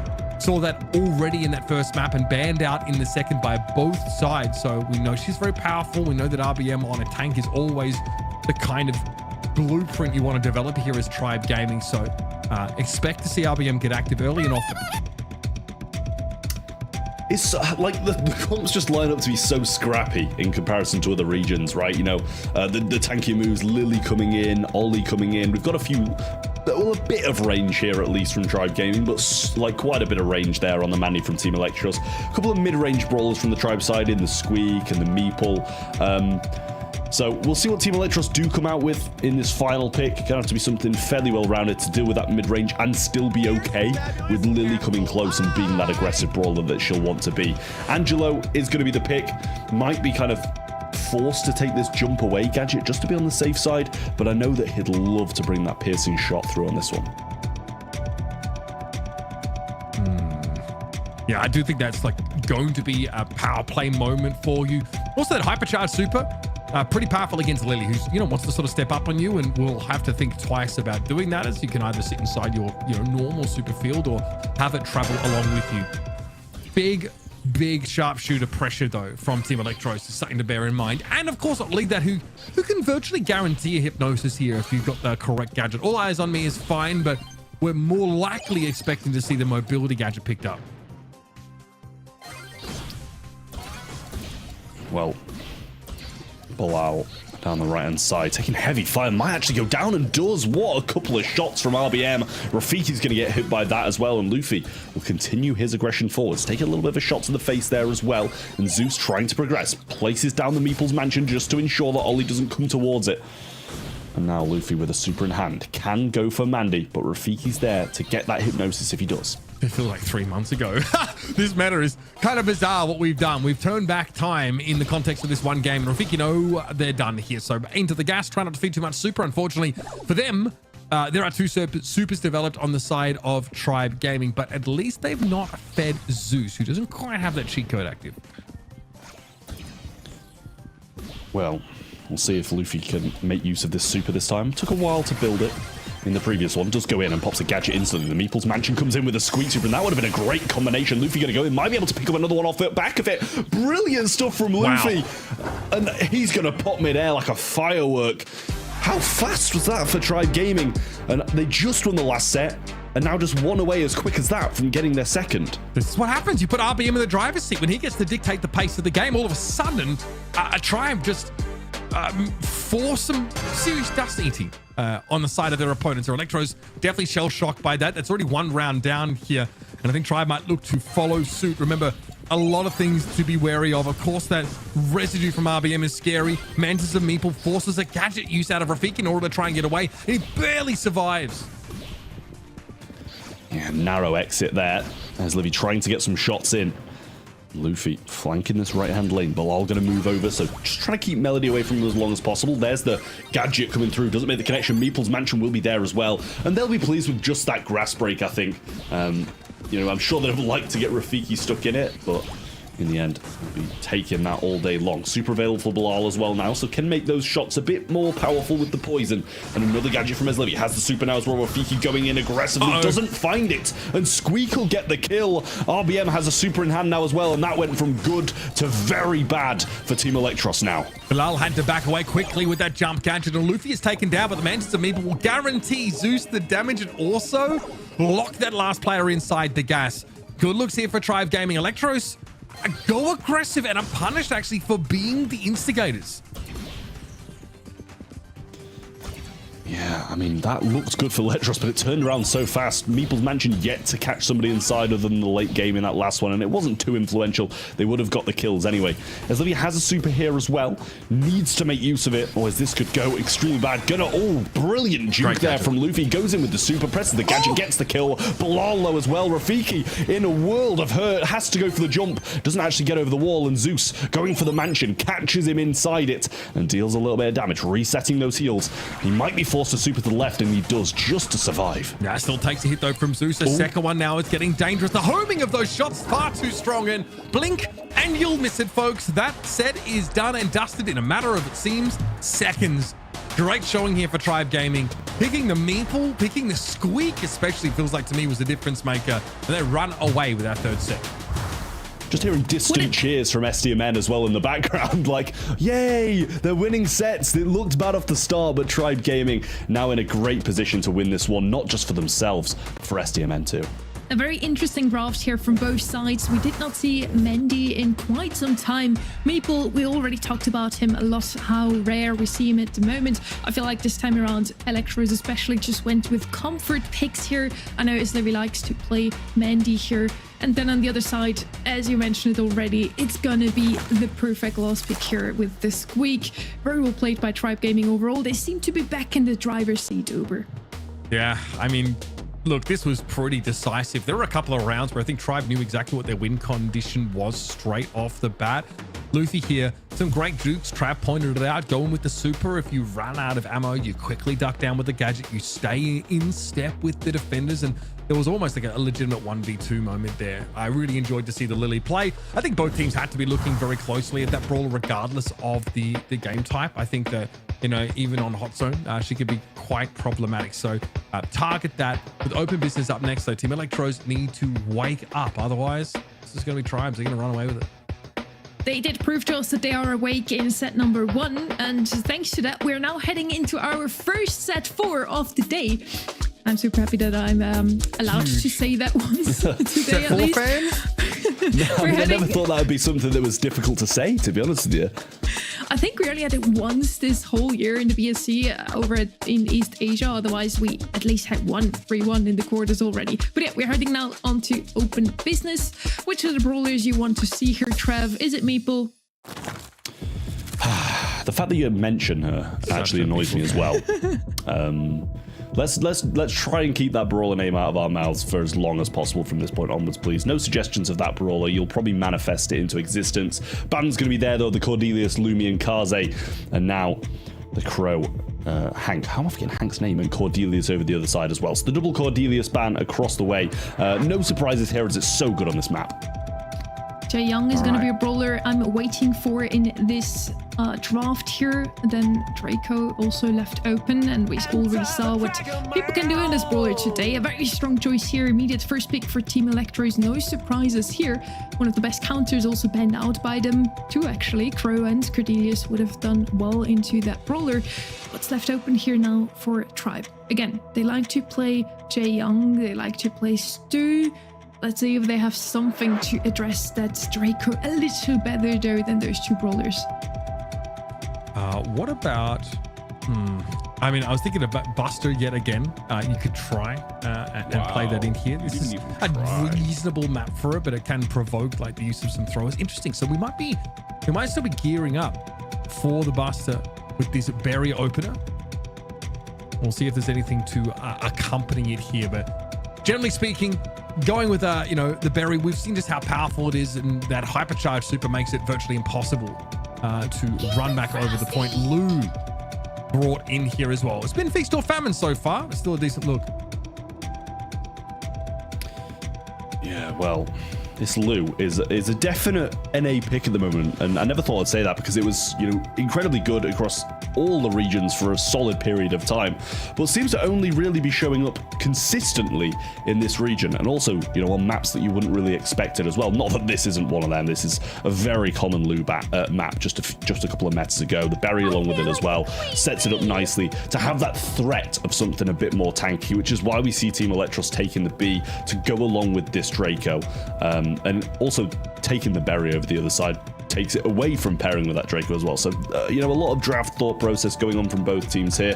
Electros have their final pick right now, and then we're back over to Tribe Gaming to make that decisive one. And this could be the set to send Tribe Gaming to the finals and end Electros' year. Something neither of these teams have been dicing with too much as well is the Bonnie pick, right? Haven't seen that surface much in this series. And in theory, Bonnie would be in the B slot for Electros, but I think they still value the ability to throw these slows down with this Iron Hive, and maybe expecting Tribe to round out the comp with the tank, which is a pretty educated guess considering you're playing against RBM.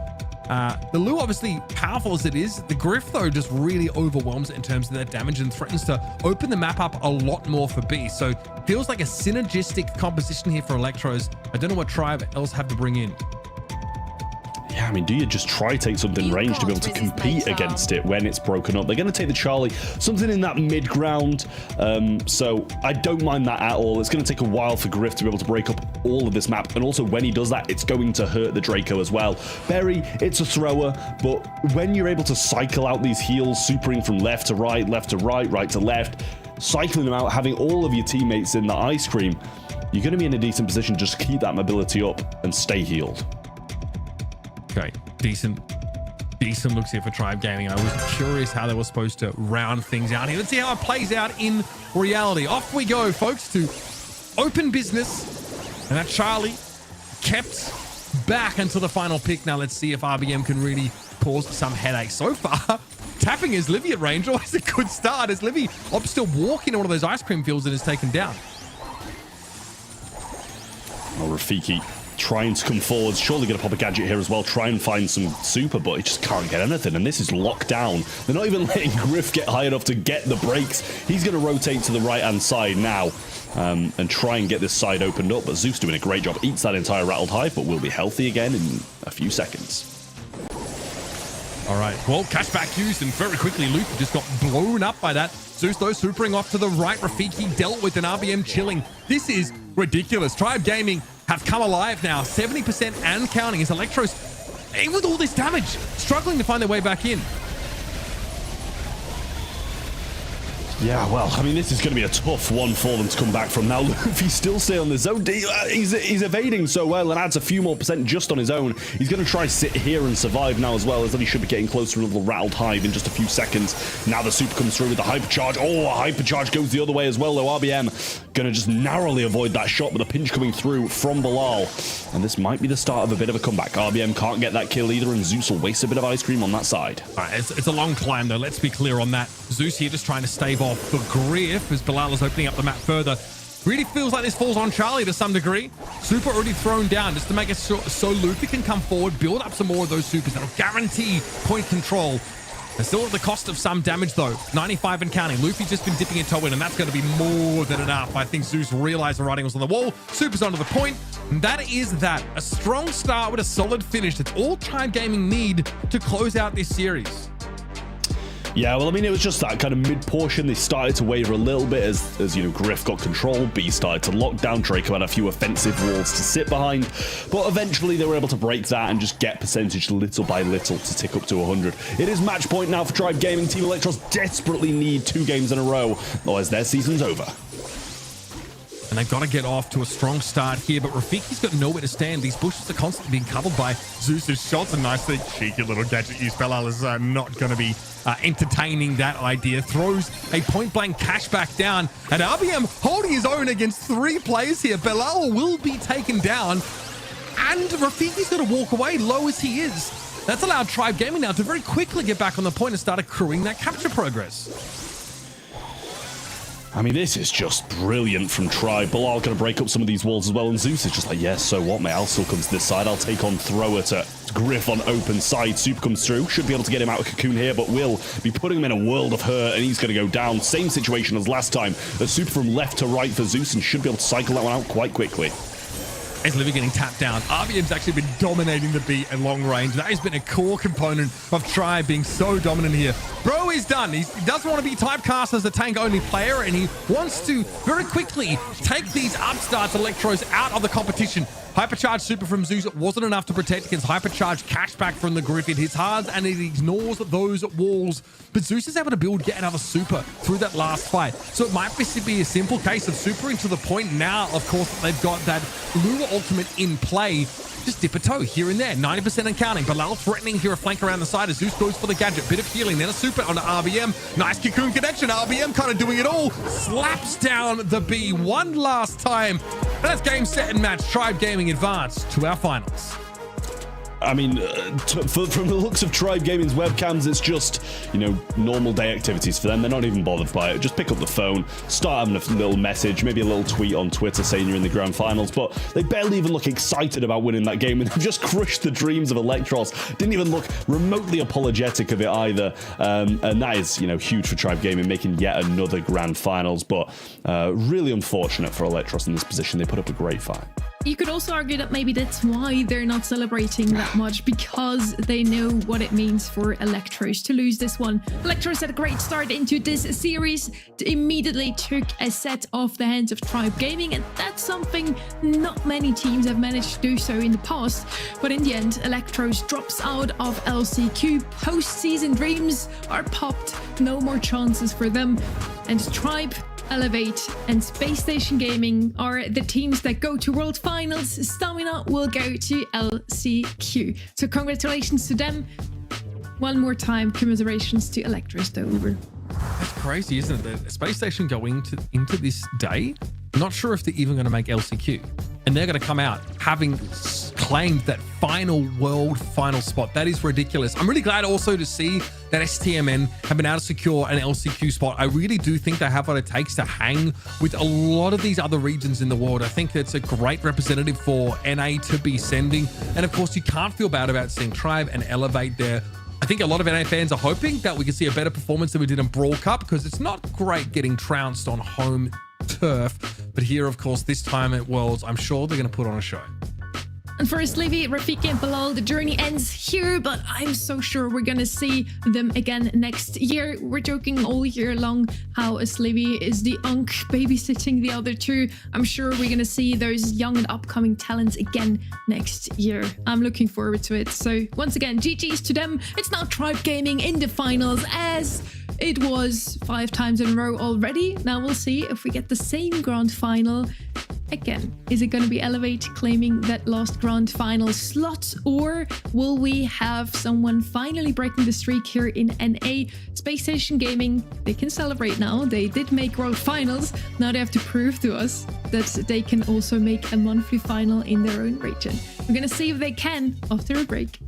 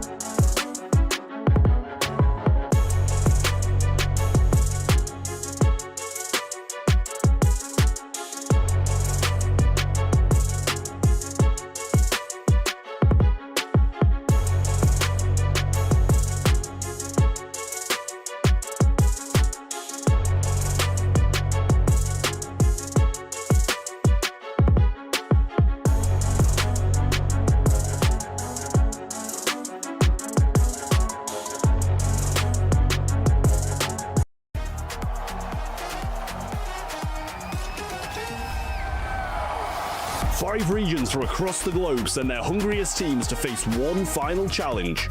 One last chance to earn their spot at the World Finals. Yoshi goes down, the spin on Chaos. He's spinning himself. He knows they've lost. 16 teams enter, only 4 will advance. Dreams will be shattered, heroes will be made. This is the last chance qualifier. 10th to the 12th of October, Sao Paulo, live from the Brazil Game Show. Get your tickets now and watch your champions in person. Or watch online at event.brawlstars.com to earn Pro Pass rewards. Make sure to mark that in your calendars. LCQ's 10th to 12th of October in Sao Paulo, so the home region of South America. We just watched that yesterday. We saw the last teams lock in their slots this weekend. Congrats one more time here to Stamina locking in LCQ and to SSG locking in that third world final slot NA has to offer. Now, Kenny, welcome back. You got a little bit of a longer break because finally we had our first close-ish match of the day. Electros did manage to make it close against Tribe Gaming, which is already a great success in itself.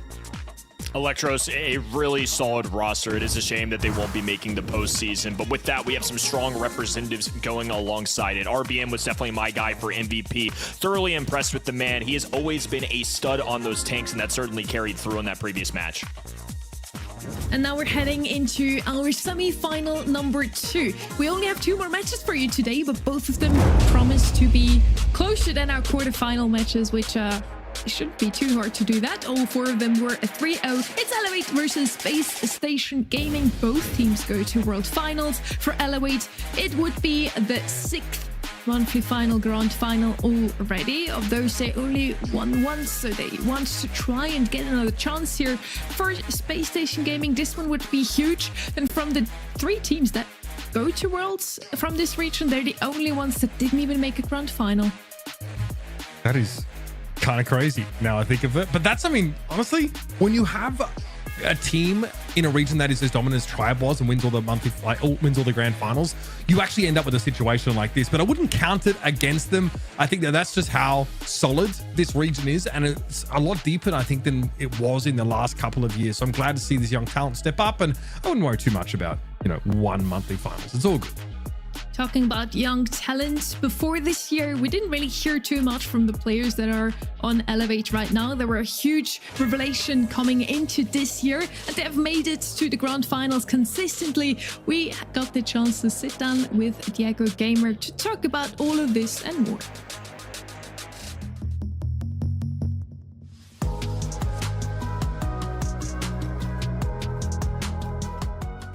Actually, we are already qualified to the World Finals, so we are really happy for that. So we are gonna scream a lot for get a good placement on the World Finals and get North America back on the top again, because we know the Brawl Cup was not the best results, and I want to play finally my first land.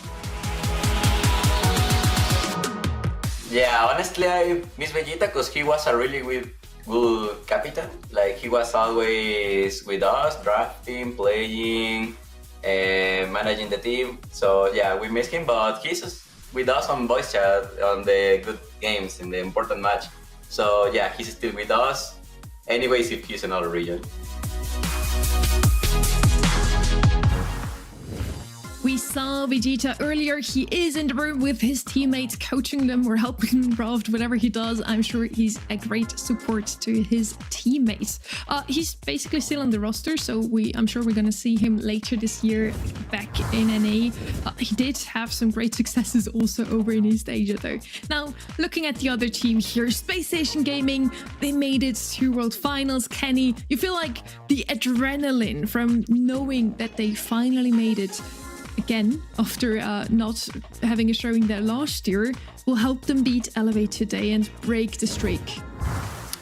I'm not sure that any team's got it in them to beat Elevate or Tribe the way they've been playing. It feels like they've only been good enough to beat each other. Bobby, Chino, and Sans, though, all longtime players and now going to the World Finals. The biggest mission of the day obviously accomplished. I think this would just be a little icing on top of the cake if they could get it to a Grand Finals.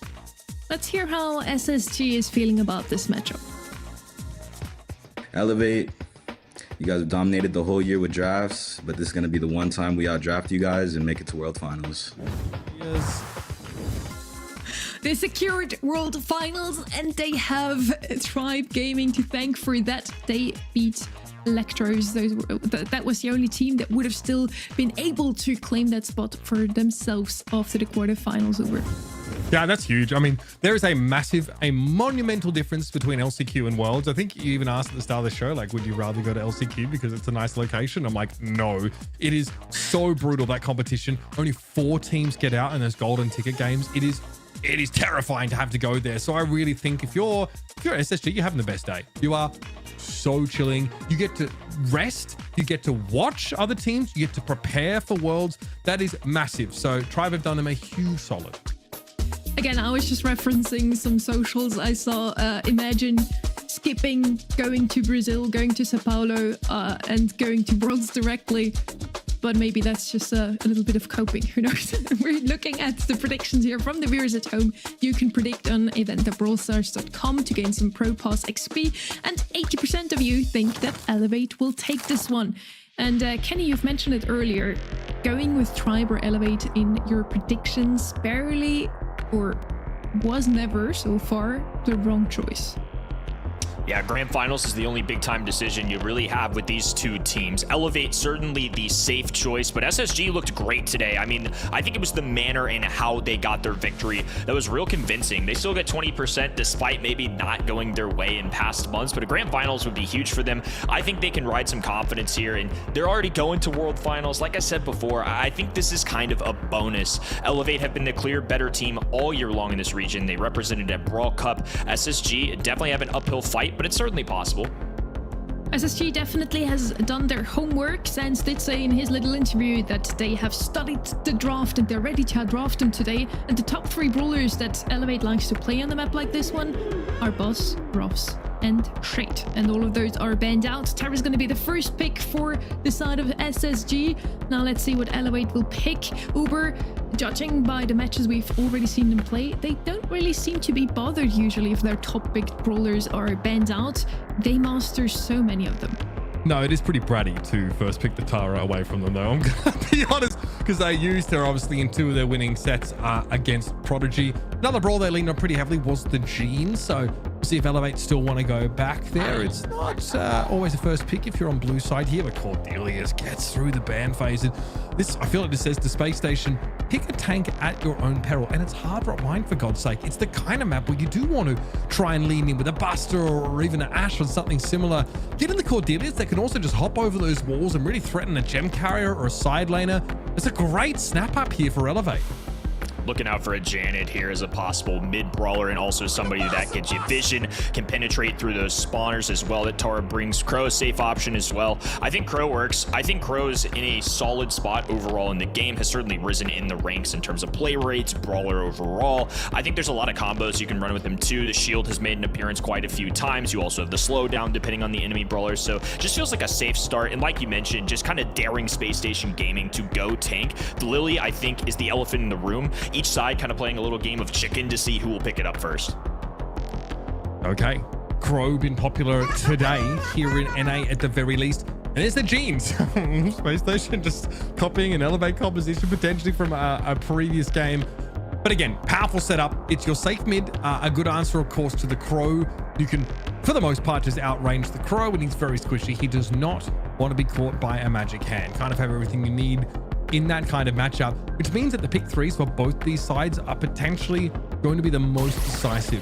Whoever's on the Tara is going to be always a threat. Moving up that side lane and the Lily here to round things out means you've got 2 brawlers who are constantly going to be looking to pressure the Crow or whoever the gem carrier on Elevate side ultimately ends up being. I think this is a tough decision if you're Elevate. In North America, Ash would certainly, I think, be on the mindset here for these guys, especially with Lily now out of it. Buster is a solid shout as well. Buster typically does really well into Cordelius, so I think that this doesn't go to SS. Nice thing for Elevate, the fact that they could scoop this up. This looks like Crow kind of has to be their mid, though. Yeah, I think that's going to be the only option at this stage. You need the Cordelius to threaten on those side lanes, and we know Buster as well can do much the same thing. The Lily matchup is interesting, but slow-mo replay is going to be important. If you can yank the Lily away from your gem carrier, or you can disrupt her via some mechanism, that's going to be very, very important to keep your mid safe. Diego Gamer, though, took MVP in that previous series. Mechanically, very, very proficient. Curious to see how he overcomes a sort of range mismatch, plus the threat of this Tara constantly in the back of his head. The rotating of X to this right-hand side. I think they're looking out for Lily. They truly have no idea where she is right now. And of course, with the gadget, she can appear up in front of your face at a moment's notice. I think that's what they're traveling as a pack. No, they don't have the best scouting, unfortunately. Diego, to some degree, is pretty short-ranged, so can't spot those bushes all that easily. Here comes Sans, though. Elevate, none the wiser. Will pop up in front of Patchy, not the matchup that Lily was looking for. Patchy just straight up wins it out. Here's help from Beyond now, going to be used. Patchy should have the shot to clear it. And now, in the meantime, Evex has been able to get aggressive on this top side of the map. Gravity used defensively now. Diego Gamer free to get some extra damage in. And all the while, he's up to 5 gens, but that's a nicely connected super from Sans, forcing Diego Gamer to jump away. But it's an exchange that ultimately Elevate are happy with. Oh, what a hook! Long range Mid-range pull and now countdown siding with SSG. What a swing! Avex position top right-hand side while the red roster moves back to a defensive stance in the middle of the map. Diego Gamer trying to chisel his way up, drag down to the Shadow Realm. Bobby in trouble, 800 HP does go down. Elevate circling them like vultures. Sands has to go to the Shadow Realm. Patchy guessing where he's at, and honestly, the heals from the Tara will reveal a dash forward, though. Sands with perfect precision. Avex is cracked. I was so impressed that he's able to get those gems out of Bobby's hands, but Bobby clearly not losing today because that magic hand was unbelievable. Shredded the needle, caught Diego Gamer out. Nothing the Crow could do. I mentioned if he eats a singular magic hand, the game is probably over. And now Sands will hold on to all 12 and hand Space Station the first round win. Bobby with a big time play. That Gene Super was unreal. The long distance pull. Patchy was on the money with all of his in the opening match for the day. So the fact that we get two brawlers that are very similar to what Elevate were using earlier against their own will, really awesome to see. That was nuts. You don't see that every day, folks. That kind of Gene play. Bobby, can he repeat that though? Because Space Station were struggling to stay in the game up until that point. Patchy here, gadgeting. Sands a little bit low and will remain low now as that hit sort of resets the cooldown on his passive healing.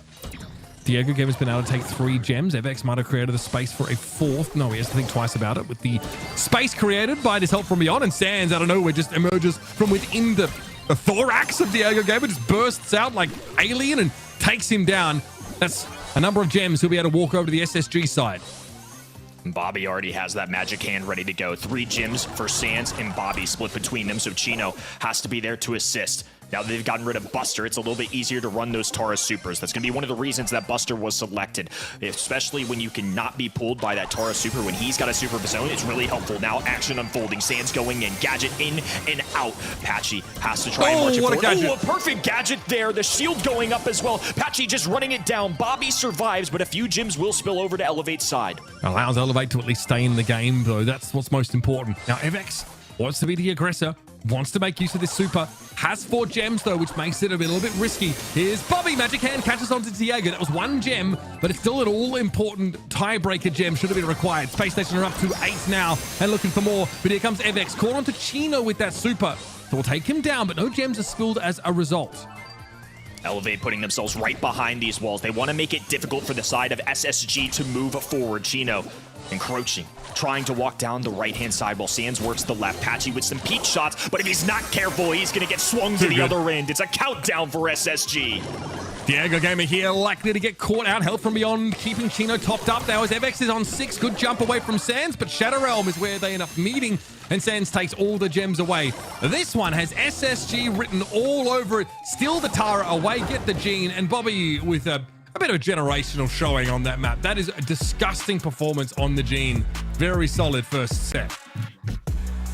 Bobby with some solid playmaking the whole way through. Lily was making tags like you wouldn't believe. SSG just firing so far today. This looks like the best shape they've been in all year long. There's already some memes going around about how a beard makes you a good Gene player. Seems to be the case here for Bobby. Already a great showing earlier today with his Gene. Now once again on Hard Rock Mine. We see it here though. Who steals the show in the end is going to be Sands once again. With the most kills here, he created so much pressure for his team. Diego Gamer on the other side, the brawler with the most potential to stop the Lily in her ways next to Cordelius, of course, didn't really get the value they were hoping for. Yeah, both is too much, I think. Elevate don't have good scouting at all. Their range, frankly, is pretty weak.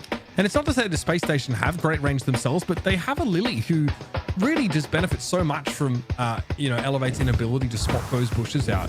Sands always had the drop on them, always seemed to come from an unexpected direction and was, I would say, assassinated the gem carrier like a little bit too frequently. I think that SSG kind of had comp and really showed it. Elevate already showed us some more creative comps today, some comps that we did not really expect. For example, they brought in the Ross again, a field promotion on dry season, something that we didn't see in a long time. And this time, again, with a very creative draft that did not work out as planned. Elevate loses the first set, but in this one, I can say the same as in the previous one. I would be very surprised if they go down 0-3 here, Kenny. I think so too. Still expecting big things from Elevate. A little bit of a wonky composition there, which is unusual for them. SSG played theirs so well. I think a lot of credit due to the mechanics of the Space Station gaming side. They're certainly making it worthwhile and showing why they deserve to go to a World Finals. So Sands did announce that they will outdraft them today. So far, so good for them. I definitely feel like they had a better draft in Hard Rock Mine. Now we're looking at Sneaky Fields. And this one is a map that we haven't seen today yet. So we don't really know what to expect here from this region outside of the scrims, of course. Gus seems to be the brawler that you want to have on your side on this map. And of course, tanks are going to come in handy once again. That also means tank counters are going to have a great time here. Wouldn't be too surprised to see a Terra, for example. Crow will have some great showings here, Uber. What is a brawler that you want to see? I mean, again, there's like I want to see Bobby run back the El Primo on this map. Give it to me. Show me some suplex. Show me some El Fuego. Will require a Cordelius ban, of course, as that's not something that Primo wants to run into, but certainly an option for you. Ash, Lily, a little bit more reasonable, a little bit more expected, I'd say, alongside the Frank. Those are likely the tanks you expect to see. We've even seen Melody brought out on this map. Like, I think Ruffs was mentioned on occasion. We see him here on Sneaky Fields. So you'll note that Cordelius is taken away by Elevate. Shade has been pretty prolific on this map, and he'll be removed. Being banned, but not Bonnie. So that is an option for whoever's first picking here. Of course, Willow's taken away. Willow's got to be removed for me. I just think it's a strong brawler, and having a thrower with mind control gives you so many goal scoring possibilities, and it's excellent for defense as well. Love the Ash call out. That's definitely somebody I'm looking out for, especially in North America. It's even been a ban in some of the other regions. First overall selection, Tara, somebody that's really risen through the ranks. Trav has been eating good this month in terms of Tara play rate. Okay. She's been very good in the hands of SSG. And again, we've seen, honestly, a number of defensive uses of her super in that previous set. And it looked fine. Just when Elevate were trying to get aggressive, throw that down, zone with it, even make use of the healing shade that comes out of it. A lot of utility there. And this is the kind of map where, of course, that psychic enhancer might be a more important pickup than help from Beyond, just to get a bit of early advanced information about where your opponents are going. I think that Hypercharge Nita Super is going to be very, very good on a number of different maps. Open business, this one as well. So reasonable pick here. Something a little bit chunky, something Space Station have to sort of figure out how they're supposed to cut through.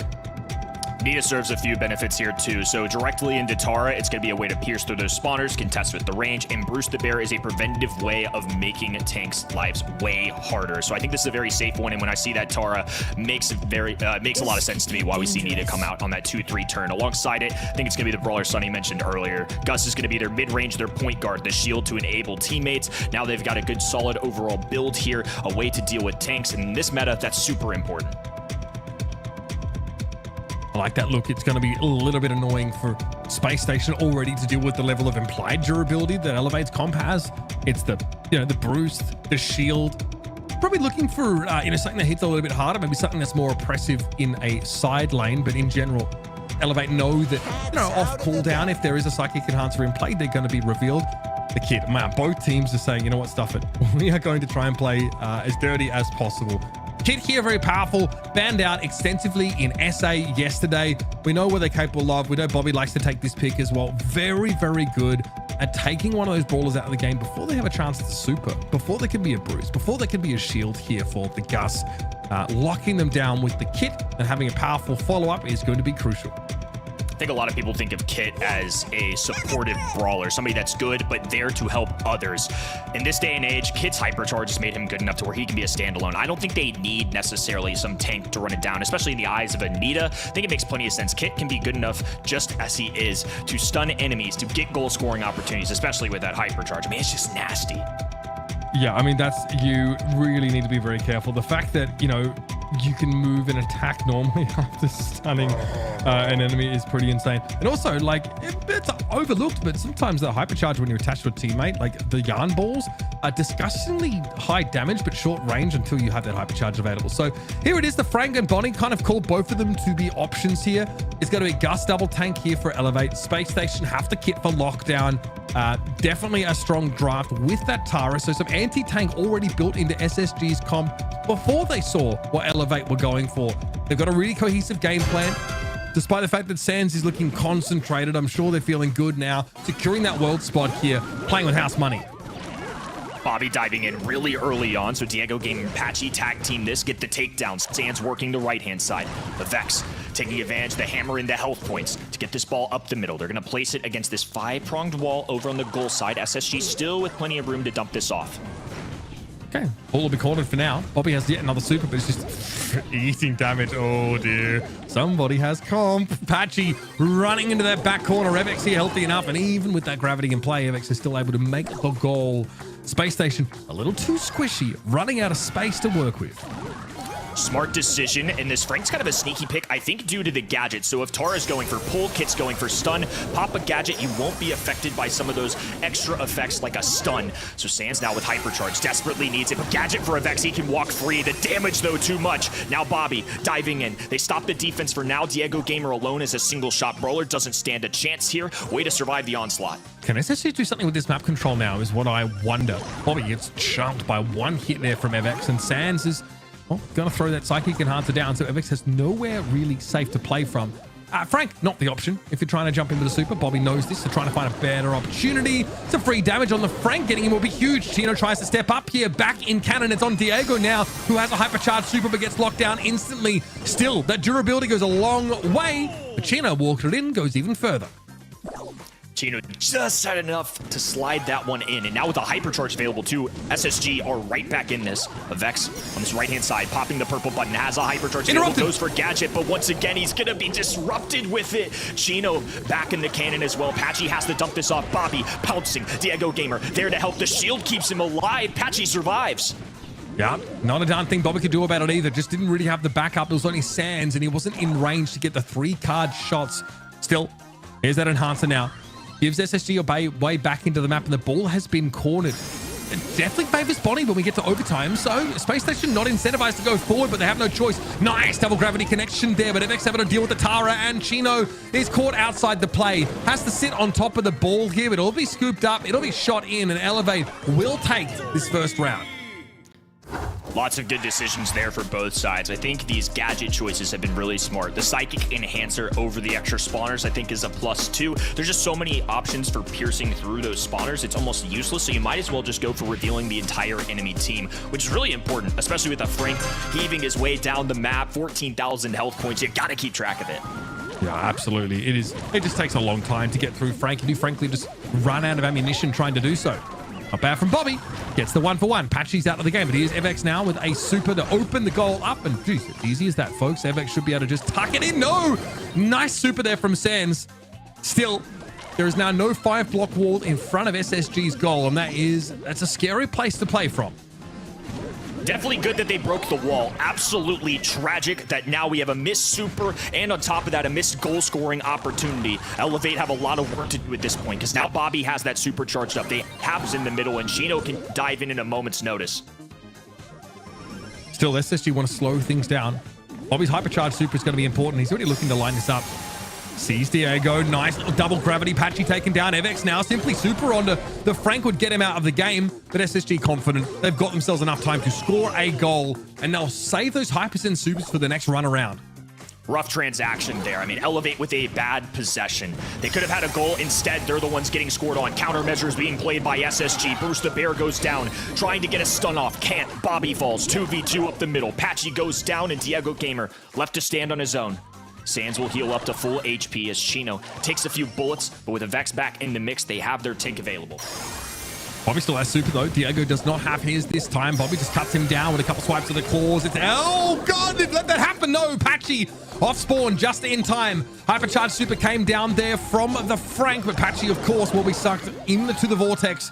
Chino and Stan still looking healthy. Map opened up. This is where Chino can really start to shine, can really start to chain these shots, build these supers as he's just done. And FX is still outranged. Such a frustrating matchup for the Frank to play. And Chino, confident to win it out, still loses. FX able to come out on top and hang about. Elevate of a goal here. No doubt about it. Vex winning that was actually insane. Down to about 400 HP, got the dodge off, and now they've got a shot in the net as well. 1-1 overall, and Bobby getting sneaky. Hypercharge going down, so Vex pops the gadget. So much damage being dealt, though. Sand scooping every one of the enemy side. Patchy left all alone. Dive in, purple button clicked, and SSG have tied this set. Okay, keeping it interesting for us. I'm glad to see that gadget from Frank, the active noise cancelling, pretty important when those supers from Tara come down, but there's so much CC that you have to answer. If not the Tara, then the kit. Something's going to lock you down. And despite FX winning that unlikely 1 versus 1 against the Bonnie, the damage is already done early in the round. Space Station have a comp that navigates these open spaces really well, and Bobby has been the playmaker going in. Moments like this, just an easy assassination on Diego, and surely we're not just going to score off the rip. Okay, Space Station now eyeing off a set win with 1 more goal. Bobby just sent it right up the gut off the rip in the game. Was in prime position, got around the corner for an easy shot. Now Tara's got a super, a dive in from Chino. They're doubling down on that right-hand side. So Patchy marches up the mid. Stun goes through, tries to slide one through and just off the mark. Patchy, though, has to move forward. Oh, such low HP. A perfect kick to this right-hand side. Diego Gamer sprinting for the ball. Bobby back. Patchy not available. And the stun goes through a Vex, racing to the ball, but can't quite grab it. Stun connects, but Chino was indestructible because of the respawn. How ridiculous. Such a silly passage of play there. FX eventually will succumb. Bobby's allowed to move into the middle of the map now. Of course, healthy enough, but has to watch out. Patchy just blows up on him. The ball's going to be kept cornered, and Sands might have to use a hypercharged super to slow this aggressive pace from Space Station down. All is cornered, though, and that's been a problem for Elevate to recover. Diego Gamer with the hypercharged super, but Elevate pretty conservative about trying to even up this game. No shortage of purple buttons for either side, and now all of them being clicked for SSG. A big pull, enough to eliminate Patchy. Now Bobby moving this ball forward. Chino down the left-hand in, Sands in the middle. All 3 members of the red roster looking to get another one on the board.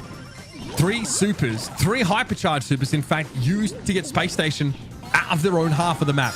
Chino hits a big stun off the back. 3 stuns on these Brawlers conditions. Very powerful. Another great Tara super here, but FX is going to be swinging for the fence. Bobby goes in, knows he has a super. Should he need it? And he does. Patchy will be connected with. Chino, though, has to dive on in and make sure the job is done.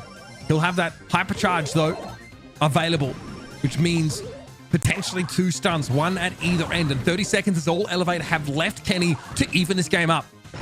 SSG have put on a clinic on defense, but they have to do it one last time. With 25 on the clock, it's getting interesting. If Vex finally falls, Chino alive, down to a 2v1. Patchy throws down Bruce the Bear. The stun goes through. Bobby looking for a stun of his own, though, and all the members fall. Bobby sitting comfortably in the middle of the map. With Sands on the respawn, they have a hypercharged super available. Elevate, see the writing on the wall. It just might be SSG's month. They are 1 set away from the first disruption of our North American Grand Finals. I hate to say it, but Bobby, I mean, you've got to admit it to yourself, bro. This guy plays like a fiend when he's under no pressure. That is ridiculous. The kit performance there, sublime. Very effectively taking these 1v2 scenarios and being able to win them out. I think that, again, having 3 Brawlers with stuns, very, very strong on Brawl Ball. Strong enough even to deal with that Frank comp. Very well played, SSG here. They could be the first ones to break the curse. Kenny already said it. If they get this monthly grand final entry, it would be the first time they made it themselves, but also the first time for anyone other than Elevate and Tribe Gaming to be in the grand finals. Space Station Gaming's journey to the grand finals has been cut short a bunch of times already. They made it to semis a couple of times, but were cut short by either Tribe or Elevate previously. The last time those 2 teams actually faced was in April, where Elevate made it into finals in the end. So yeah, it's a super... It was actually March, sorry. March, where Elevate won 3-0 against Space Station Gaming. It's actually a super tight match between those 2. Space Station Gaming wants to take revenge here, and so far so good for them. Elevate now needs a reverse sweep to make it into grand finals. This has never happened before, Kenny.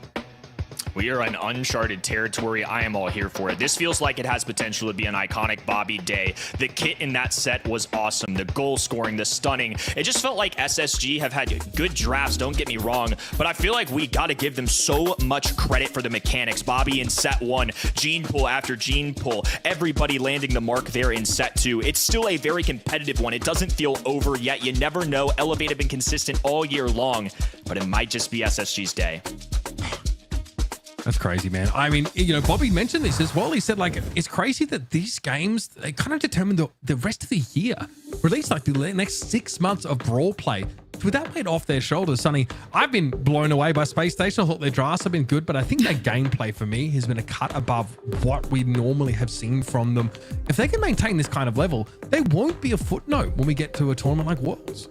I think you're right here. It's really both gameplay and draft. Sense already has said that they will outdraft everyone today, and so far, yeah, that definitely worked out. They've been constantly banning out what Elevate likes to play on those maps, and we've been saying, looking at Elevate's performance in the quarterfinals, that Elevate doesn't really care if their best brawlers are banned out because they can just cover such a wide pool of brawlers. Now against Space Station Gaming, that doesn't seem to work out anymore, Kenny. It's a really interesting setup we've got going. 2-0 to SSG, certainly not what I was expecting. I did think this was going to be more competitive than we've seen in months past, especially after what we saw out of SSG in the quarterfinals, how convincing it was. Right now, these guys are just on top. The gameplay, the drafting, everything all around great. I have to grow a beard. That's what I'm learning. Facial hair equals better Brawl Stars play. Maybe I'll win more ranked games if I just follow the Bobby model. So I guess my dreams of ever becoming a really good gene player are over then. I trying to grow a beard and you got it. Yeah, I think it's just not possible really. Just give it more time, honestly. Yeah, probably it's just a time Can I offer thing. you a raft out at sea? Maybe a volleyball to keep you company? Yeah, that would be actually a great time. At least I would have someone a bit more interesting to talk to for once. Okay, I'm just saying. I'm just kidding. Sorry. Right. Let's look at the draft, guys. Berry, Crow, and Gray are banned out. The most played brawlers by Elevate are actually Crow, Stu, and Straco. So for once, Space Station Gaming isn't just banning out everything that Elevate likes to play, but they are picking it away. Draco is featured heavily in Elevate's draft, so yeah. Taking the Draco first pick here definitely makes a lot of sense on Dueling Beetles. Once again, we have Finks left open. He was the most picked brawler on any hot zone map yesterday in SA. We also seen him a couple of times today. Let's see if he's gonna be picked up here. But I'm also eyeing Lou and Lumi here that have been heavily featured in the past. Those ice rings are just so oppressive. You have so much area control, but this time around, it's gonna be Finks for Elevate Uber. Okay, yeah, look, obviously just really potent. No matter what hot zone map it is, Dueling Beetles I feel like gives our throwers a little bit like closer access to the point itself, but still overwhelmingly powerful. Pam is starting to make her way back into this kind of map just a little bit more. Obviously, always potent, and on Dueling Beetles, she can, you know, put a healing station behind that indestructible wall, and you still get a little bit of healing on the point. But Hank is going to be the option instead. Fish Torpedoes, good for sustain, a hypercharge that is quite powerful. I like the looks here from Elevate. Space Station, though, have only just begun to build, and we've seen the Draco find so much success today.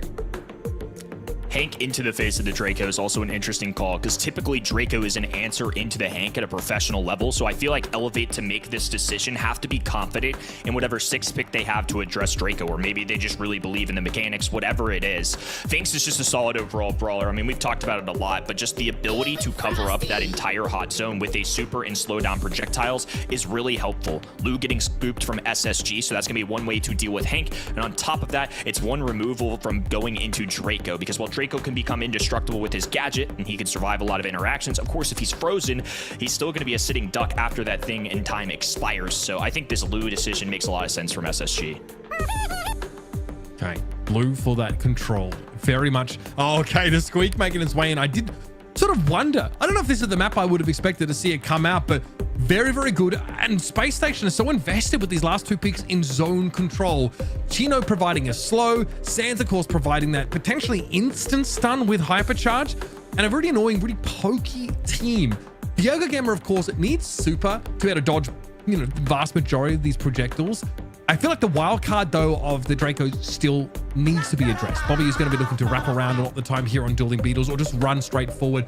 And there is the Stu, pretty good out in the open on the point, but also can operate on a sideline quite well. Because if you'll notice, Sans and Chino have decent range, but outside of that, Evex can be pretty pokey.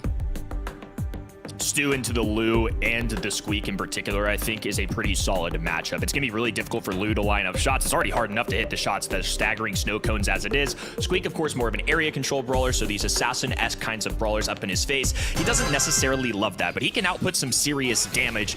SSG on a dream run right now. 2-0 in the semifinals, went unscathed in the opening, and now they're just one away from being the first team outside of Elevated Tribe to make a grand finals. All right, let's run it up. Space Station Gaming with the hand on the axe, trying to put Elevate out of this competition. But they definitely have other plans. Here's that super from Sans on the point, though, denying it from Patchy. Bobby's going to be able to move up and get a bit of extra percentage here, but Diego Gamer has been unleashed into the backline of Space Station, and I'm not sure if they're going to get out of there alive. Chino straight up loses that fight. Eventually, Diego falls. Should fall. I'm trying to predict the future here, or at least what I expected, but he's doing a little bit too much. He's doing the most in the back there. The Space Station, though, still kept a pretty healthy lead despite that random interloper appearing on their side of the map. Sans doing a whole lot. He really provided some great value there, staying alive, even getting a takedown he probably shouldn't have. Those Lou ice rings have really kept SSG afloat. Now they're expanding their lead as well. Hypercharge available. Perfect way, Diego Gamer. You need either big bursts of damage or to halt the big fella. And now the shrimp on the right-hand side is going up. He's still fighting. The super being rotated, and it's so difficult to bring him down, especially if you're somebody like Bobby. Sans getting unreal value. You said it, man. He has not left the point for anything. Evex is not doing remotely enough here to put the fear of God in the guy, and so he is sticking around. Diego Gamer and Patchy getting absolutely hammered by this hypercharged super. Diego, or rather Chino, has just created all space in the world for SSG to work with. And like an interior designer, they've done a great job with it. That is filthy. 121% in the decider set, bro.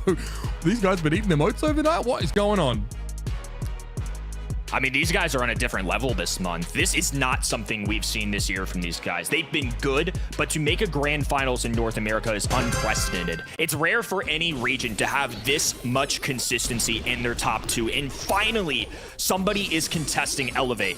They're going to be pushed. This is certainly the biggest challenge they've had all year long outside of maybe things like Brawl Cup, but they're used to being top dogs in their region. This is definitely a spot they're not used to seeing. Better start for Elevate, at least. Still, once Bobby starts to get those reloads off, Diego Gamer is going to find himself stuck with too many of these bombs to count. Super comes in. Zones out. Chino now as well also wants to put pressure on Diego Gamer, and Bobby's able to deal with him. Chino, good gadget use, but Evex is able to triumph. And that super from Finks on the right turns Sans off for quite some time. And already, those are slower moving projectiles from Sans, so we ain't hitting anything when that Finks super gets deployed. Strong start for Elevate, but with this wall being open on the left-hand side, Diego Gamer kind of has to move to the right. Evex can work with the open space, but with the Lou ice ring, Squeak shots raining down at them, there's really no room to walk. Patchy finally drops a super of his own to try and slow these down. Beautiful dodges going through Chino. Indestructible with the gadget. They still find a way to take him out. Elevate have to climb their way back into this mid. Chino literally faster than the flames that his dragon is spitting. He is getting ahead of those. That should not be physically possible. Still, Elevate aren't able to do too much with that Finks super. Not as much as they would have liked anyway. Forced on back they are. Diego Gamer knows now with his hypercharge developed, he has to be super aggressive. He needs to go 1v2 in this situation as Patchy steps in with yet another super. Sans laboriously deploys the super of his own, but now that it's down, it will have the zoning impact that Space Station are hoping for. So much so that Patchy still can't touch. He's in enemy territory to even play the game, and he does at least throw that super down, which will force Chino to play ahead of the point, and Sans and Bobby will be forced off of it. Evex is doing the most to make use of that Finks super. Elevate have to be perfect the rest of the way, not just in this set, but for the entire match. Slowly climbing their way back up at 79% for Space Station Gaming. Elevate had quite the gap to go against Chino, going for another gadget, gets value out of it. Evex skating across the map, but has to be careful. Doesn't want it to be on the ice. Sans gets a big time takedown, 90% and climbing. Evex doing everything he can in his power, but the clown pin even comes out. Confidence being showcased, and SSG are on a rocket ship to the postseason and also the grand finals. Okay, bros. You already made worlds. You can stop now. They're already dead. 3-0. What a result. And what a vindicating one as well for this team who has struggled to take on teams like Elevate, teams like Tribe over the entire course of the year. Now, okay, let's just see how far they can go. Maybe all the pressure this team's been put under over the course of the year has resulted in a roster that can take on the world. Won't get ahead of ourselves here, but that is an unbelievable result against Elevate. I would like to take back a couple of statements we've all made today. Every single time we've been saying, oh, we finally have a close game in our hands. When we said Elevate probably won't lose 0-3, right? I would like to take that back now. SSG, they look very different from the SSG we've seen all year. Absolutely dominant over even Elevate. Tribe Gaming and Elevate have ruled every grand final this year. Any other team making grand final is unprecedented. But that being said, SSG is that third team representing NA in the World Finals, and they've just proved to us again how much they deserve it, Kenny. 3-0 and 3-0 for SSG. STMN was a team they were so close to just a couple months ago. Elevate have had this region's number. Something about this team today.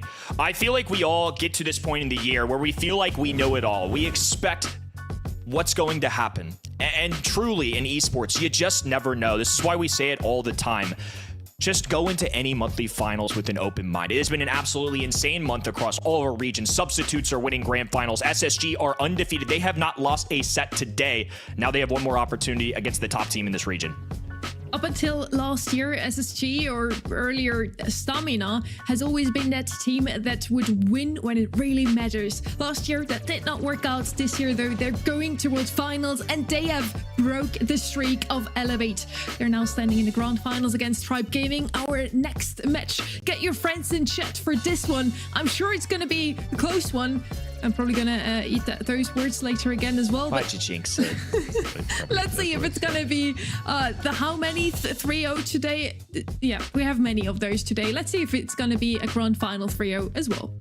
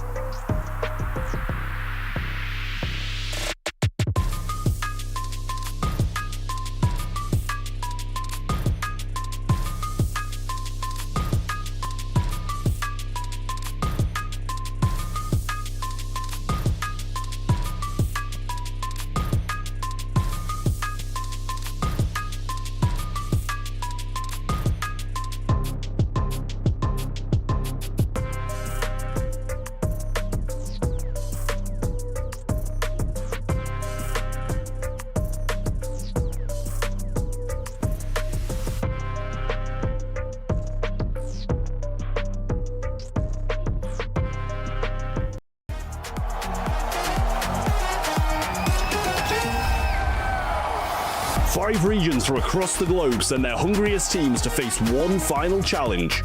One last chance to earn their spot at the World Finals. Yoshi goes down the spin on Chaos. He's spinning himself. He knows they've lost. 16 teams enter, only 4 will advance. Dreams will be shattered, heroes will be made. This is the last chance qualifier. 10th to the 12th of October, Sao Paulo, live from the Brazil Game Show.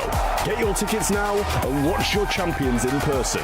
Or watch online at event.brawlstars.com to earn Pro Pass rewards. LCQ is going to happen 10th to 20th of October in Sao Paulo. Mark it in your calendars. And we'll come back to the August monthly finals. I'm saying this for the very last time today and this year overall, as this is the very last day of the monthly finals. After that, it's post-season time, LCQ and World Finals. We have locked in all of our slots now also for NA. One of those teams that have claimed the last spot in a 4-way battle is SSG, and they just made Elevate look like they don't know what they're doing. A 3-0 loss handed to Elevate today. Elevate, a team that has made it to every single grand final up to this point. It's unprecedented that any other team even makes it to this point. But Reddy, welcome back as well. SSG's in the finals. Crazy day. This is remarkable. They're the only team that has managed to make it to the finals with the exception of Tribe and Elevate. Sans, your MVP, and definitely the MVP on the cans as well. He shows, I think, the most jubilation when it comes to the reaction. You can see how much it meant to them just to win that quarterfinal. Now they're steamrolling through the semifinals. Now they have a chance at the finals themselves. But versus Tribe Gaming, this is a matchup that they've played a couple of times. It has not gone so well in the past. Sans deserved MVP in the previous match. He was also the one that said, today we're gonna outdraft them. And they did against Elevate. Let's see how well they will do against Tribe Gaming. Still the unbeaten team so far. The only team to have ever beaten Tribe Gaming in an A this year was Elevate, and they only managed to do so once, Kenny. Tribe Gaming are the full-on Kings of the North right now. If SSG were able to pull this off, it would be quite the Cinderella ending to our North American year. It's been a pleasure to watch. I mean, Tribe Gaming all year long have been phenomenal in this region. It's been a long time coming. RBM, Luffy, and Zeus now paired with each other for a couple years. Once again, looking out for a World Finals from them. I know they're going to want revenge on the international stage after Brawl Cup. Behind the scenes, many of those teams are also friends. Once again, we were able to sit down with a couple of those players, a couple of those teams. And of course, we want to know what Tribe had to say coming into this month. Let's see if they expected Space Station Gaming to stand in the grand final with them today. Tribe Gaming, you guys have dominated the whole... Space Station, espero que hayan llegado con un buen nivel para haber llegado a la final y espero que lo demuestren en este último partido. So Killer is hoping for SSG to have reached a nice level up to this point, and he's hoping that they show it here again. If SSG manages to show it here, it could be a toughie, even for a team like Tribe Gaming. Ready? Goodness, SSG, they've been on a tear today. And we talked about what they said before they even showed up today. We're going to come and we're going to outdraft everyone. And so far, they've managed to do that. Man, they've looked so good on the mechanics as well. Seeing some repeat brawlers in here, so it's also going to be a test of how well Tribe Gaming can adapt in the moment to a very different SSG that we're seeing today. Sans said to Elevate that they're going to outdraft them today and they will make it to the World Finals. Both of that became true, so let's hear what he has to say to Tribe Gaming. Tribe Gaming, you guys have dominated the whole year, but this final month, we got to take it home and go straight to Worlds. Let's see if the manifest technique works here as well. Against Elevate, it definitely did. Now against Tribe, Sans is also saying that they will take it. So let's see if Space Station Gaming will not only write history by going into the grand finals of LA, but also winning it, Kenny. This should be a fun one to watch. It's hard to doubt the guy. Reddy is putting his full faith in his statement as well. I have mad respect for it. They've been an unbelievable team today. The mechanics have just stood apart from all the past month with these guys. Reddy, you can take it away here. I want to hear your reasoning behind those prets. Well, I think I said it at the beginning of the day where I was predicting with my heart, not my mind. It's been my philosophy this year, and I'm predicting for the best story. It just, you know, it's something in the air today. A bit of magic maybe be paying a visit to North America. We'll see if I'm correct, but I'm just going for what I think is the best story. Don't blame me, brother. It's been a special month to say the least. I think the unexpected has just been in how dominant some of these showings have been. I feel like we came into this month really anticipating that all of these teams battling for LCQ would be 3-2s across the board. You know, everybody's going to bring their best stuff. It's just the best stuff for some of these teams like Space Station Gaming have been enough to propel them to a world final spot. The fact that they came in today not knowing if they would make the playoffs and are now making the world finals, just crazy to think about. And now we're heading into the draft, the first one of this grand final. SSG has already rewritten the script by making it into the grand finals. Let's see if they can also win against Tribe Gaming. Also unprecedented so far, only done once by Elevate this whole entire year. We're in triple dribble. We talked about this map a lot already today. We talked about how strong Cordelius and Willow are specifically. Both of them banned out here by Tribe Gaming as they have lost pick. Lumi banned out as well. One of the brawlers that SSG really likes to play. They've banned her out themselves though. Barry and Hank as well. I wonder what they will pick up first here. I know Tribe likes to play Larry and Lori here. We've seen this brawler before, and Draco also quite high up there. Kit is going to come out again. A brawler we've seen very often today from the side of SSG, Kenny. No surprise to see Kit coming out this early. I think you make a good call out with Larry and Lori as well, especially when we look at the band stage. We see Barry on that top right-hand side, Willow on the top left. Larry and Lori have really been on the rise on this map in particular because it makes you more assassins-proof. We are looking on the other side. Kit is, I mean, honestly considered an assassin, I would say, just especially with the amount of dive potential that he has at you with that hypercharge. We saw Bobby pop off with this brawler earlier today in Brawl. I have no doubt he'll do it again. They're going to have to find a way to combat this for Tribe Gaming. Lou now making an appearance on the side of Tribe should be good into any sort of overwhelming aggro. It's going to be a major deterrent against any sort of strategies that combine Kit with another brawler, because there are a few different ways you can play him. Yeah, you can play him as an assassin, but he becomes a thrower when he attaches to a friendly brawler, and I'm looking at plenty of possibilities on the field at the moment. The 4-5 from Space Station Gaming could spell something deadly. So Tribe Gaming are leading with a bit of anti-tank of their own. The strongest options, of course, sort of being spelled already. Here's the Larry and Lori that we just referenced as being a favorite of Tribe Gaming, and should also be good in the absence of an enemy thrower. Really helps also that like Willow is out of the mix already. It was a good deterrent for the first selection of Space Station Gaming, and just in general, I think Space Station are going to have a bit of a rougher time when it comes to this thrower 1v1. Maybe they'll decide to fall back to the good old bread and butter that they've run today, which is Sands on the Barley. Barley was one that comes to mind just to try and match with a thrower. I think the only other option at thrower would really be a Dynamite, which would be a bit of a bold call just in the meta we have overall. Charlie there, Spiderlings can go down. I think the extra helpers with the spawners will be really useful in terms of Lou, somebody who has those tiny projectiles that do a little bit of damage. You got to connect all three of them to be really effective though. Helps that Larry does have splash damage, so should be able to take down some of the spiders from Charlie. Charlie's going to serve a similar role to Lou, in that she's able to provide some pretty good CC versus enemies. One thing she's able to do better than Lou is peek around walls, so definitely something to watch out for. That Lou hypercharge is going to be one of the bigger focuses of this composition. Here's Barley from Space Station Gaming.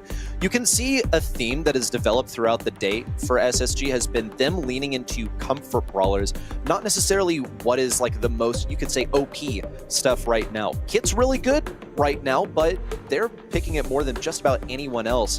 And they've picked it numerous times today. Same goes for this Barley. Solid composition on the right-hand end, so Tribe Gaming will be deliberating what they want for their 6th pick. Final brawler on the map to try and deal with this combination. It's going to be a Lily. I think it's one that I really, one of the ones I would say I was expecting. I think there's a few brawlers in the mix. Honestly, Lily has gotten to a point where it's been banned. We saw this earlier today in Tribe Gaming when they took on Triple Dribble as well as a ban stage kind of brawler. Up in the face of Kit and Barley, assuming Kit's not stunning, it can work pretty well. Charlie's a little tricky to deal with, but I just feel like there's so much potential with a Lily pick. Really can be an explosive brawler and lead to some goals. Potential for sure, but where is the execution? That's what we rely on Space Station Gaming to provide.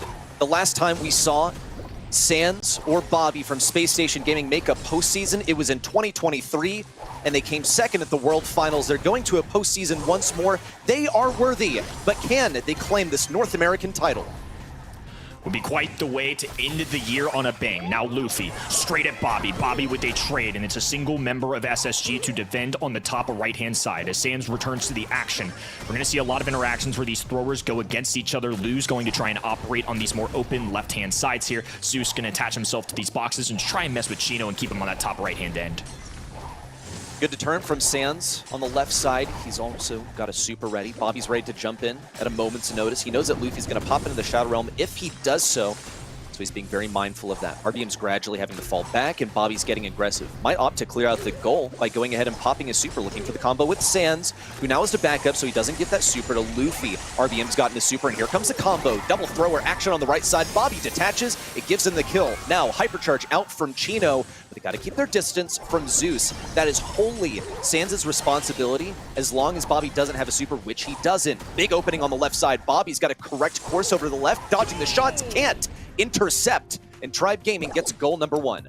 Great turnaround for Tribe Gaming. They were able to sustain that interaction and get it down to the other end of the net. Now Kit with a super available Luffy. I feel like they're just going at each other back and forth. Now Shadow Realm. Bobby wastes a super, goes for Gadget. Cardboard Box right in the face of RBM, who drops the Ice Ring for defense. Not enough though. Bobby willing to go skating, especially if it means a trade.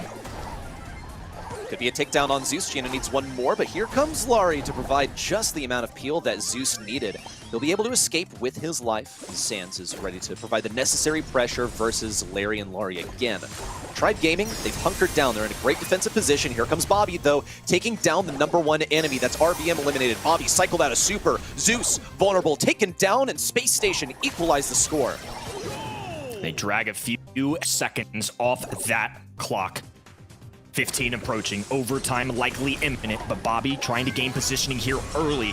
With the walls up, both of these sides want to try and dictate who has positioning in these in-games. Chino gonna be on the back lines, now falling. RBM, super available, Ice Rink goes down. Sans cannot move a muscle, but it's low HP on that top left-hand side. They're trying to extend for that ball. Now diving in, Luffy takes out one. Bobby diving forward, gets a connection there for the 2v2. He's cornered. Chino just has to run it down against Luffy, and they hold on for dear life.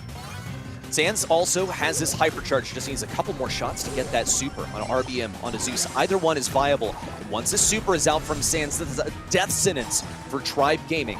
Sans just gradually working on hitting these shots, and Bobby trying to provide the room. There's the super. It's wide open. Luffy tries to clear the ball. Unsuccessful. Bobby's got the stun, and he's also got the super. No interception from Larry, and Space Station get game 1. What a fight. This one's shaping up to be a great set as well. I feel like SSG have been dueling with some of the top teams in this region all day long, have yet to lose a set, bringing their best stuff here in our month number 6. Game number 2 underway. Different layout from Tribe Gaming this time. They're going to put RBM at mid and send Luffy over to the left side versus Kit. Much more optimal for Luffy because at least he'll get some supercharge for his troubles. Finding himself pinched between Sans as Bobby. Far from ideal. Bit of a whiff there from RBM that could have saved the life of Luffy, but at least it's a trade. Meanwhile, on the top side, Zeus is going crazy. He's got one. He's looking for 2 on a Chino. They won't get anything just yet. Nonetheless, Tribe Gaming are in a super aggressive position, and Space Station Gaming are against the ropes. Thankfully, Sans has a super in, but Luffy's going to try and force his way through. Chino can't defend all of this himself, and that's goal 1 for Tribe. The extra spawner coming in real useful there for Tribe Gaming, just overwhelming SSG to the point where they couldn't keep up with the damage. Now a dish to the left-hand side, Bobby invisible. They don't realize where he is. They have an inkling about it, though. You saw RBM taking shots. Stun goes through. Bobby with the hypercharge. Low HP will fall back for now. Dribbling down the left-hand end. Herbal Tonic to preserve his life. Luffy, a full HP brawler. Dive in, goes for the big time play. Sans there for the follow-up shots. Last call on the ground as well. Tribe Gaming falling back. Sans with the kick forward. Looking for his teammate Chino here, who has the super available. The Coon punches him in, and now they've got one of their own. 1-1 overall in the set. Luffy has his hypercharge, though. That's deadly. Does he know that Bobby's over here? Well, he couldn't tell from his hypercharger supercharging. Bobby gets a jump on him, but Luffy delivers an assassination to the enemy side, though avenged by Bobby. It's a 2v2, but Zeus keeps backing them up. They don't have their thrower. They can't really respond. Thankfully, Sans respawns, and he has a hypercharge and super in his back pocket. Gonna have to use it now, but it's only really gonna hit this clone from Zeus. Nonetheless, it does force Tribe Gaming back just a little bit more. Space Station Gaming have tons of utility at their disposal here. That was a whiff super from Luffy. Tribe Gaming, despite their best efforts, are getting pushed back. Really feels like a game of pixels right now. Tribe Gaming with the territory, though. Barley in trouble, and he knows it. Getting the last call down while he still can. Luffy gonna be in his face. A kick forward. Bobby scoops up the ball. Goes to the right-hand end. The Cocoon to stun him out, but now he's frozen solid. Zeus sprinting to the top right-hand side while RBM holds his own. Sans covering the map in Herbal Tonic and shots on the ground, but it's not quite enough. Tribe Gaming will tie things. That defense attempt from Sans was just about as perfectly as he could have played it, even down to where he was standing at the goal. Just probably the right placement when it came to trying to block something. It was just unfortunate that it was too close for him to be able to block that one on the goal line. But Space Station Gaming, they've looked fantastic so far, especially compared to how they've done in previous months versus Tribe Gaming. Previously, the most they were able to get versus Tribe Gaming in a match was a single game. Now they've equaled that. Bobby with a nice takedown. All it does is a trade.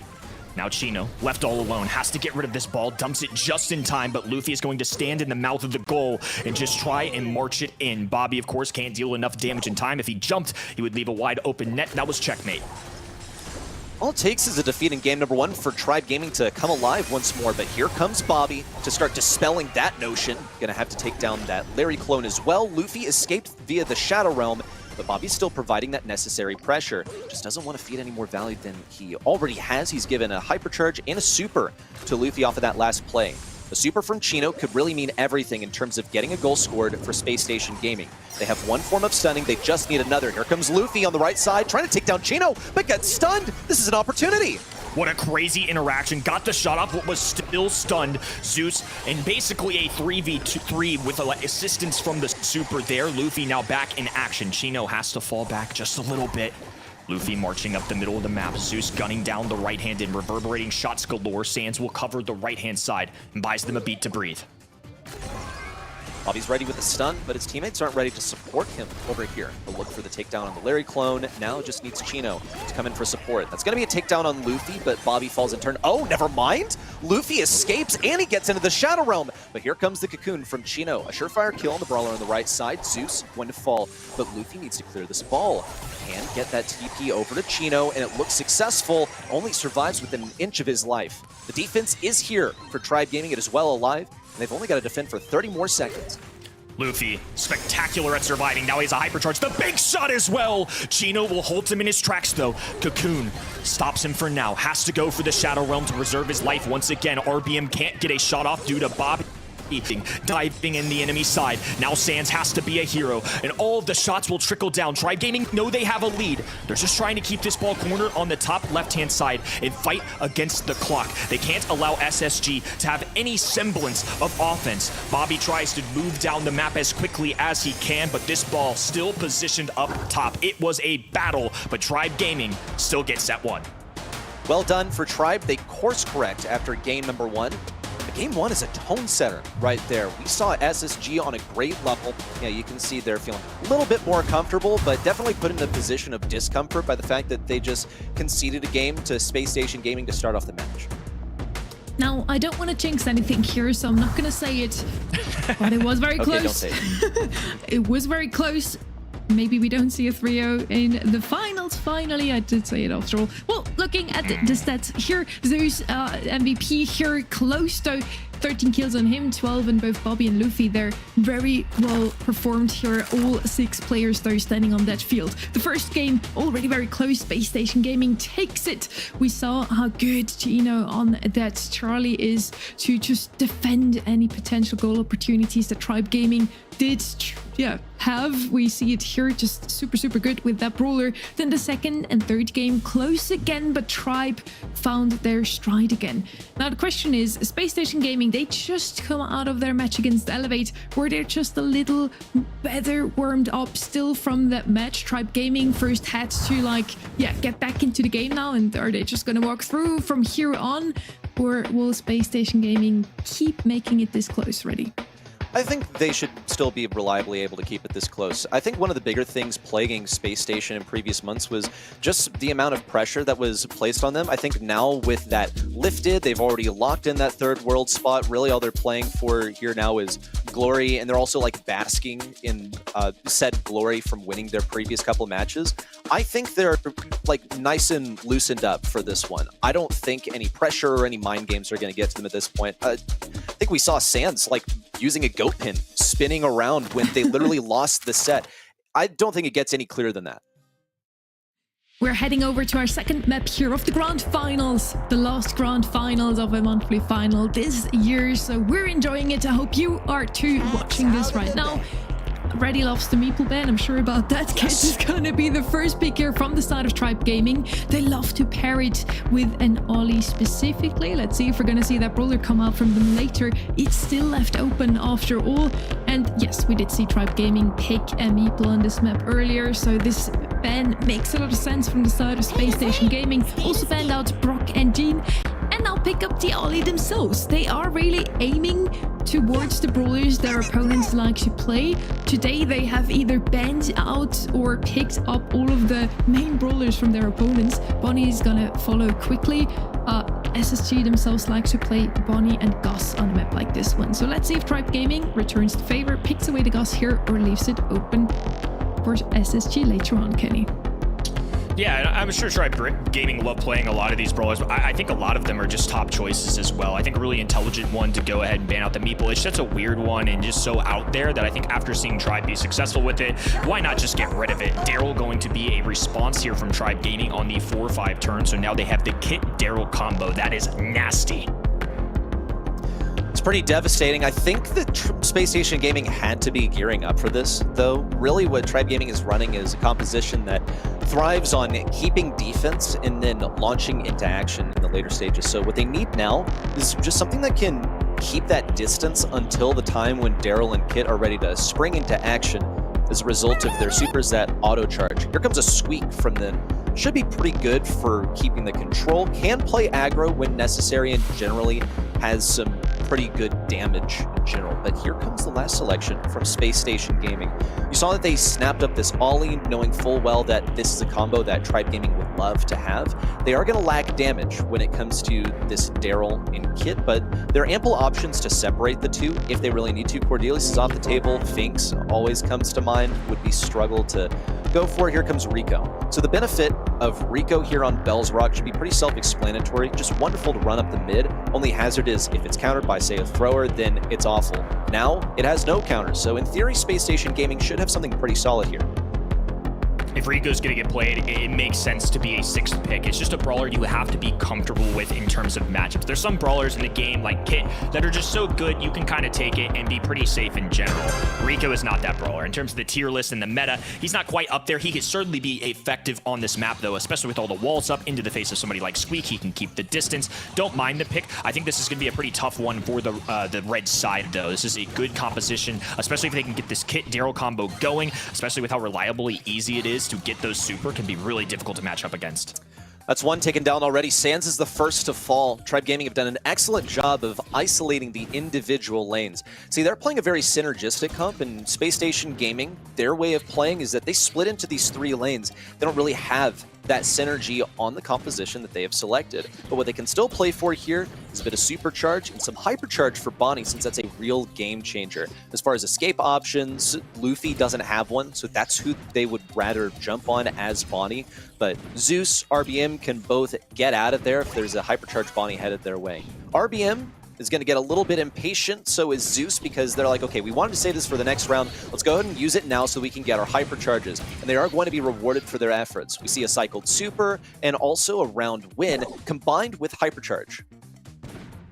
Supers available for both sides. Sans without one, which would have been helpful, but Luffy does have one of his own. His RBM just sits patiently, knows that Zeus is in position on the right-hand side to hop on his back if necessary, or to dive in an enemy brawler. There's so many surprise attacks with this Tribe Gaming composition. And Space Station Gaming are having a challenging time actually pressuring them back. Tribe Gaming are staying as sort of this blob, and there's not ample damage from Space Station to dispel it. Ideally, Sans would have a hypercharge super at some point. He's just going to go for the super. Couldn't cycle the super, but at least he's closer to a hypercharge. Should be about 3/4 of the way by now, so as long as he can survive, then he's looking good. Here comes a jump in from Chino. It's perfect! Exactly onto the target that we knew he was going to jump on, which was a Squeak. Zeus misses a jump on an RBM. He's taken down, and Sans has the hyper. Fantastic timing coming out of Chino. So the one issue with this composition is if Squeak's not traveling with his teammates, he's not the best brawler when brawlers get up close to him. So Bonnie obviously going to have an advantage if he dives in. If RBM and Zeus leave him unattended, that's when SSG have to strike. Huge pinch on a Luffy with Chino repositioning, but Sans is left out to dry. Here comes RBM, and he's combined with the Kit. Double hypercharge time. Bobby goes for the hypnosis. It's good. That's a 2v1. Zeus gets the stun. Chino looks for the finishing move and gets it. Space Station Gaming start of set number 2 with the win. Really impressive adjustments there coming out of SSG. On paper, this looks like a really strong composition on the left-hand side. So Tribe Gaming open up with a nice kill, and then they just have an easy round available. But the timing's coming out of Chino, though, when they make a move and go for it. I really like that decision-making just in general out of SSG. Sands finally got a little more value in terms of his shots. We had some moments there where his super or regular shots just weren't really making the mark. Bobby, of course, with the hypnosis can be a major factor either way. Zeus getting invisible here, a little cheeky up and left, and now he's going to hop on RBM's back. So many weak brawlers on the top left-hand side. I think that's partially why Sands goes for this gadget choice. It was the exact same thing that happened in round 1 of game 1 too. Chino just got over-aggressive, got pressed by an invisible kit. Now he's at risk of dying. Here's the roll in. Ooh, but Sands has got some deadly trick shots. What? And they almost all hang on. The only casualty, of course, being Sands, who cycled his super off of that whole endeavor. No way around it. SSG are just playing some great Brawl Stars today. I feel like a lot of the times we can identify success based on drafting. These guys have just come to play. Hypercharge going down. This time it won't make the mark. But Tribe Gaming lose a Brawler regardlessly. It's going to be a tough position here. Now they're without Kit. Luffy with low HP. Another super going down. Chino goes in to bury them as well. SSG tie up in sets. And look at their cool and collected demeanor. They only lost 1 round this time, and they low-key repeated the same thing. They sent Bonnie solo up the left lane where Kit was able to get a super for free, but the Rico was exactly what they needed. It was left wide open by Tribe Gaming. This is a known top selection on the map, and what did Space Station do? They just didn't get flustered. They weren't too intimidated by the Kit, Daryl. They picked something that worked amazingly. SSG are super ready today for all eventualities. Whatever Tribe or also Elevate previously picked, Space Station Gaming had an answer. They tie up the set, and then what a way. It's a 2-0 from them. Not a single game here taken from Tribe Gaming. Gino with the most kills. Bonnie, one of the strongest brawlers in the current meta. We've seen her on nearly every single mode. Not as often in the North America region as, for example, in SA yesterday, but still a very, very solid pick overall, solid draft, solid gameplay. Space Station Gaming is wide awake and ready to potentially upset this region even further, Kenny.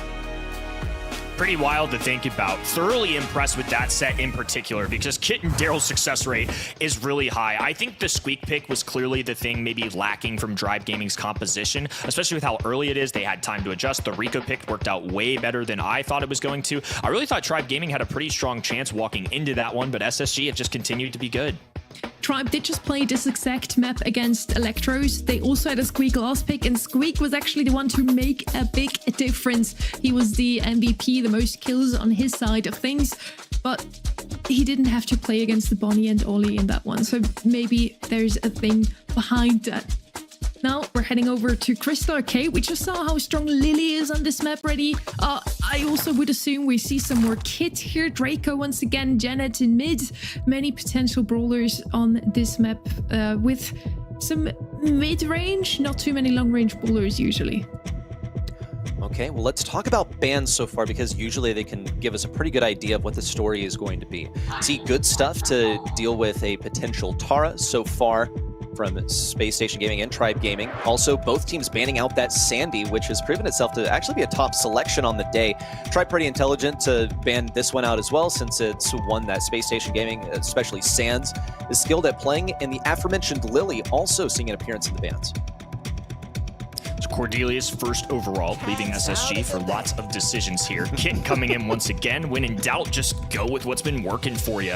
Looking out for a brawler like Bonnie too. I do think they need some damage, and it's been a great hybrid, a really successful brawler, it feels like, in their hands today. I think there's several mid-carrier choices, and they're going to save it for later, it looks like. I feel like Tara going this late is a little rare, but I feel like that's just part of the decision-making in Gym Grab. It really does feel like a lot of these first overall picks rely around Lily, Cordelius, and Tara. And of course, with Lily banned on the top right-hand side, left-hand side goes Cordelius, so it's going to be a Kit and Tara combo, two very good brawlers in the current game.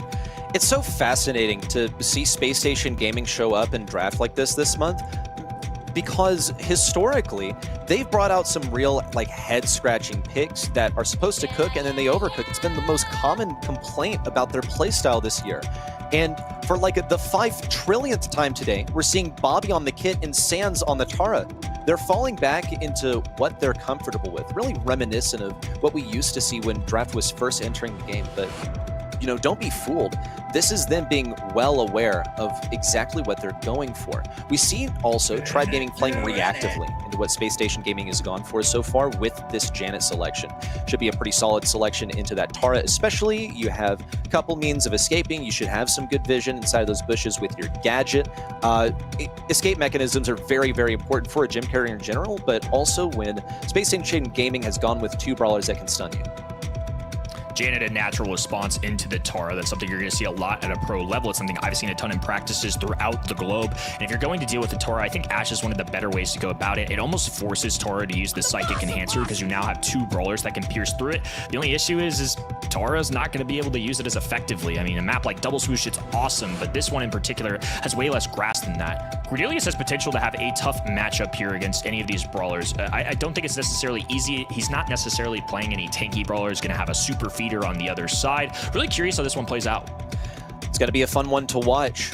The biggest issue here for Space Station Gaming is going to be keeping this Ashe, undoubtedly played by RBM, out of those bushes. Either that, or they just stay away from whatever bush he's in, but they need to have control. They're going to double stack the left side. Bobby tries to sneak in all suspicious and stuff, but will be scouted out by Luffy, who whiffs a super to the right side. He was over-predicting the position of Chino. Now, Luffy and RBM both double stack the left side. They get probably like a lot of supercharge to Tara just then, so that's certainly a risk. They're also lacking in the control department right now, as Sans has 3 gems. Interesting layout we had going on the start of the game. A lot of left side engagements, and now we've got the much more traditional 3 brawlers being spread across the map. FSG now clustering together a little bit. Invisible cardboard box. Bobby gonna get up close, swipes away at the enemy, and still has that super available. He's evaluating whether he's willing to trade, and yes, he is, in exchange for Chino getting his super. So it's a positive elixir trade for Space Station Gaming, if you will. Chino's still hanging on to this stun. He can use it for a takedown on RBM to cycle his super and get some hypercharge. And RBM saying, yeah, come at me, man. Go for it. And Chino says, okay, cool. RBM says, nah, I'm actually going to snag myself on the wall. But it's okay for Chino. He's battered and bruised, but he still exits this one alive. Excellent reactions from Luffy on the left side to avoid that jump in from Bobby.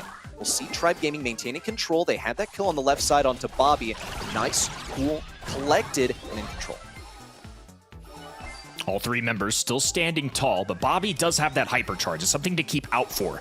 We saw it a moment ago, but the reaction time is important. Either a jump away from Luffy or a hypercharge super, any combo of that to kind of take them away from a dive at Bobby will really give them value. Zeus, the same can be said for him. That's why these guys have the gyms. They have escape mechanisms between their supers. Well, Chino decides, you know what, I'm going to get this kill on the right side, and in they come, descending upon Zeus and Luffy on the left side. As long as they can break open that right side, they're in a pretty good position, but they still have to be mindful of RBM's hypercharge and super. Bobby's just going to go for it, stun through the wall, couldn't quite clip it on Luffy. Whoa! Predicts the jump from Luffy! What are you doing, man? Space Station Gaming running away with 12 gems.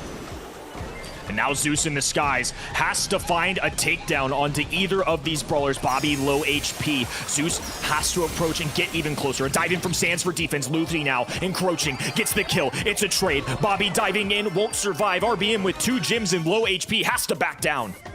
Space Station Gaming, they're lacking on utility. No super for Sans or Bobby or Chino. Luffy has a super of his own. RBM's going to go ahead and pop this hypercharge. Sans doing his best to press him out, unable to do so. Just a few seconds to go. Chino using Bobby as a buffer zone. Sans picking up as many gems as he can hold. And Zeus is running away with 6, but it's still not enough to tie.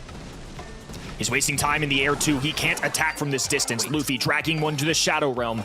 9 seconds left, and Sans has to hold on for dear life. There is a gym that can spawn in the middle, and somehow they have to find it. RBM sprinting over there. Bobby low HP, but not enough to get a reset and the gyms at the same time. Somehow, amidst the carnage, SSG survive.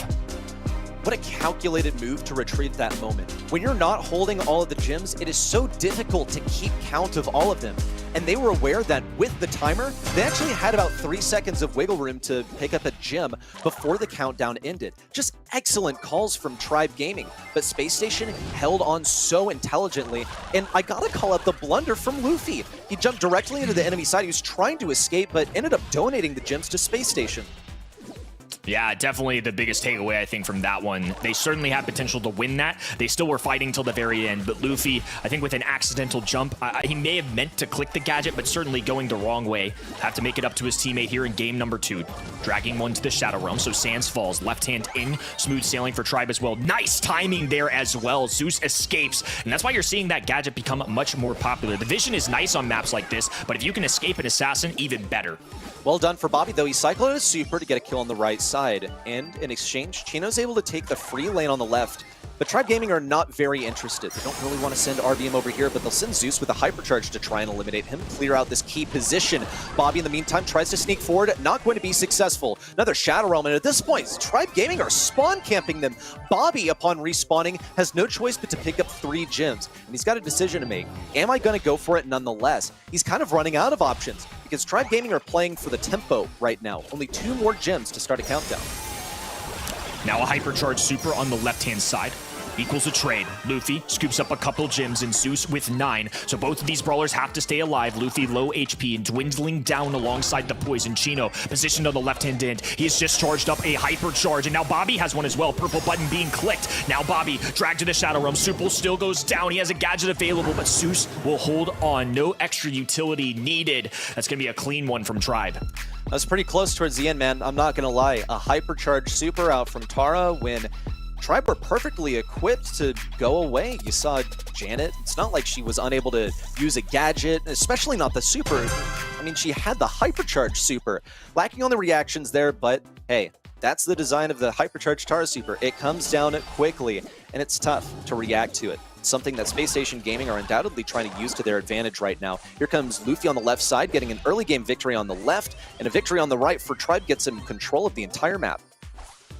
Pick up on the left-hand in, makes Tribe a lot comfier. RBM in position on the right-hand side. Bobby rotating, trying to assist his teammates. A dive in for the stun, not enough for a kill. A questionable call. I think SSG are just trying to find ways to get a kill because otherwise they're going to be stuffed in spawn. Well, the most important thing for them is how do we get Chino with super? It's their most powerful deterrent. Sans, once again, just perfect on the timing of the gadget, but you can't really do all that much in the Shadow Realm. RBM is going to profit from this interaction by the margin of 2 gems. Tribe Gaming are only 3 away from starting their countdown. Chino has at least earned a super. Bobby also has a stun at his disposal. Could go for 1 onto Zeus, and Chino follows up with a super of his own. Here's the rotation on the left side after Luffy has been taken down. So Tribe Gaming, they have control of the gem count at the moment, but Space Station Gaming, they're trying to get that map control. That's going to be the 1-2 on RBM. Bobby was ready to punch him up with the 2-piece. It's only going to be an exchange, though. Luffy's ready with the super to go into the Shadow Realm, but he doesn't even need to. Well, hold on to it. Just takes advantage of the extra stats that you get from popping a purple button.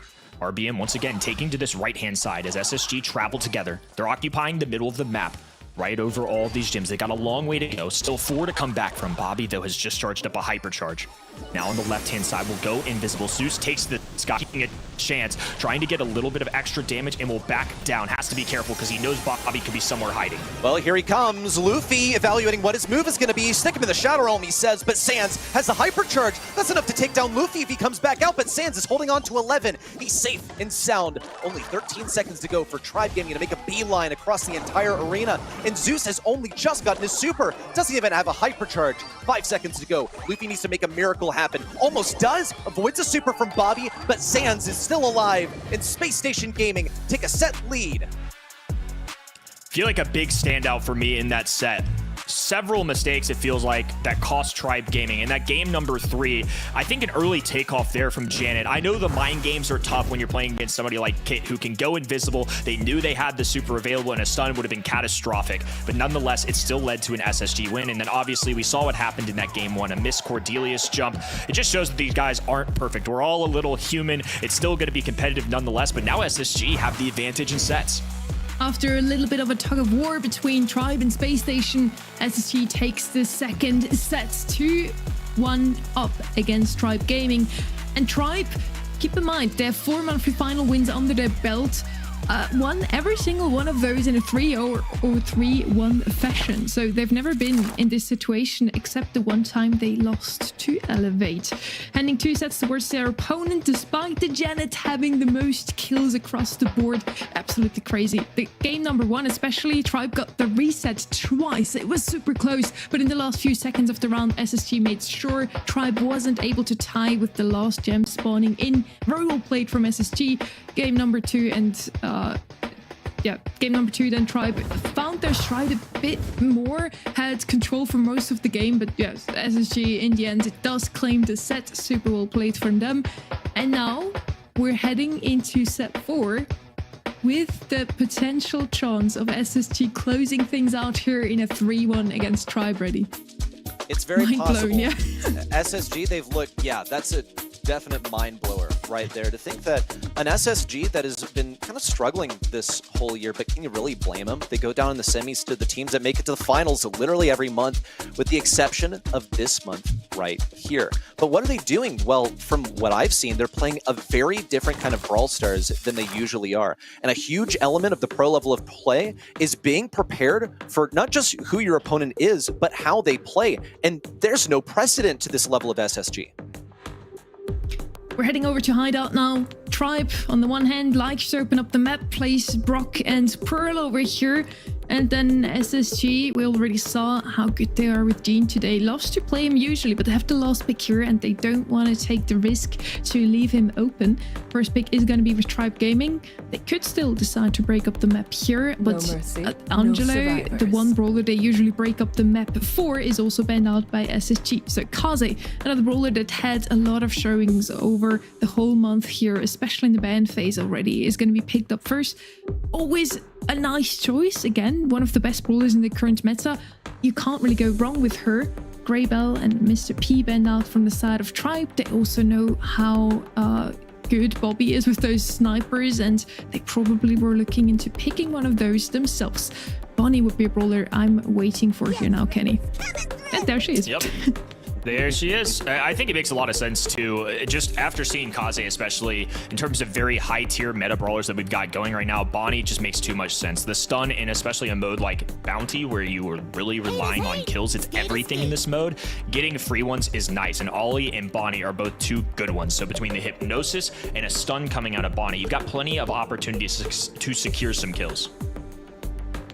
Tribe Gaming, what is the response here? On a pretty long-range map, I feel like you'd be inclined to pick a Bell into this Bonnie, but it leaves it wide open, the fact that Tribe Gaming have gone ahead and banned it out.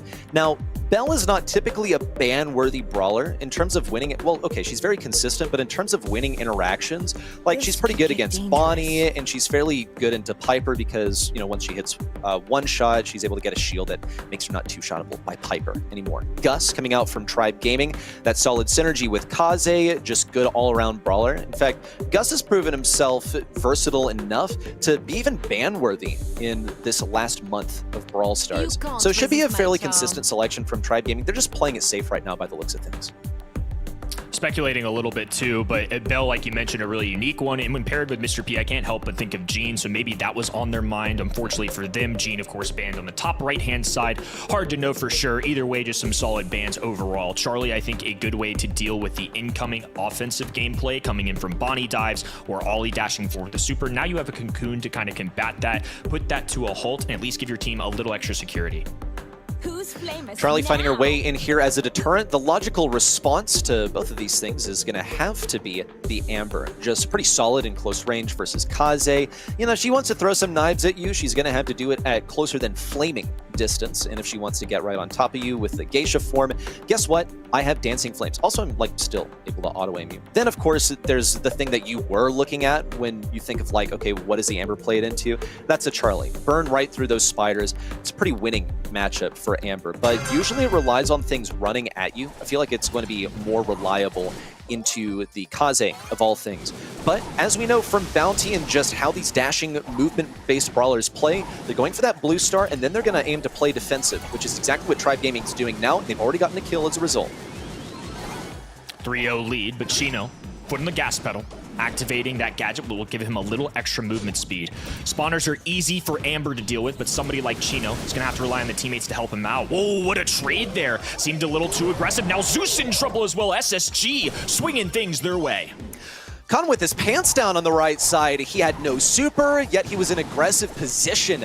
Yeah, that's not where you want to be as Charlie. And it's only something that you can really pull off in the early game because Zeus has a super now, and this play is no longer on the table for Chino unless Zeus decides to go ahead and use a super in an inopportune situation. Look, Zeus is reminding Chino that, yeah, I had the super. He's flashed it after every single attack for like the last 5 attacks, and he's still doing it. He's ready for a push in, but Luffy was ready to push in on the left side. Chino with a response on the left side swiftly gets a 3-star lead for Space Station.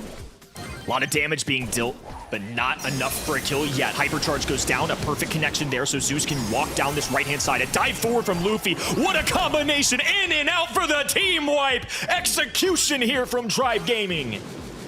Execution by the Executioners themselves. Tribe Gaming with a 6-star lead off of that last play. And the most elusive brawler is in possession of all of those. But he doesn't have very good defensive capabilities, and he's sort of leaving Zeus and RBM to do all the hard work for him. Space Station Gaming are also ready with a Bonnie Hypercharge. Chino's just going to do it raw. No Hypercharge required? Not quite. With 10 seconds to go, he must have missed the button.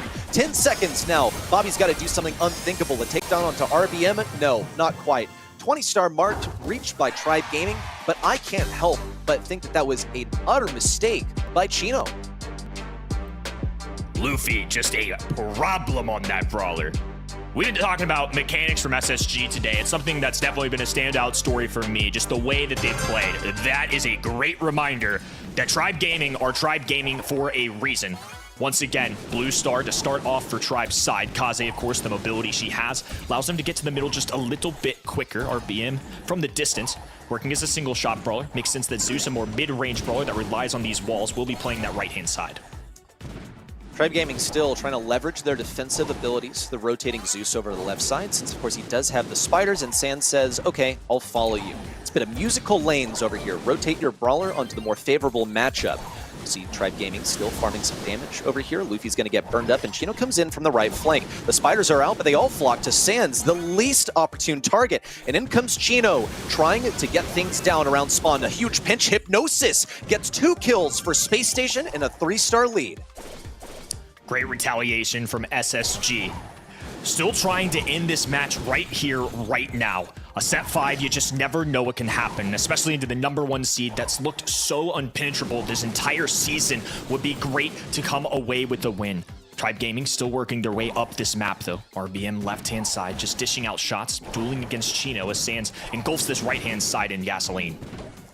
Are Space Station aware of the Kaze Hypercharge that is waiting for them? It's going to steal ammo from them. It's going to deal damage to them. It's going to give them worse sight lines, and they'll have to clump around the right side. Tribe Gaming, they're waiting for about the 20-second mark to do so. He's coming in. Oh, never mind. In and out, but doesn't get the advantage. Nope, that's going to have to be Zeus to do so. 1-star lead, but revenge for Sands. Gets a 2-star lead back for Space Station. It's 20 seconds to go, and Space Station are hunkering down. They've got good kill capabilities. Bobby also is able to go for a defensive hypnosis. Gonna be able to get a shield. Chino has a hypercharge. Here comes the hypercharge oil down. Everyone's got to move away. Hypnosis on a Zeus gets 1 kill. Looking for 2. RBM falls. Luffy, the last possibility, the last bastion of offense for Tribe Gaming, can't do it. And Space Station go to match point. Wild to think we are here. Tribe Gaming with the possibility of falling short in the last month of the year. SSG bringing their best stuff when it matters most. These guys have been unbelievable today. Had yet to make a grand finals the entire year and had a perfect run of 6-0 to get here. Now just 1 game away from taking down North America's #1. Space Station once more have to find their first kill. Is just in the nature of Tribe Gaming's comp, they're going to get that blue star and play defensively. You see the appropriate lane rotations from Space Station. They've got Amber on the right side versus the Charlie. It's looking pretty decent so far. Chino's also chasing down his ideal target, which is RBM. Needs to leave Bobby to deal with Luffy. Whoa! What a pick on the right side. Sans just took that Charlie solo. And Space Station Gaming are in the lead. All the members of Tribe Gaming clustered in the mid, now looking to expand. Luffy dashing up the map, going invisible. They are aware of this though. Great game discipline there, just knowing what's in Luffy's kit. Now playing very defensive, SSG. All three members standing together. It's been a little bit of a standstill here, especially considering how much action has been packed into this set. Both sides don't want to make a mistake. No one's really willing to make the first move unless they know it is a calculated success. Here comes Luffy for big value, gets one. Bobby's got to retreat because he's taken damage still. Space Station lead by 2 stars so far. Can't really afford to get taken down. Really, they never can. Ooh, hypercharge in. Everyone's caught in it. They don't know where anyone is from Tribe Gaming, but they've got vision on the left side. That's 1 kill for Tribe. Cocoon on the right. An attempt at revenge for Luffy. Chino's trying to get back inside the turret on the left side, is able to survive, and also shrugs off one more shot from RBM. Space Station still in the lead by just 2 stars. 20 seconds to go. Bobby on the right side moved away in the hypnosis in onto Luffy. That makes 1. Zeus, hypercharge style, looks for Sans. Chino has a super. Is he going to use it? 10 seconds to go. Tribe Gaming only have 1 more move to make this happen. And as the clock ticks down, they're running out of options. A jump to the sky, a takedown on Zeus, and Tribe Gaming fall. The curtain falls. The old guard of North American Brawl are still here. The last great American dynasty. When they needed it most, the old guard emerges here. Going to World Finals, what a story building to such a predictable season in North America. With an unpredictable day overall, I think nobody would have expected 4 3-0s in the quarterfinals already, another 3-0 in the semis from no one other than Space Station Gaming against Elevate. And now they not only take down the number 2 seed in the region, but also number 1. Congratulations, guys. You've done it. You finally broke the streak of both of those teams. Tribe Gaming doesn't get their 5th monthly final win. Elevate doesn't even make it into the grand finals today. And the one team that has done it is SSG, Kenny. Was just fed this information too. Tribe Gaming versus SSG this year. April semifinals, 3-0 Tribe Gaming. June monthly finals, 3-0 Gaming. SSG had yet to take a set against these fellas. And in the final month of the year, a 3-1 victory. What a statement. What a season. And we just saw in the stats, you got a feel for Luffy there. He definitely made sure that Tribe at least won that game number 1 with a dive forward from him. 2 kills in quick succession. He still secured Tribe Gaming with that first win. But after that, it was all SSG again. A quick match point from them, and then also a quick 3rd round. Very well played by them. And yeah, I can't wait to also talk to them a little later already. I'm still like shaking right now. I cannot believe what just happened. I sensed a little bit of magic in the air here today. I think even the Brawl Esports account tweeted out, "What's that in the air?" And I think Ark said like, "Oh yeah, sorry, my bad." But no, Space Station Gaming, goodness. And you know what? Sometimes predicting with your heart really does work. There are some real Cinderella stories paying visits around the world this month. SSG still needs a moment to celebrate here. Yeah, that's also, by the way, why we didn't get Ark on the show today, simply because, yeah, there's something in there. No, just kidding. SSG, what a great run today. A 3-0 against STMN at first, then a 3-0 against Elevate, and now a 3-1 against Tribe.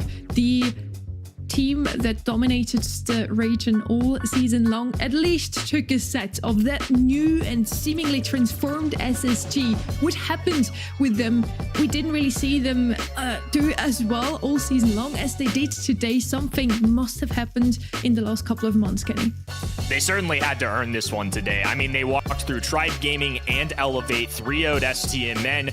I mean, just across the board, they were the best team. It's unquestionable. Now I'm looking forward to seeing what they do in the playoffs. This is a team that gets to skip LCQ coming into today. They didn't even know if they were going to make it to an LCQ. Now they're going to a guaranteed ticket to Worlds. Just a wild thought to have. I'm sure it's been a roller coaster of emotions for them.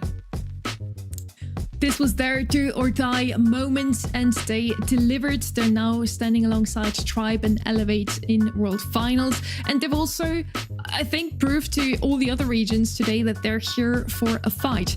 In like 2023, it was also the thing to always mention at every single LAN event that those are the LAN Tigers. Even if they might not look as strong in the region, they will perform well at any LAN event ready. It's very true, and they have this belief themselves. I would also credit them with, you know, having everyone believe that they're just on a different level when it comes to LAN. They've proven it so many times. Can you really argue with that? It seems like they do better in an in-person environment. You see how they like thrive off of the audience and the support that they have, which I know that all of the SSG supporters around the world, after being beaten up and just absolutely made a fool of for like the whole season by the community, not by their team, are just absolutely loving it right now, saying, yeah, we were right, you were all wrong. Actually, I'm feeling that way too, because you all were wrong and I was right for once. The team who finally broke the streak of both teams. I'm super happy to announce that we also get the chance to talk to them today. Space Station Gaming, they've done it. And welcome, Bobby, to the stream. You didn't just make Worlds, you beat Tribe in the grand finals to lift your first monthly final trophy. First up, congrats. Thank you. I have a loss for words right now. I'm so happy. I believe you. This was your do or die moment and you delivered. What was the mindset coming into today? We just kind of knew we had to lock in. I don't know what it is about me and my teams, but we just perform when we have to and don't seem to ever perform during the rest of the year. So we knew we had to win. You know, everyone kind of tightened their stuff up and it showed today.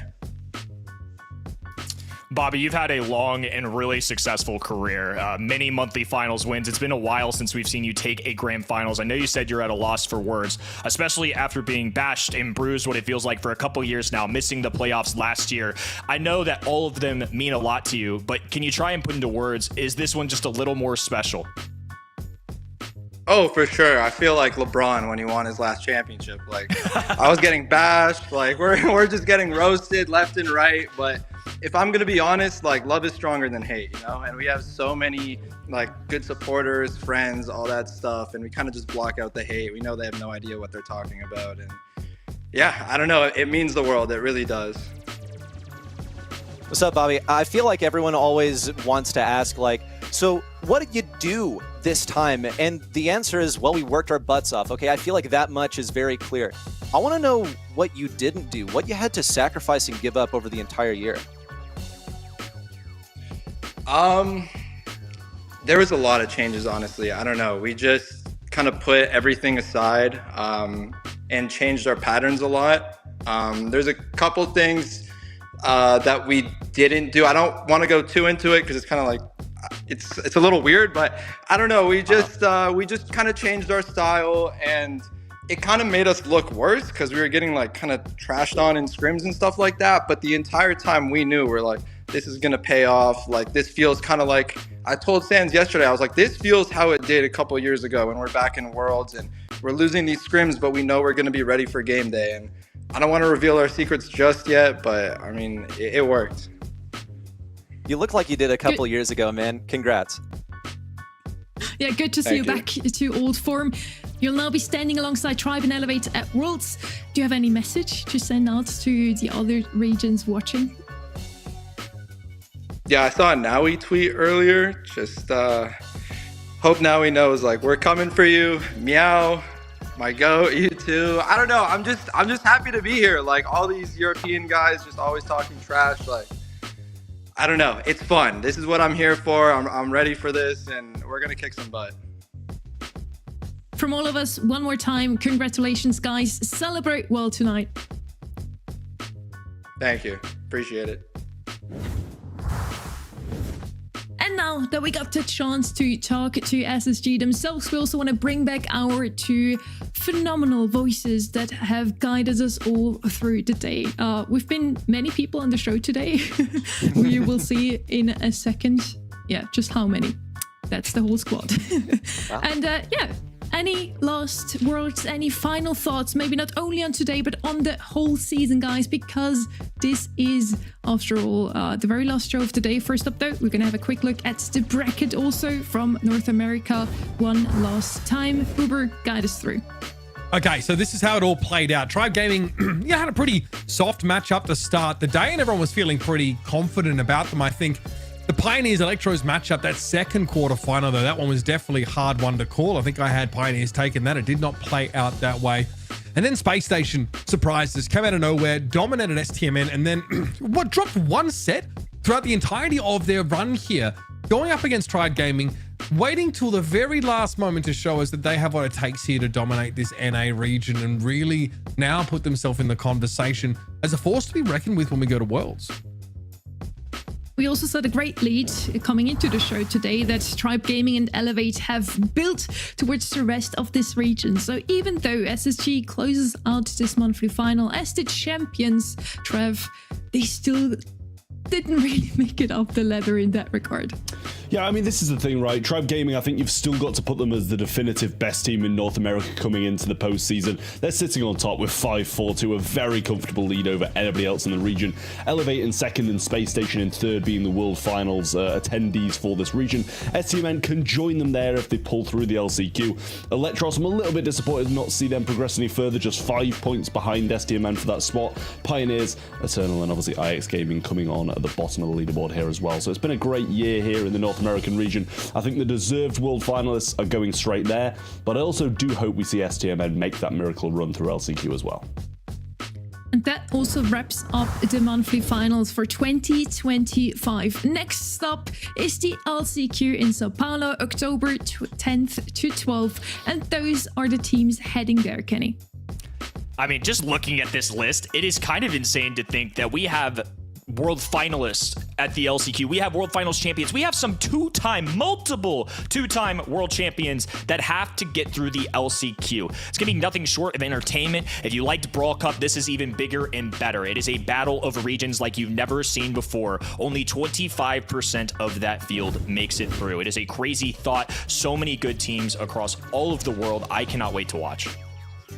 And now it's time for one last round this season. For final thoughts from your side, again, not only on today, maybe on the whole season. Kenny, we're going to start with you.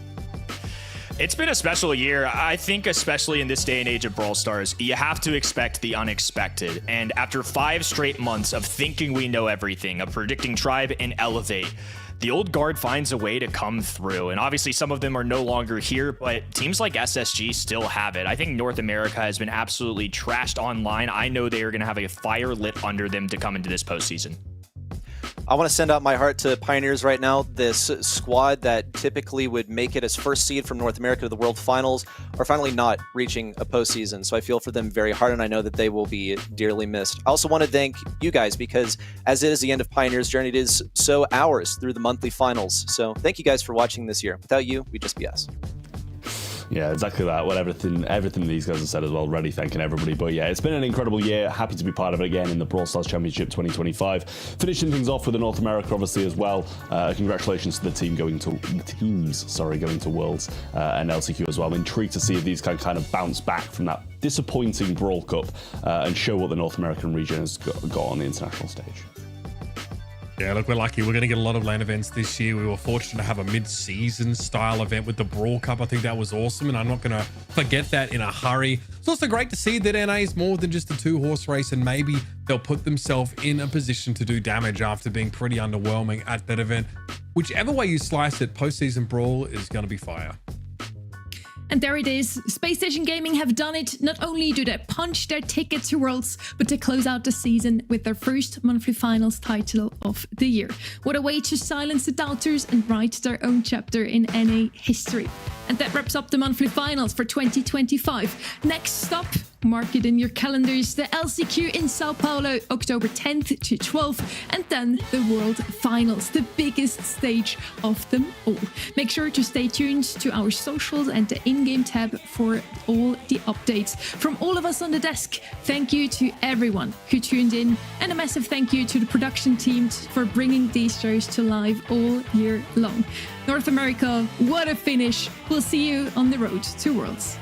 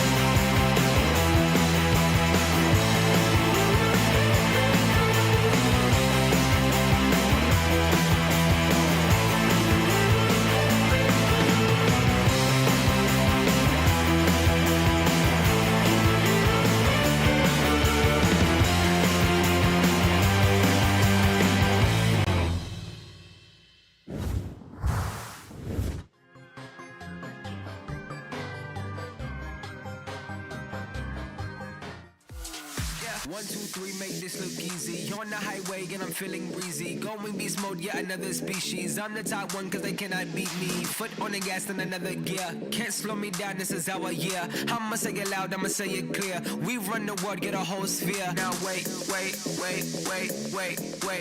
Let's turn this up. Okay, let's work it out. Okay, let's shake and move. Okay, do what it do. I'm feeling great. Now let's turn on the cool. Yeah, baby.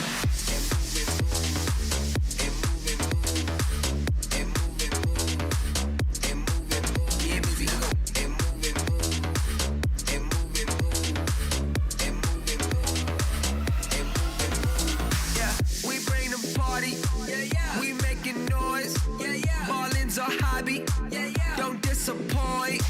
Making the party jump. Time to make your body bump. Let's light the dance floor up and do it like we want. Now wait. Let's turn this up. Okay, let's work it out. Okay, let's shake and move. Okay, do what it do. I'm feeling great. Now let's turn on the cool. Get busy.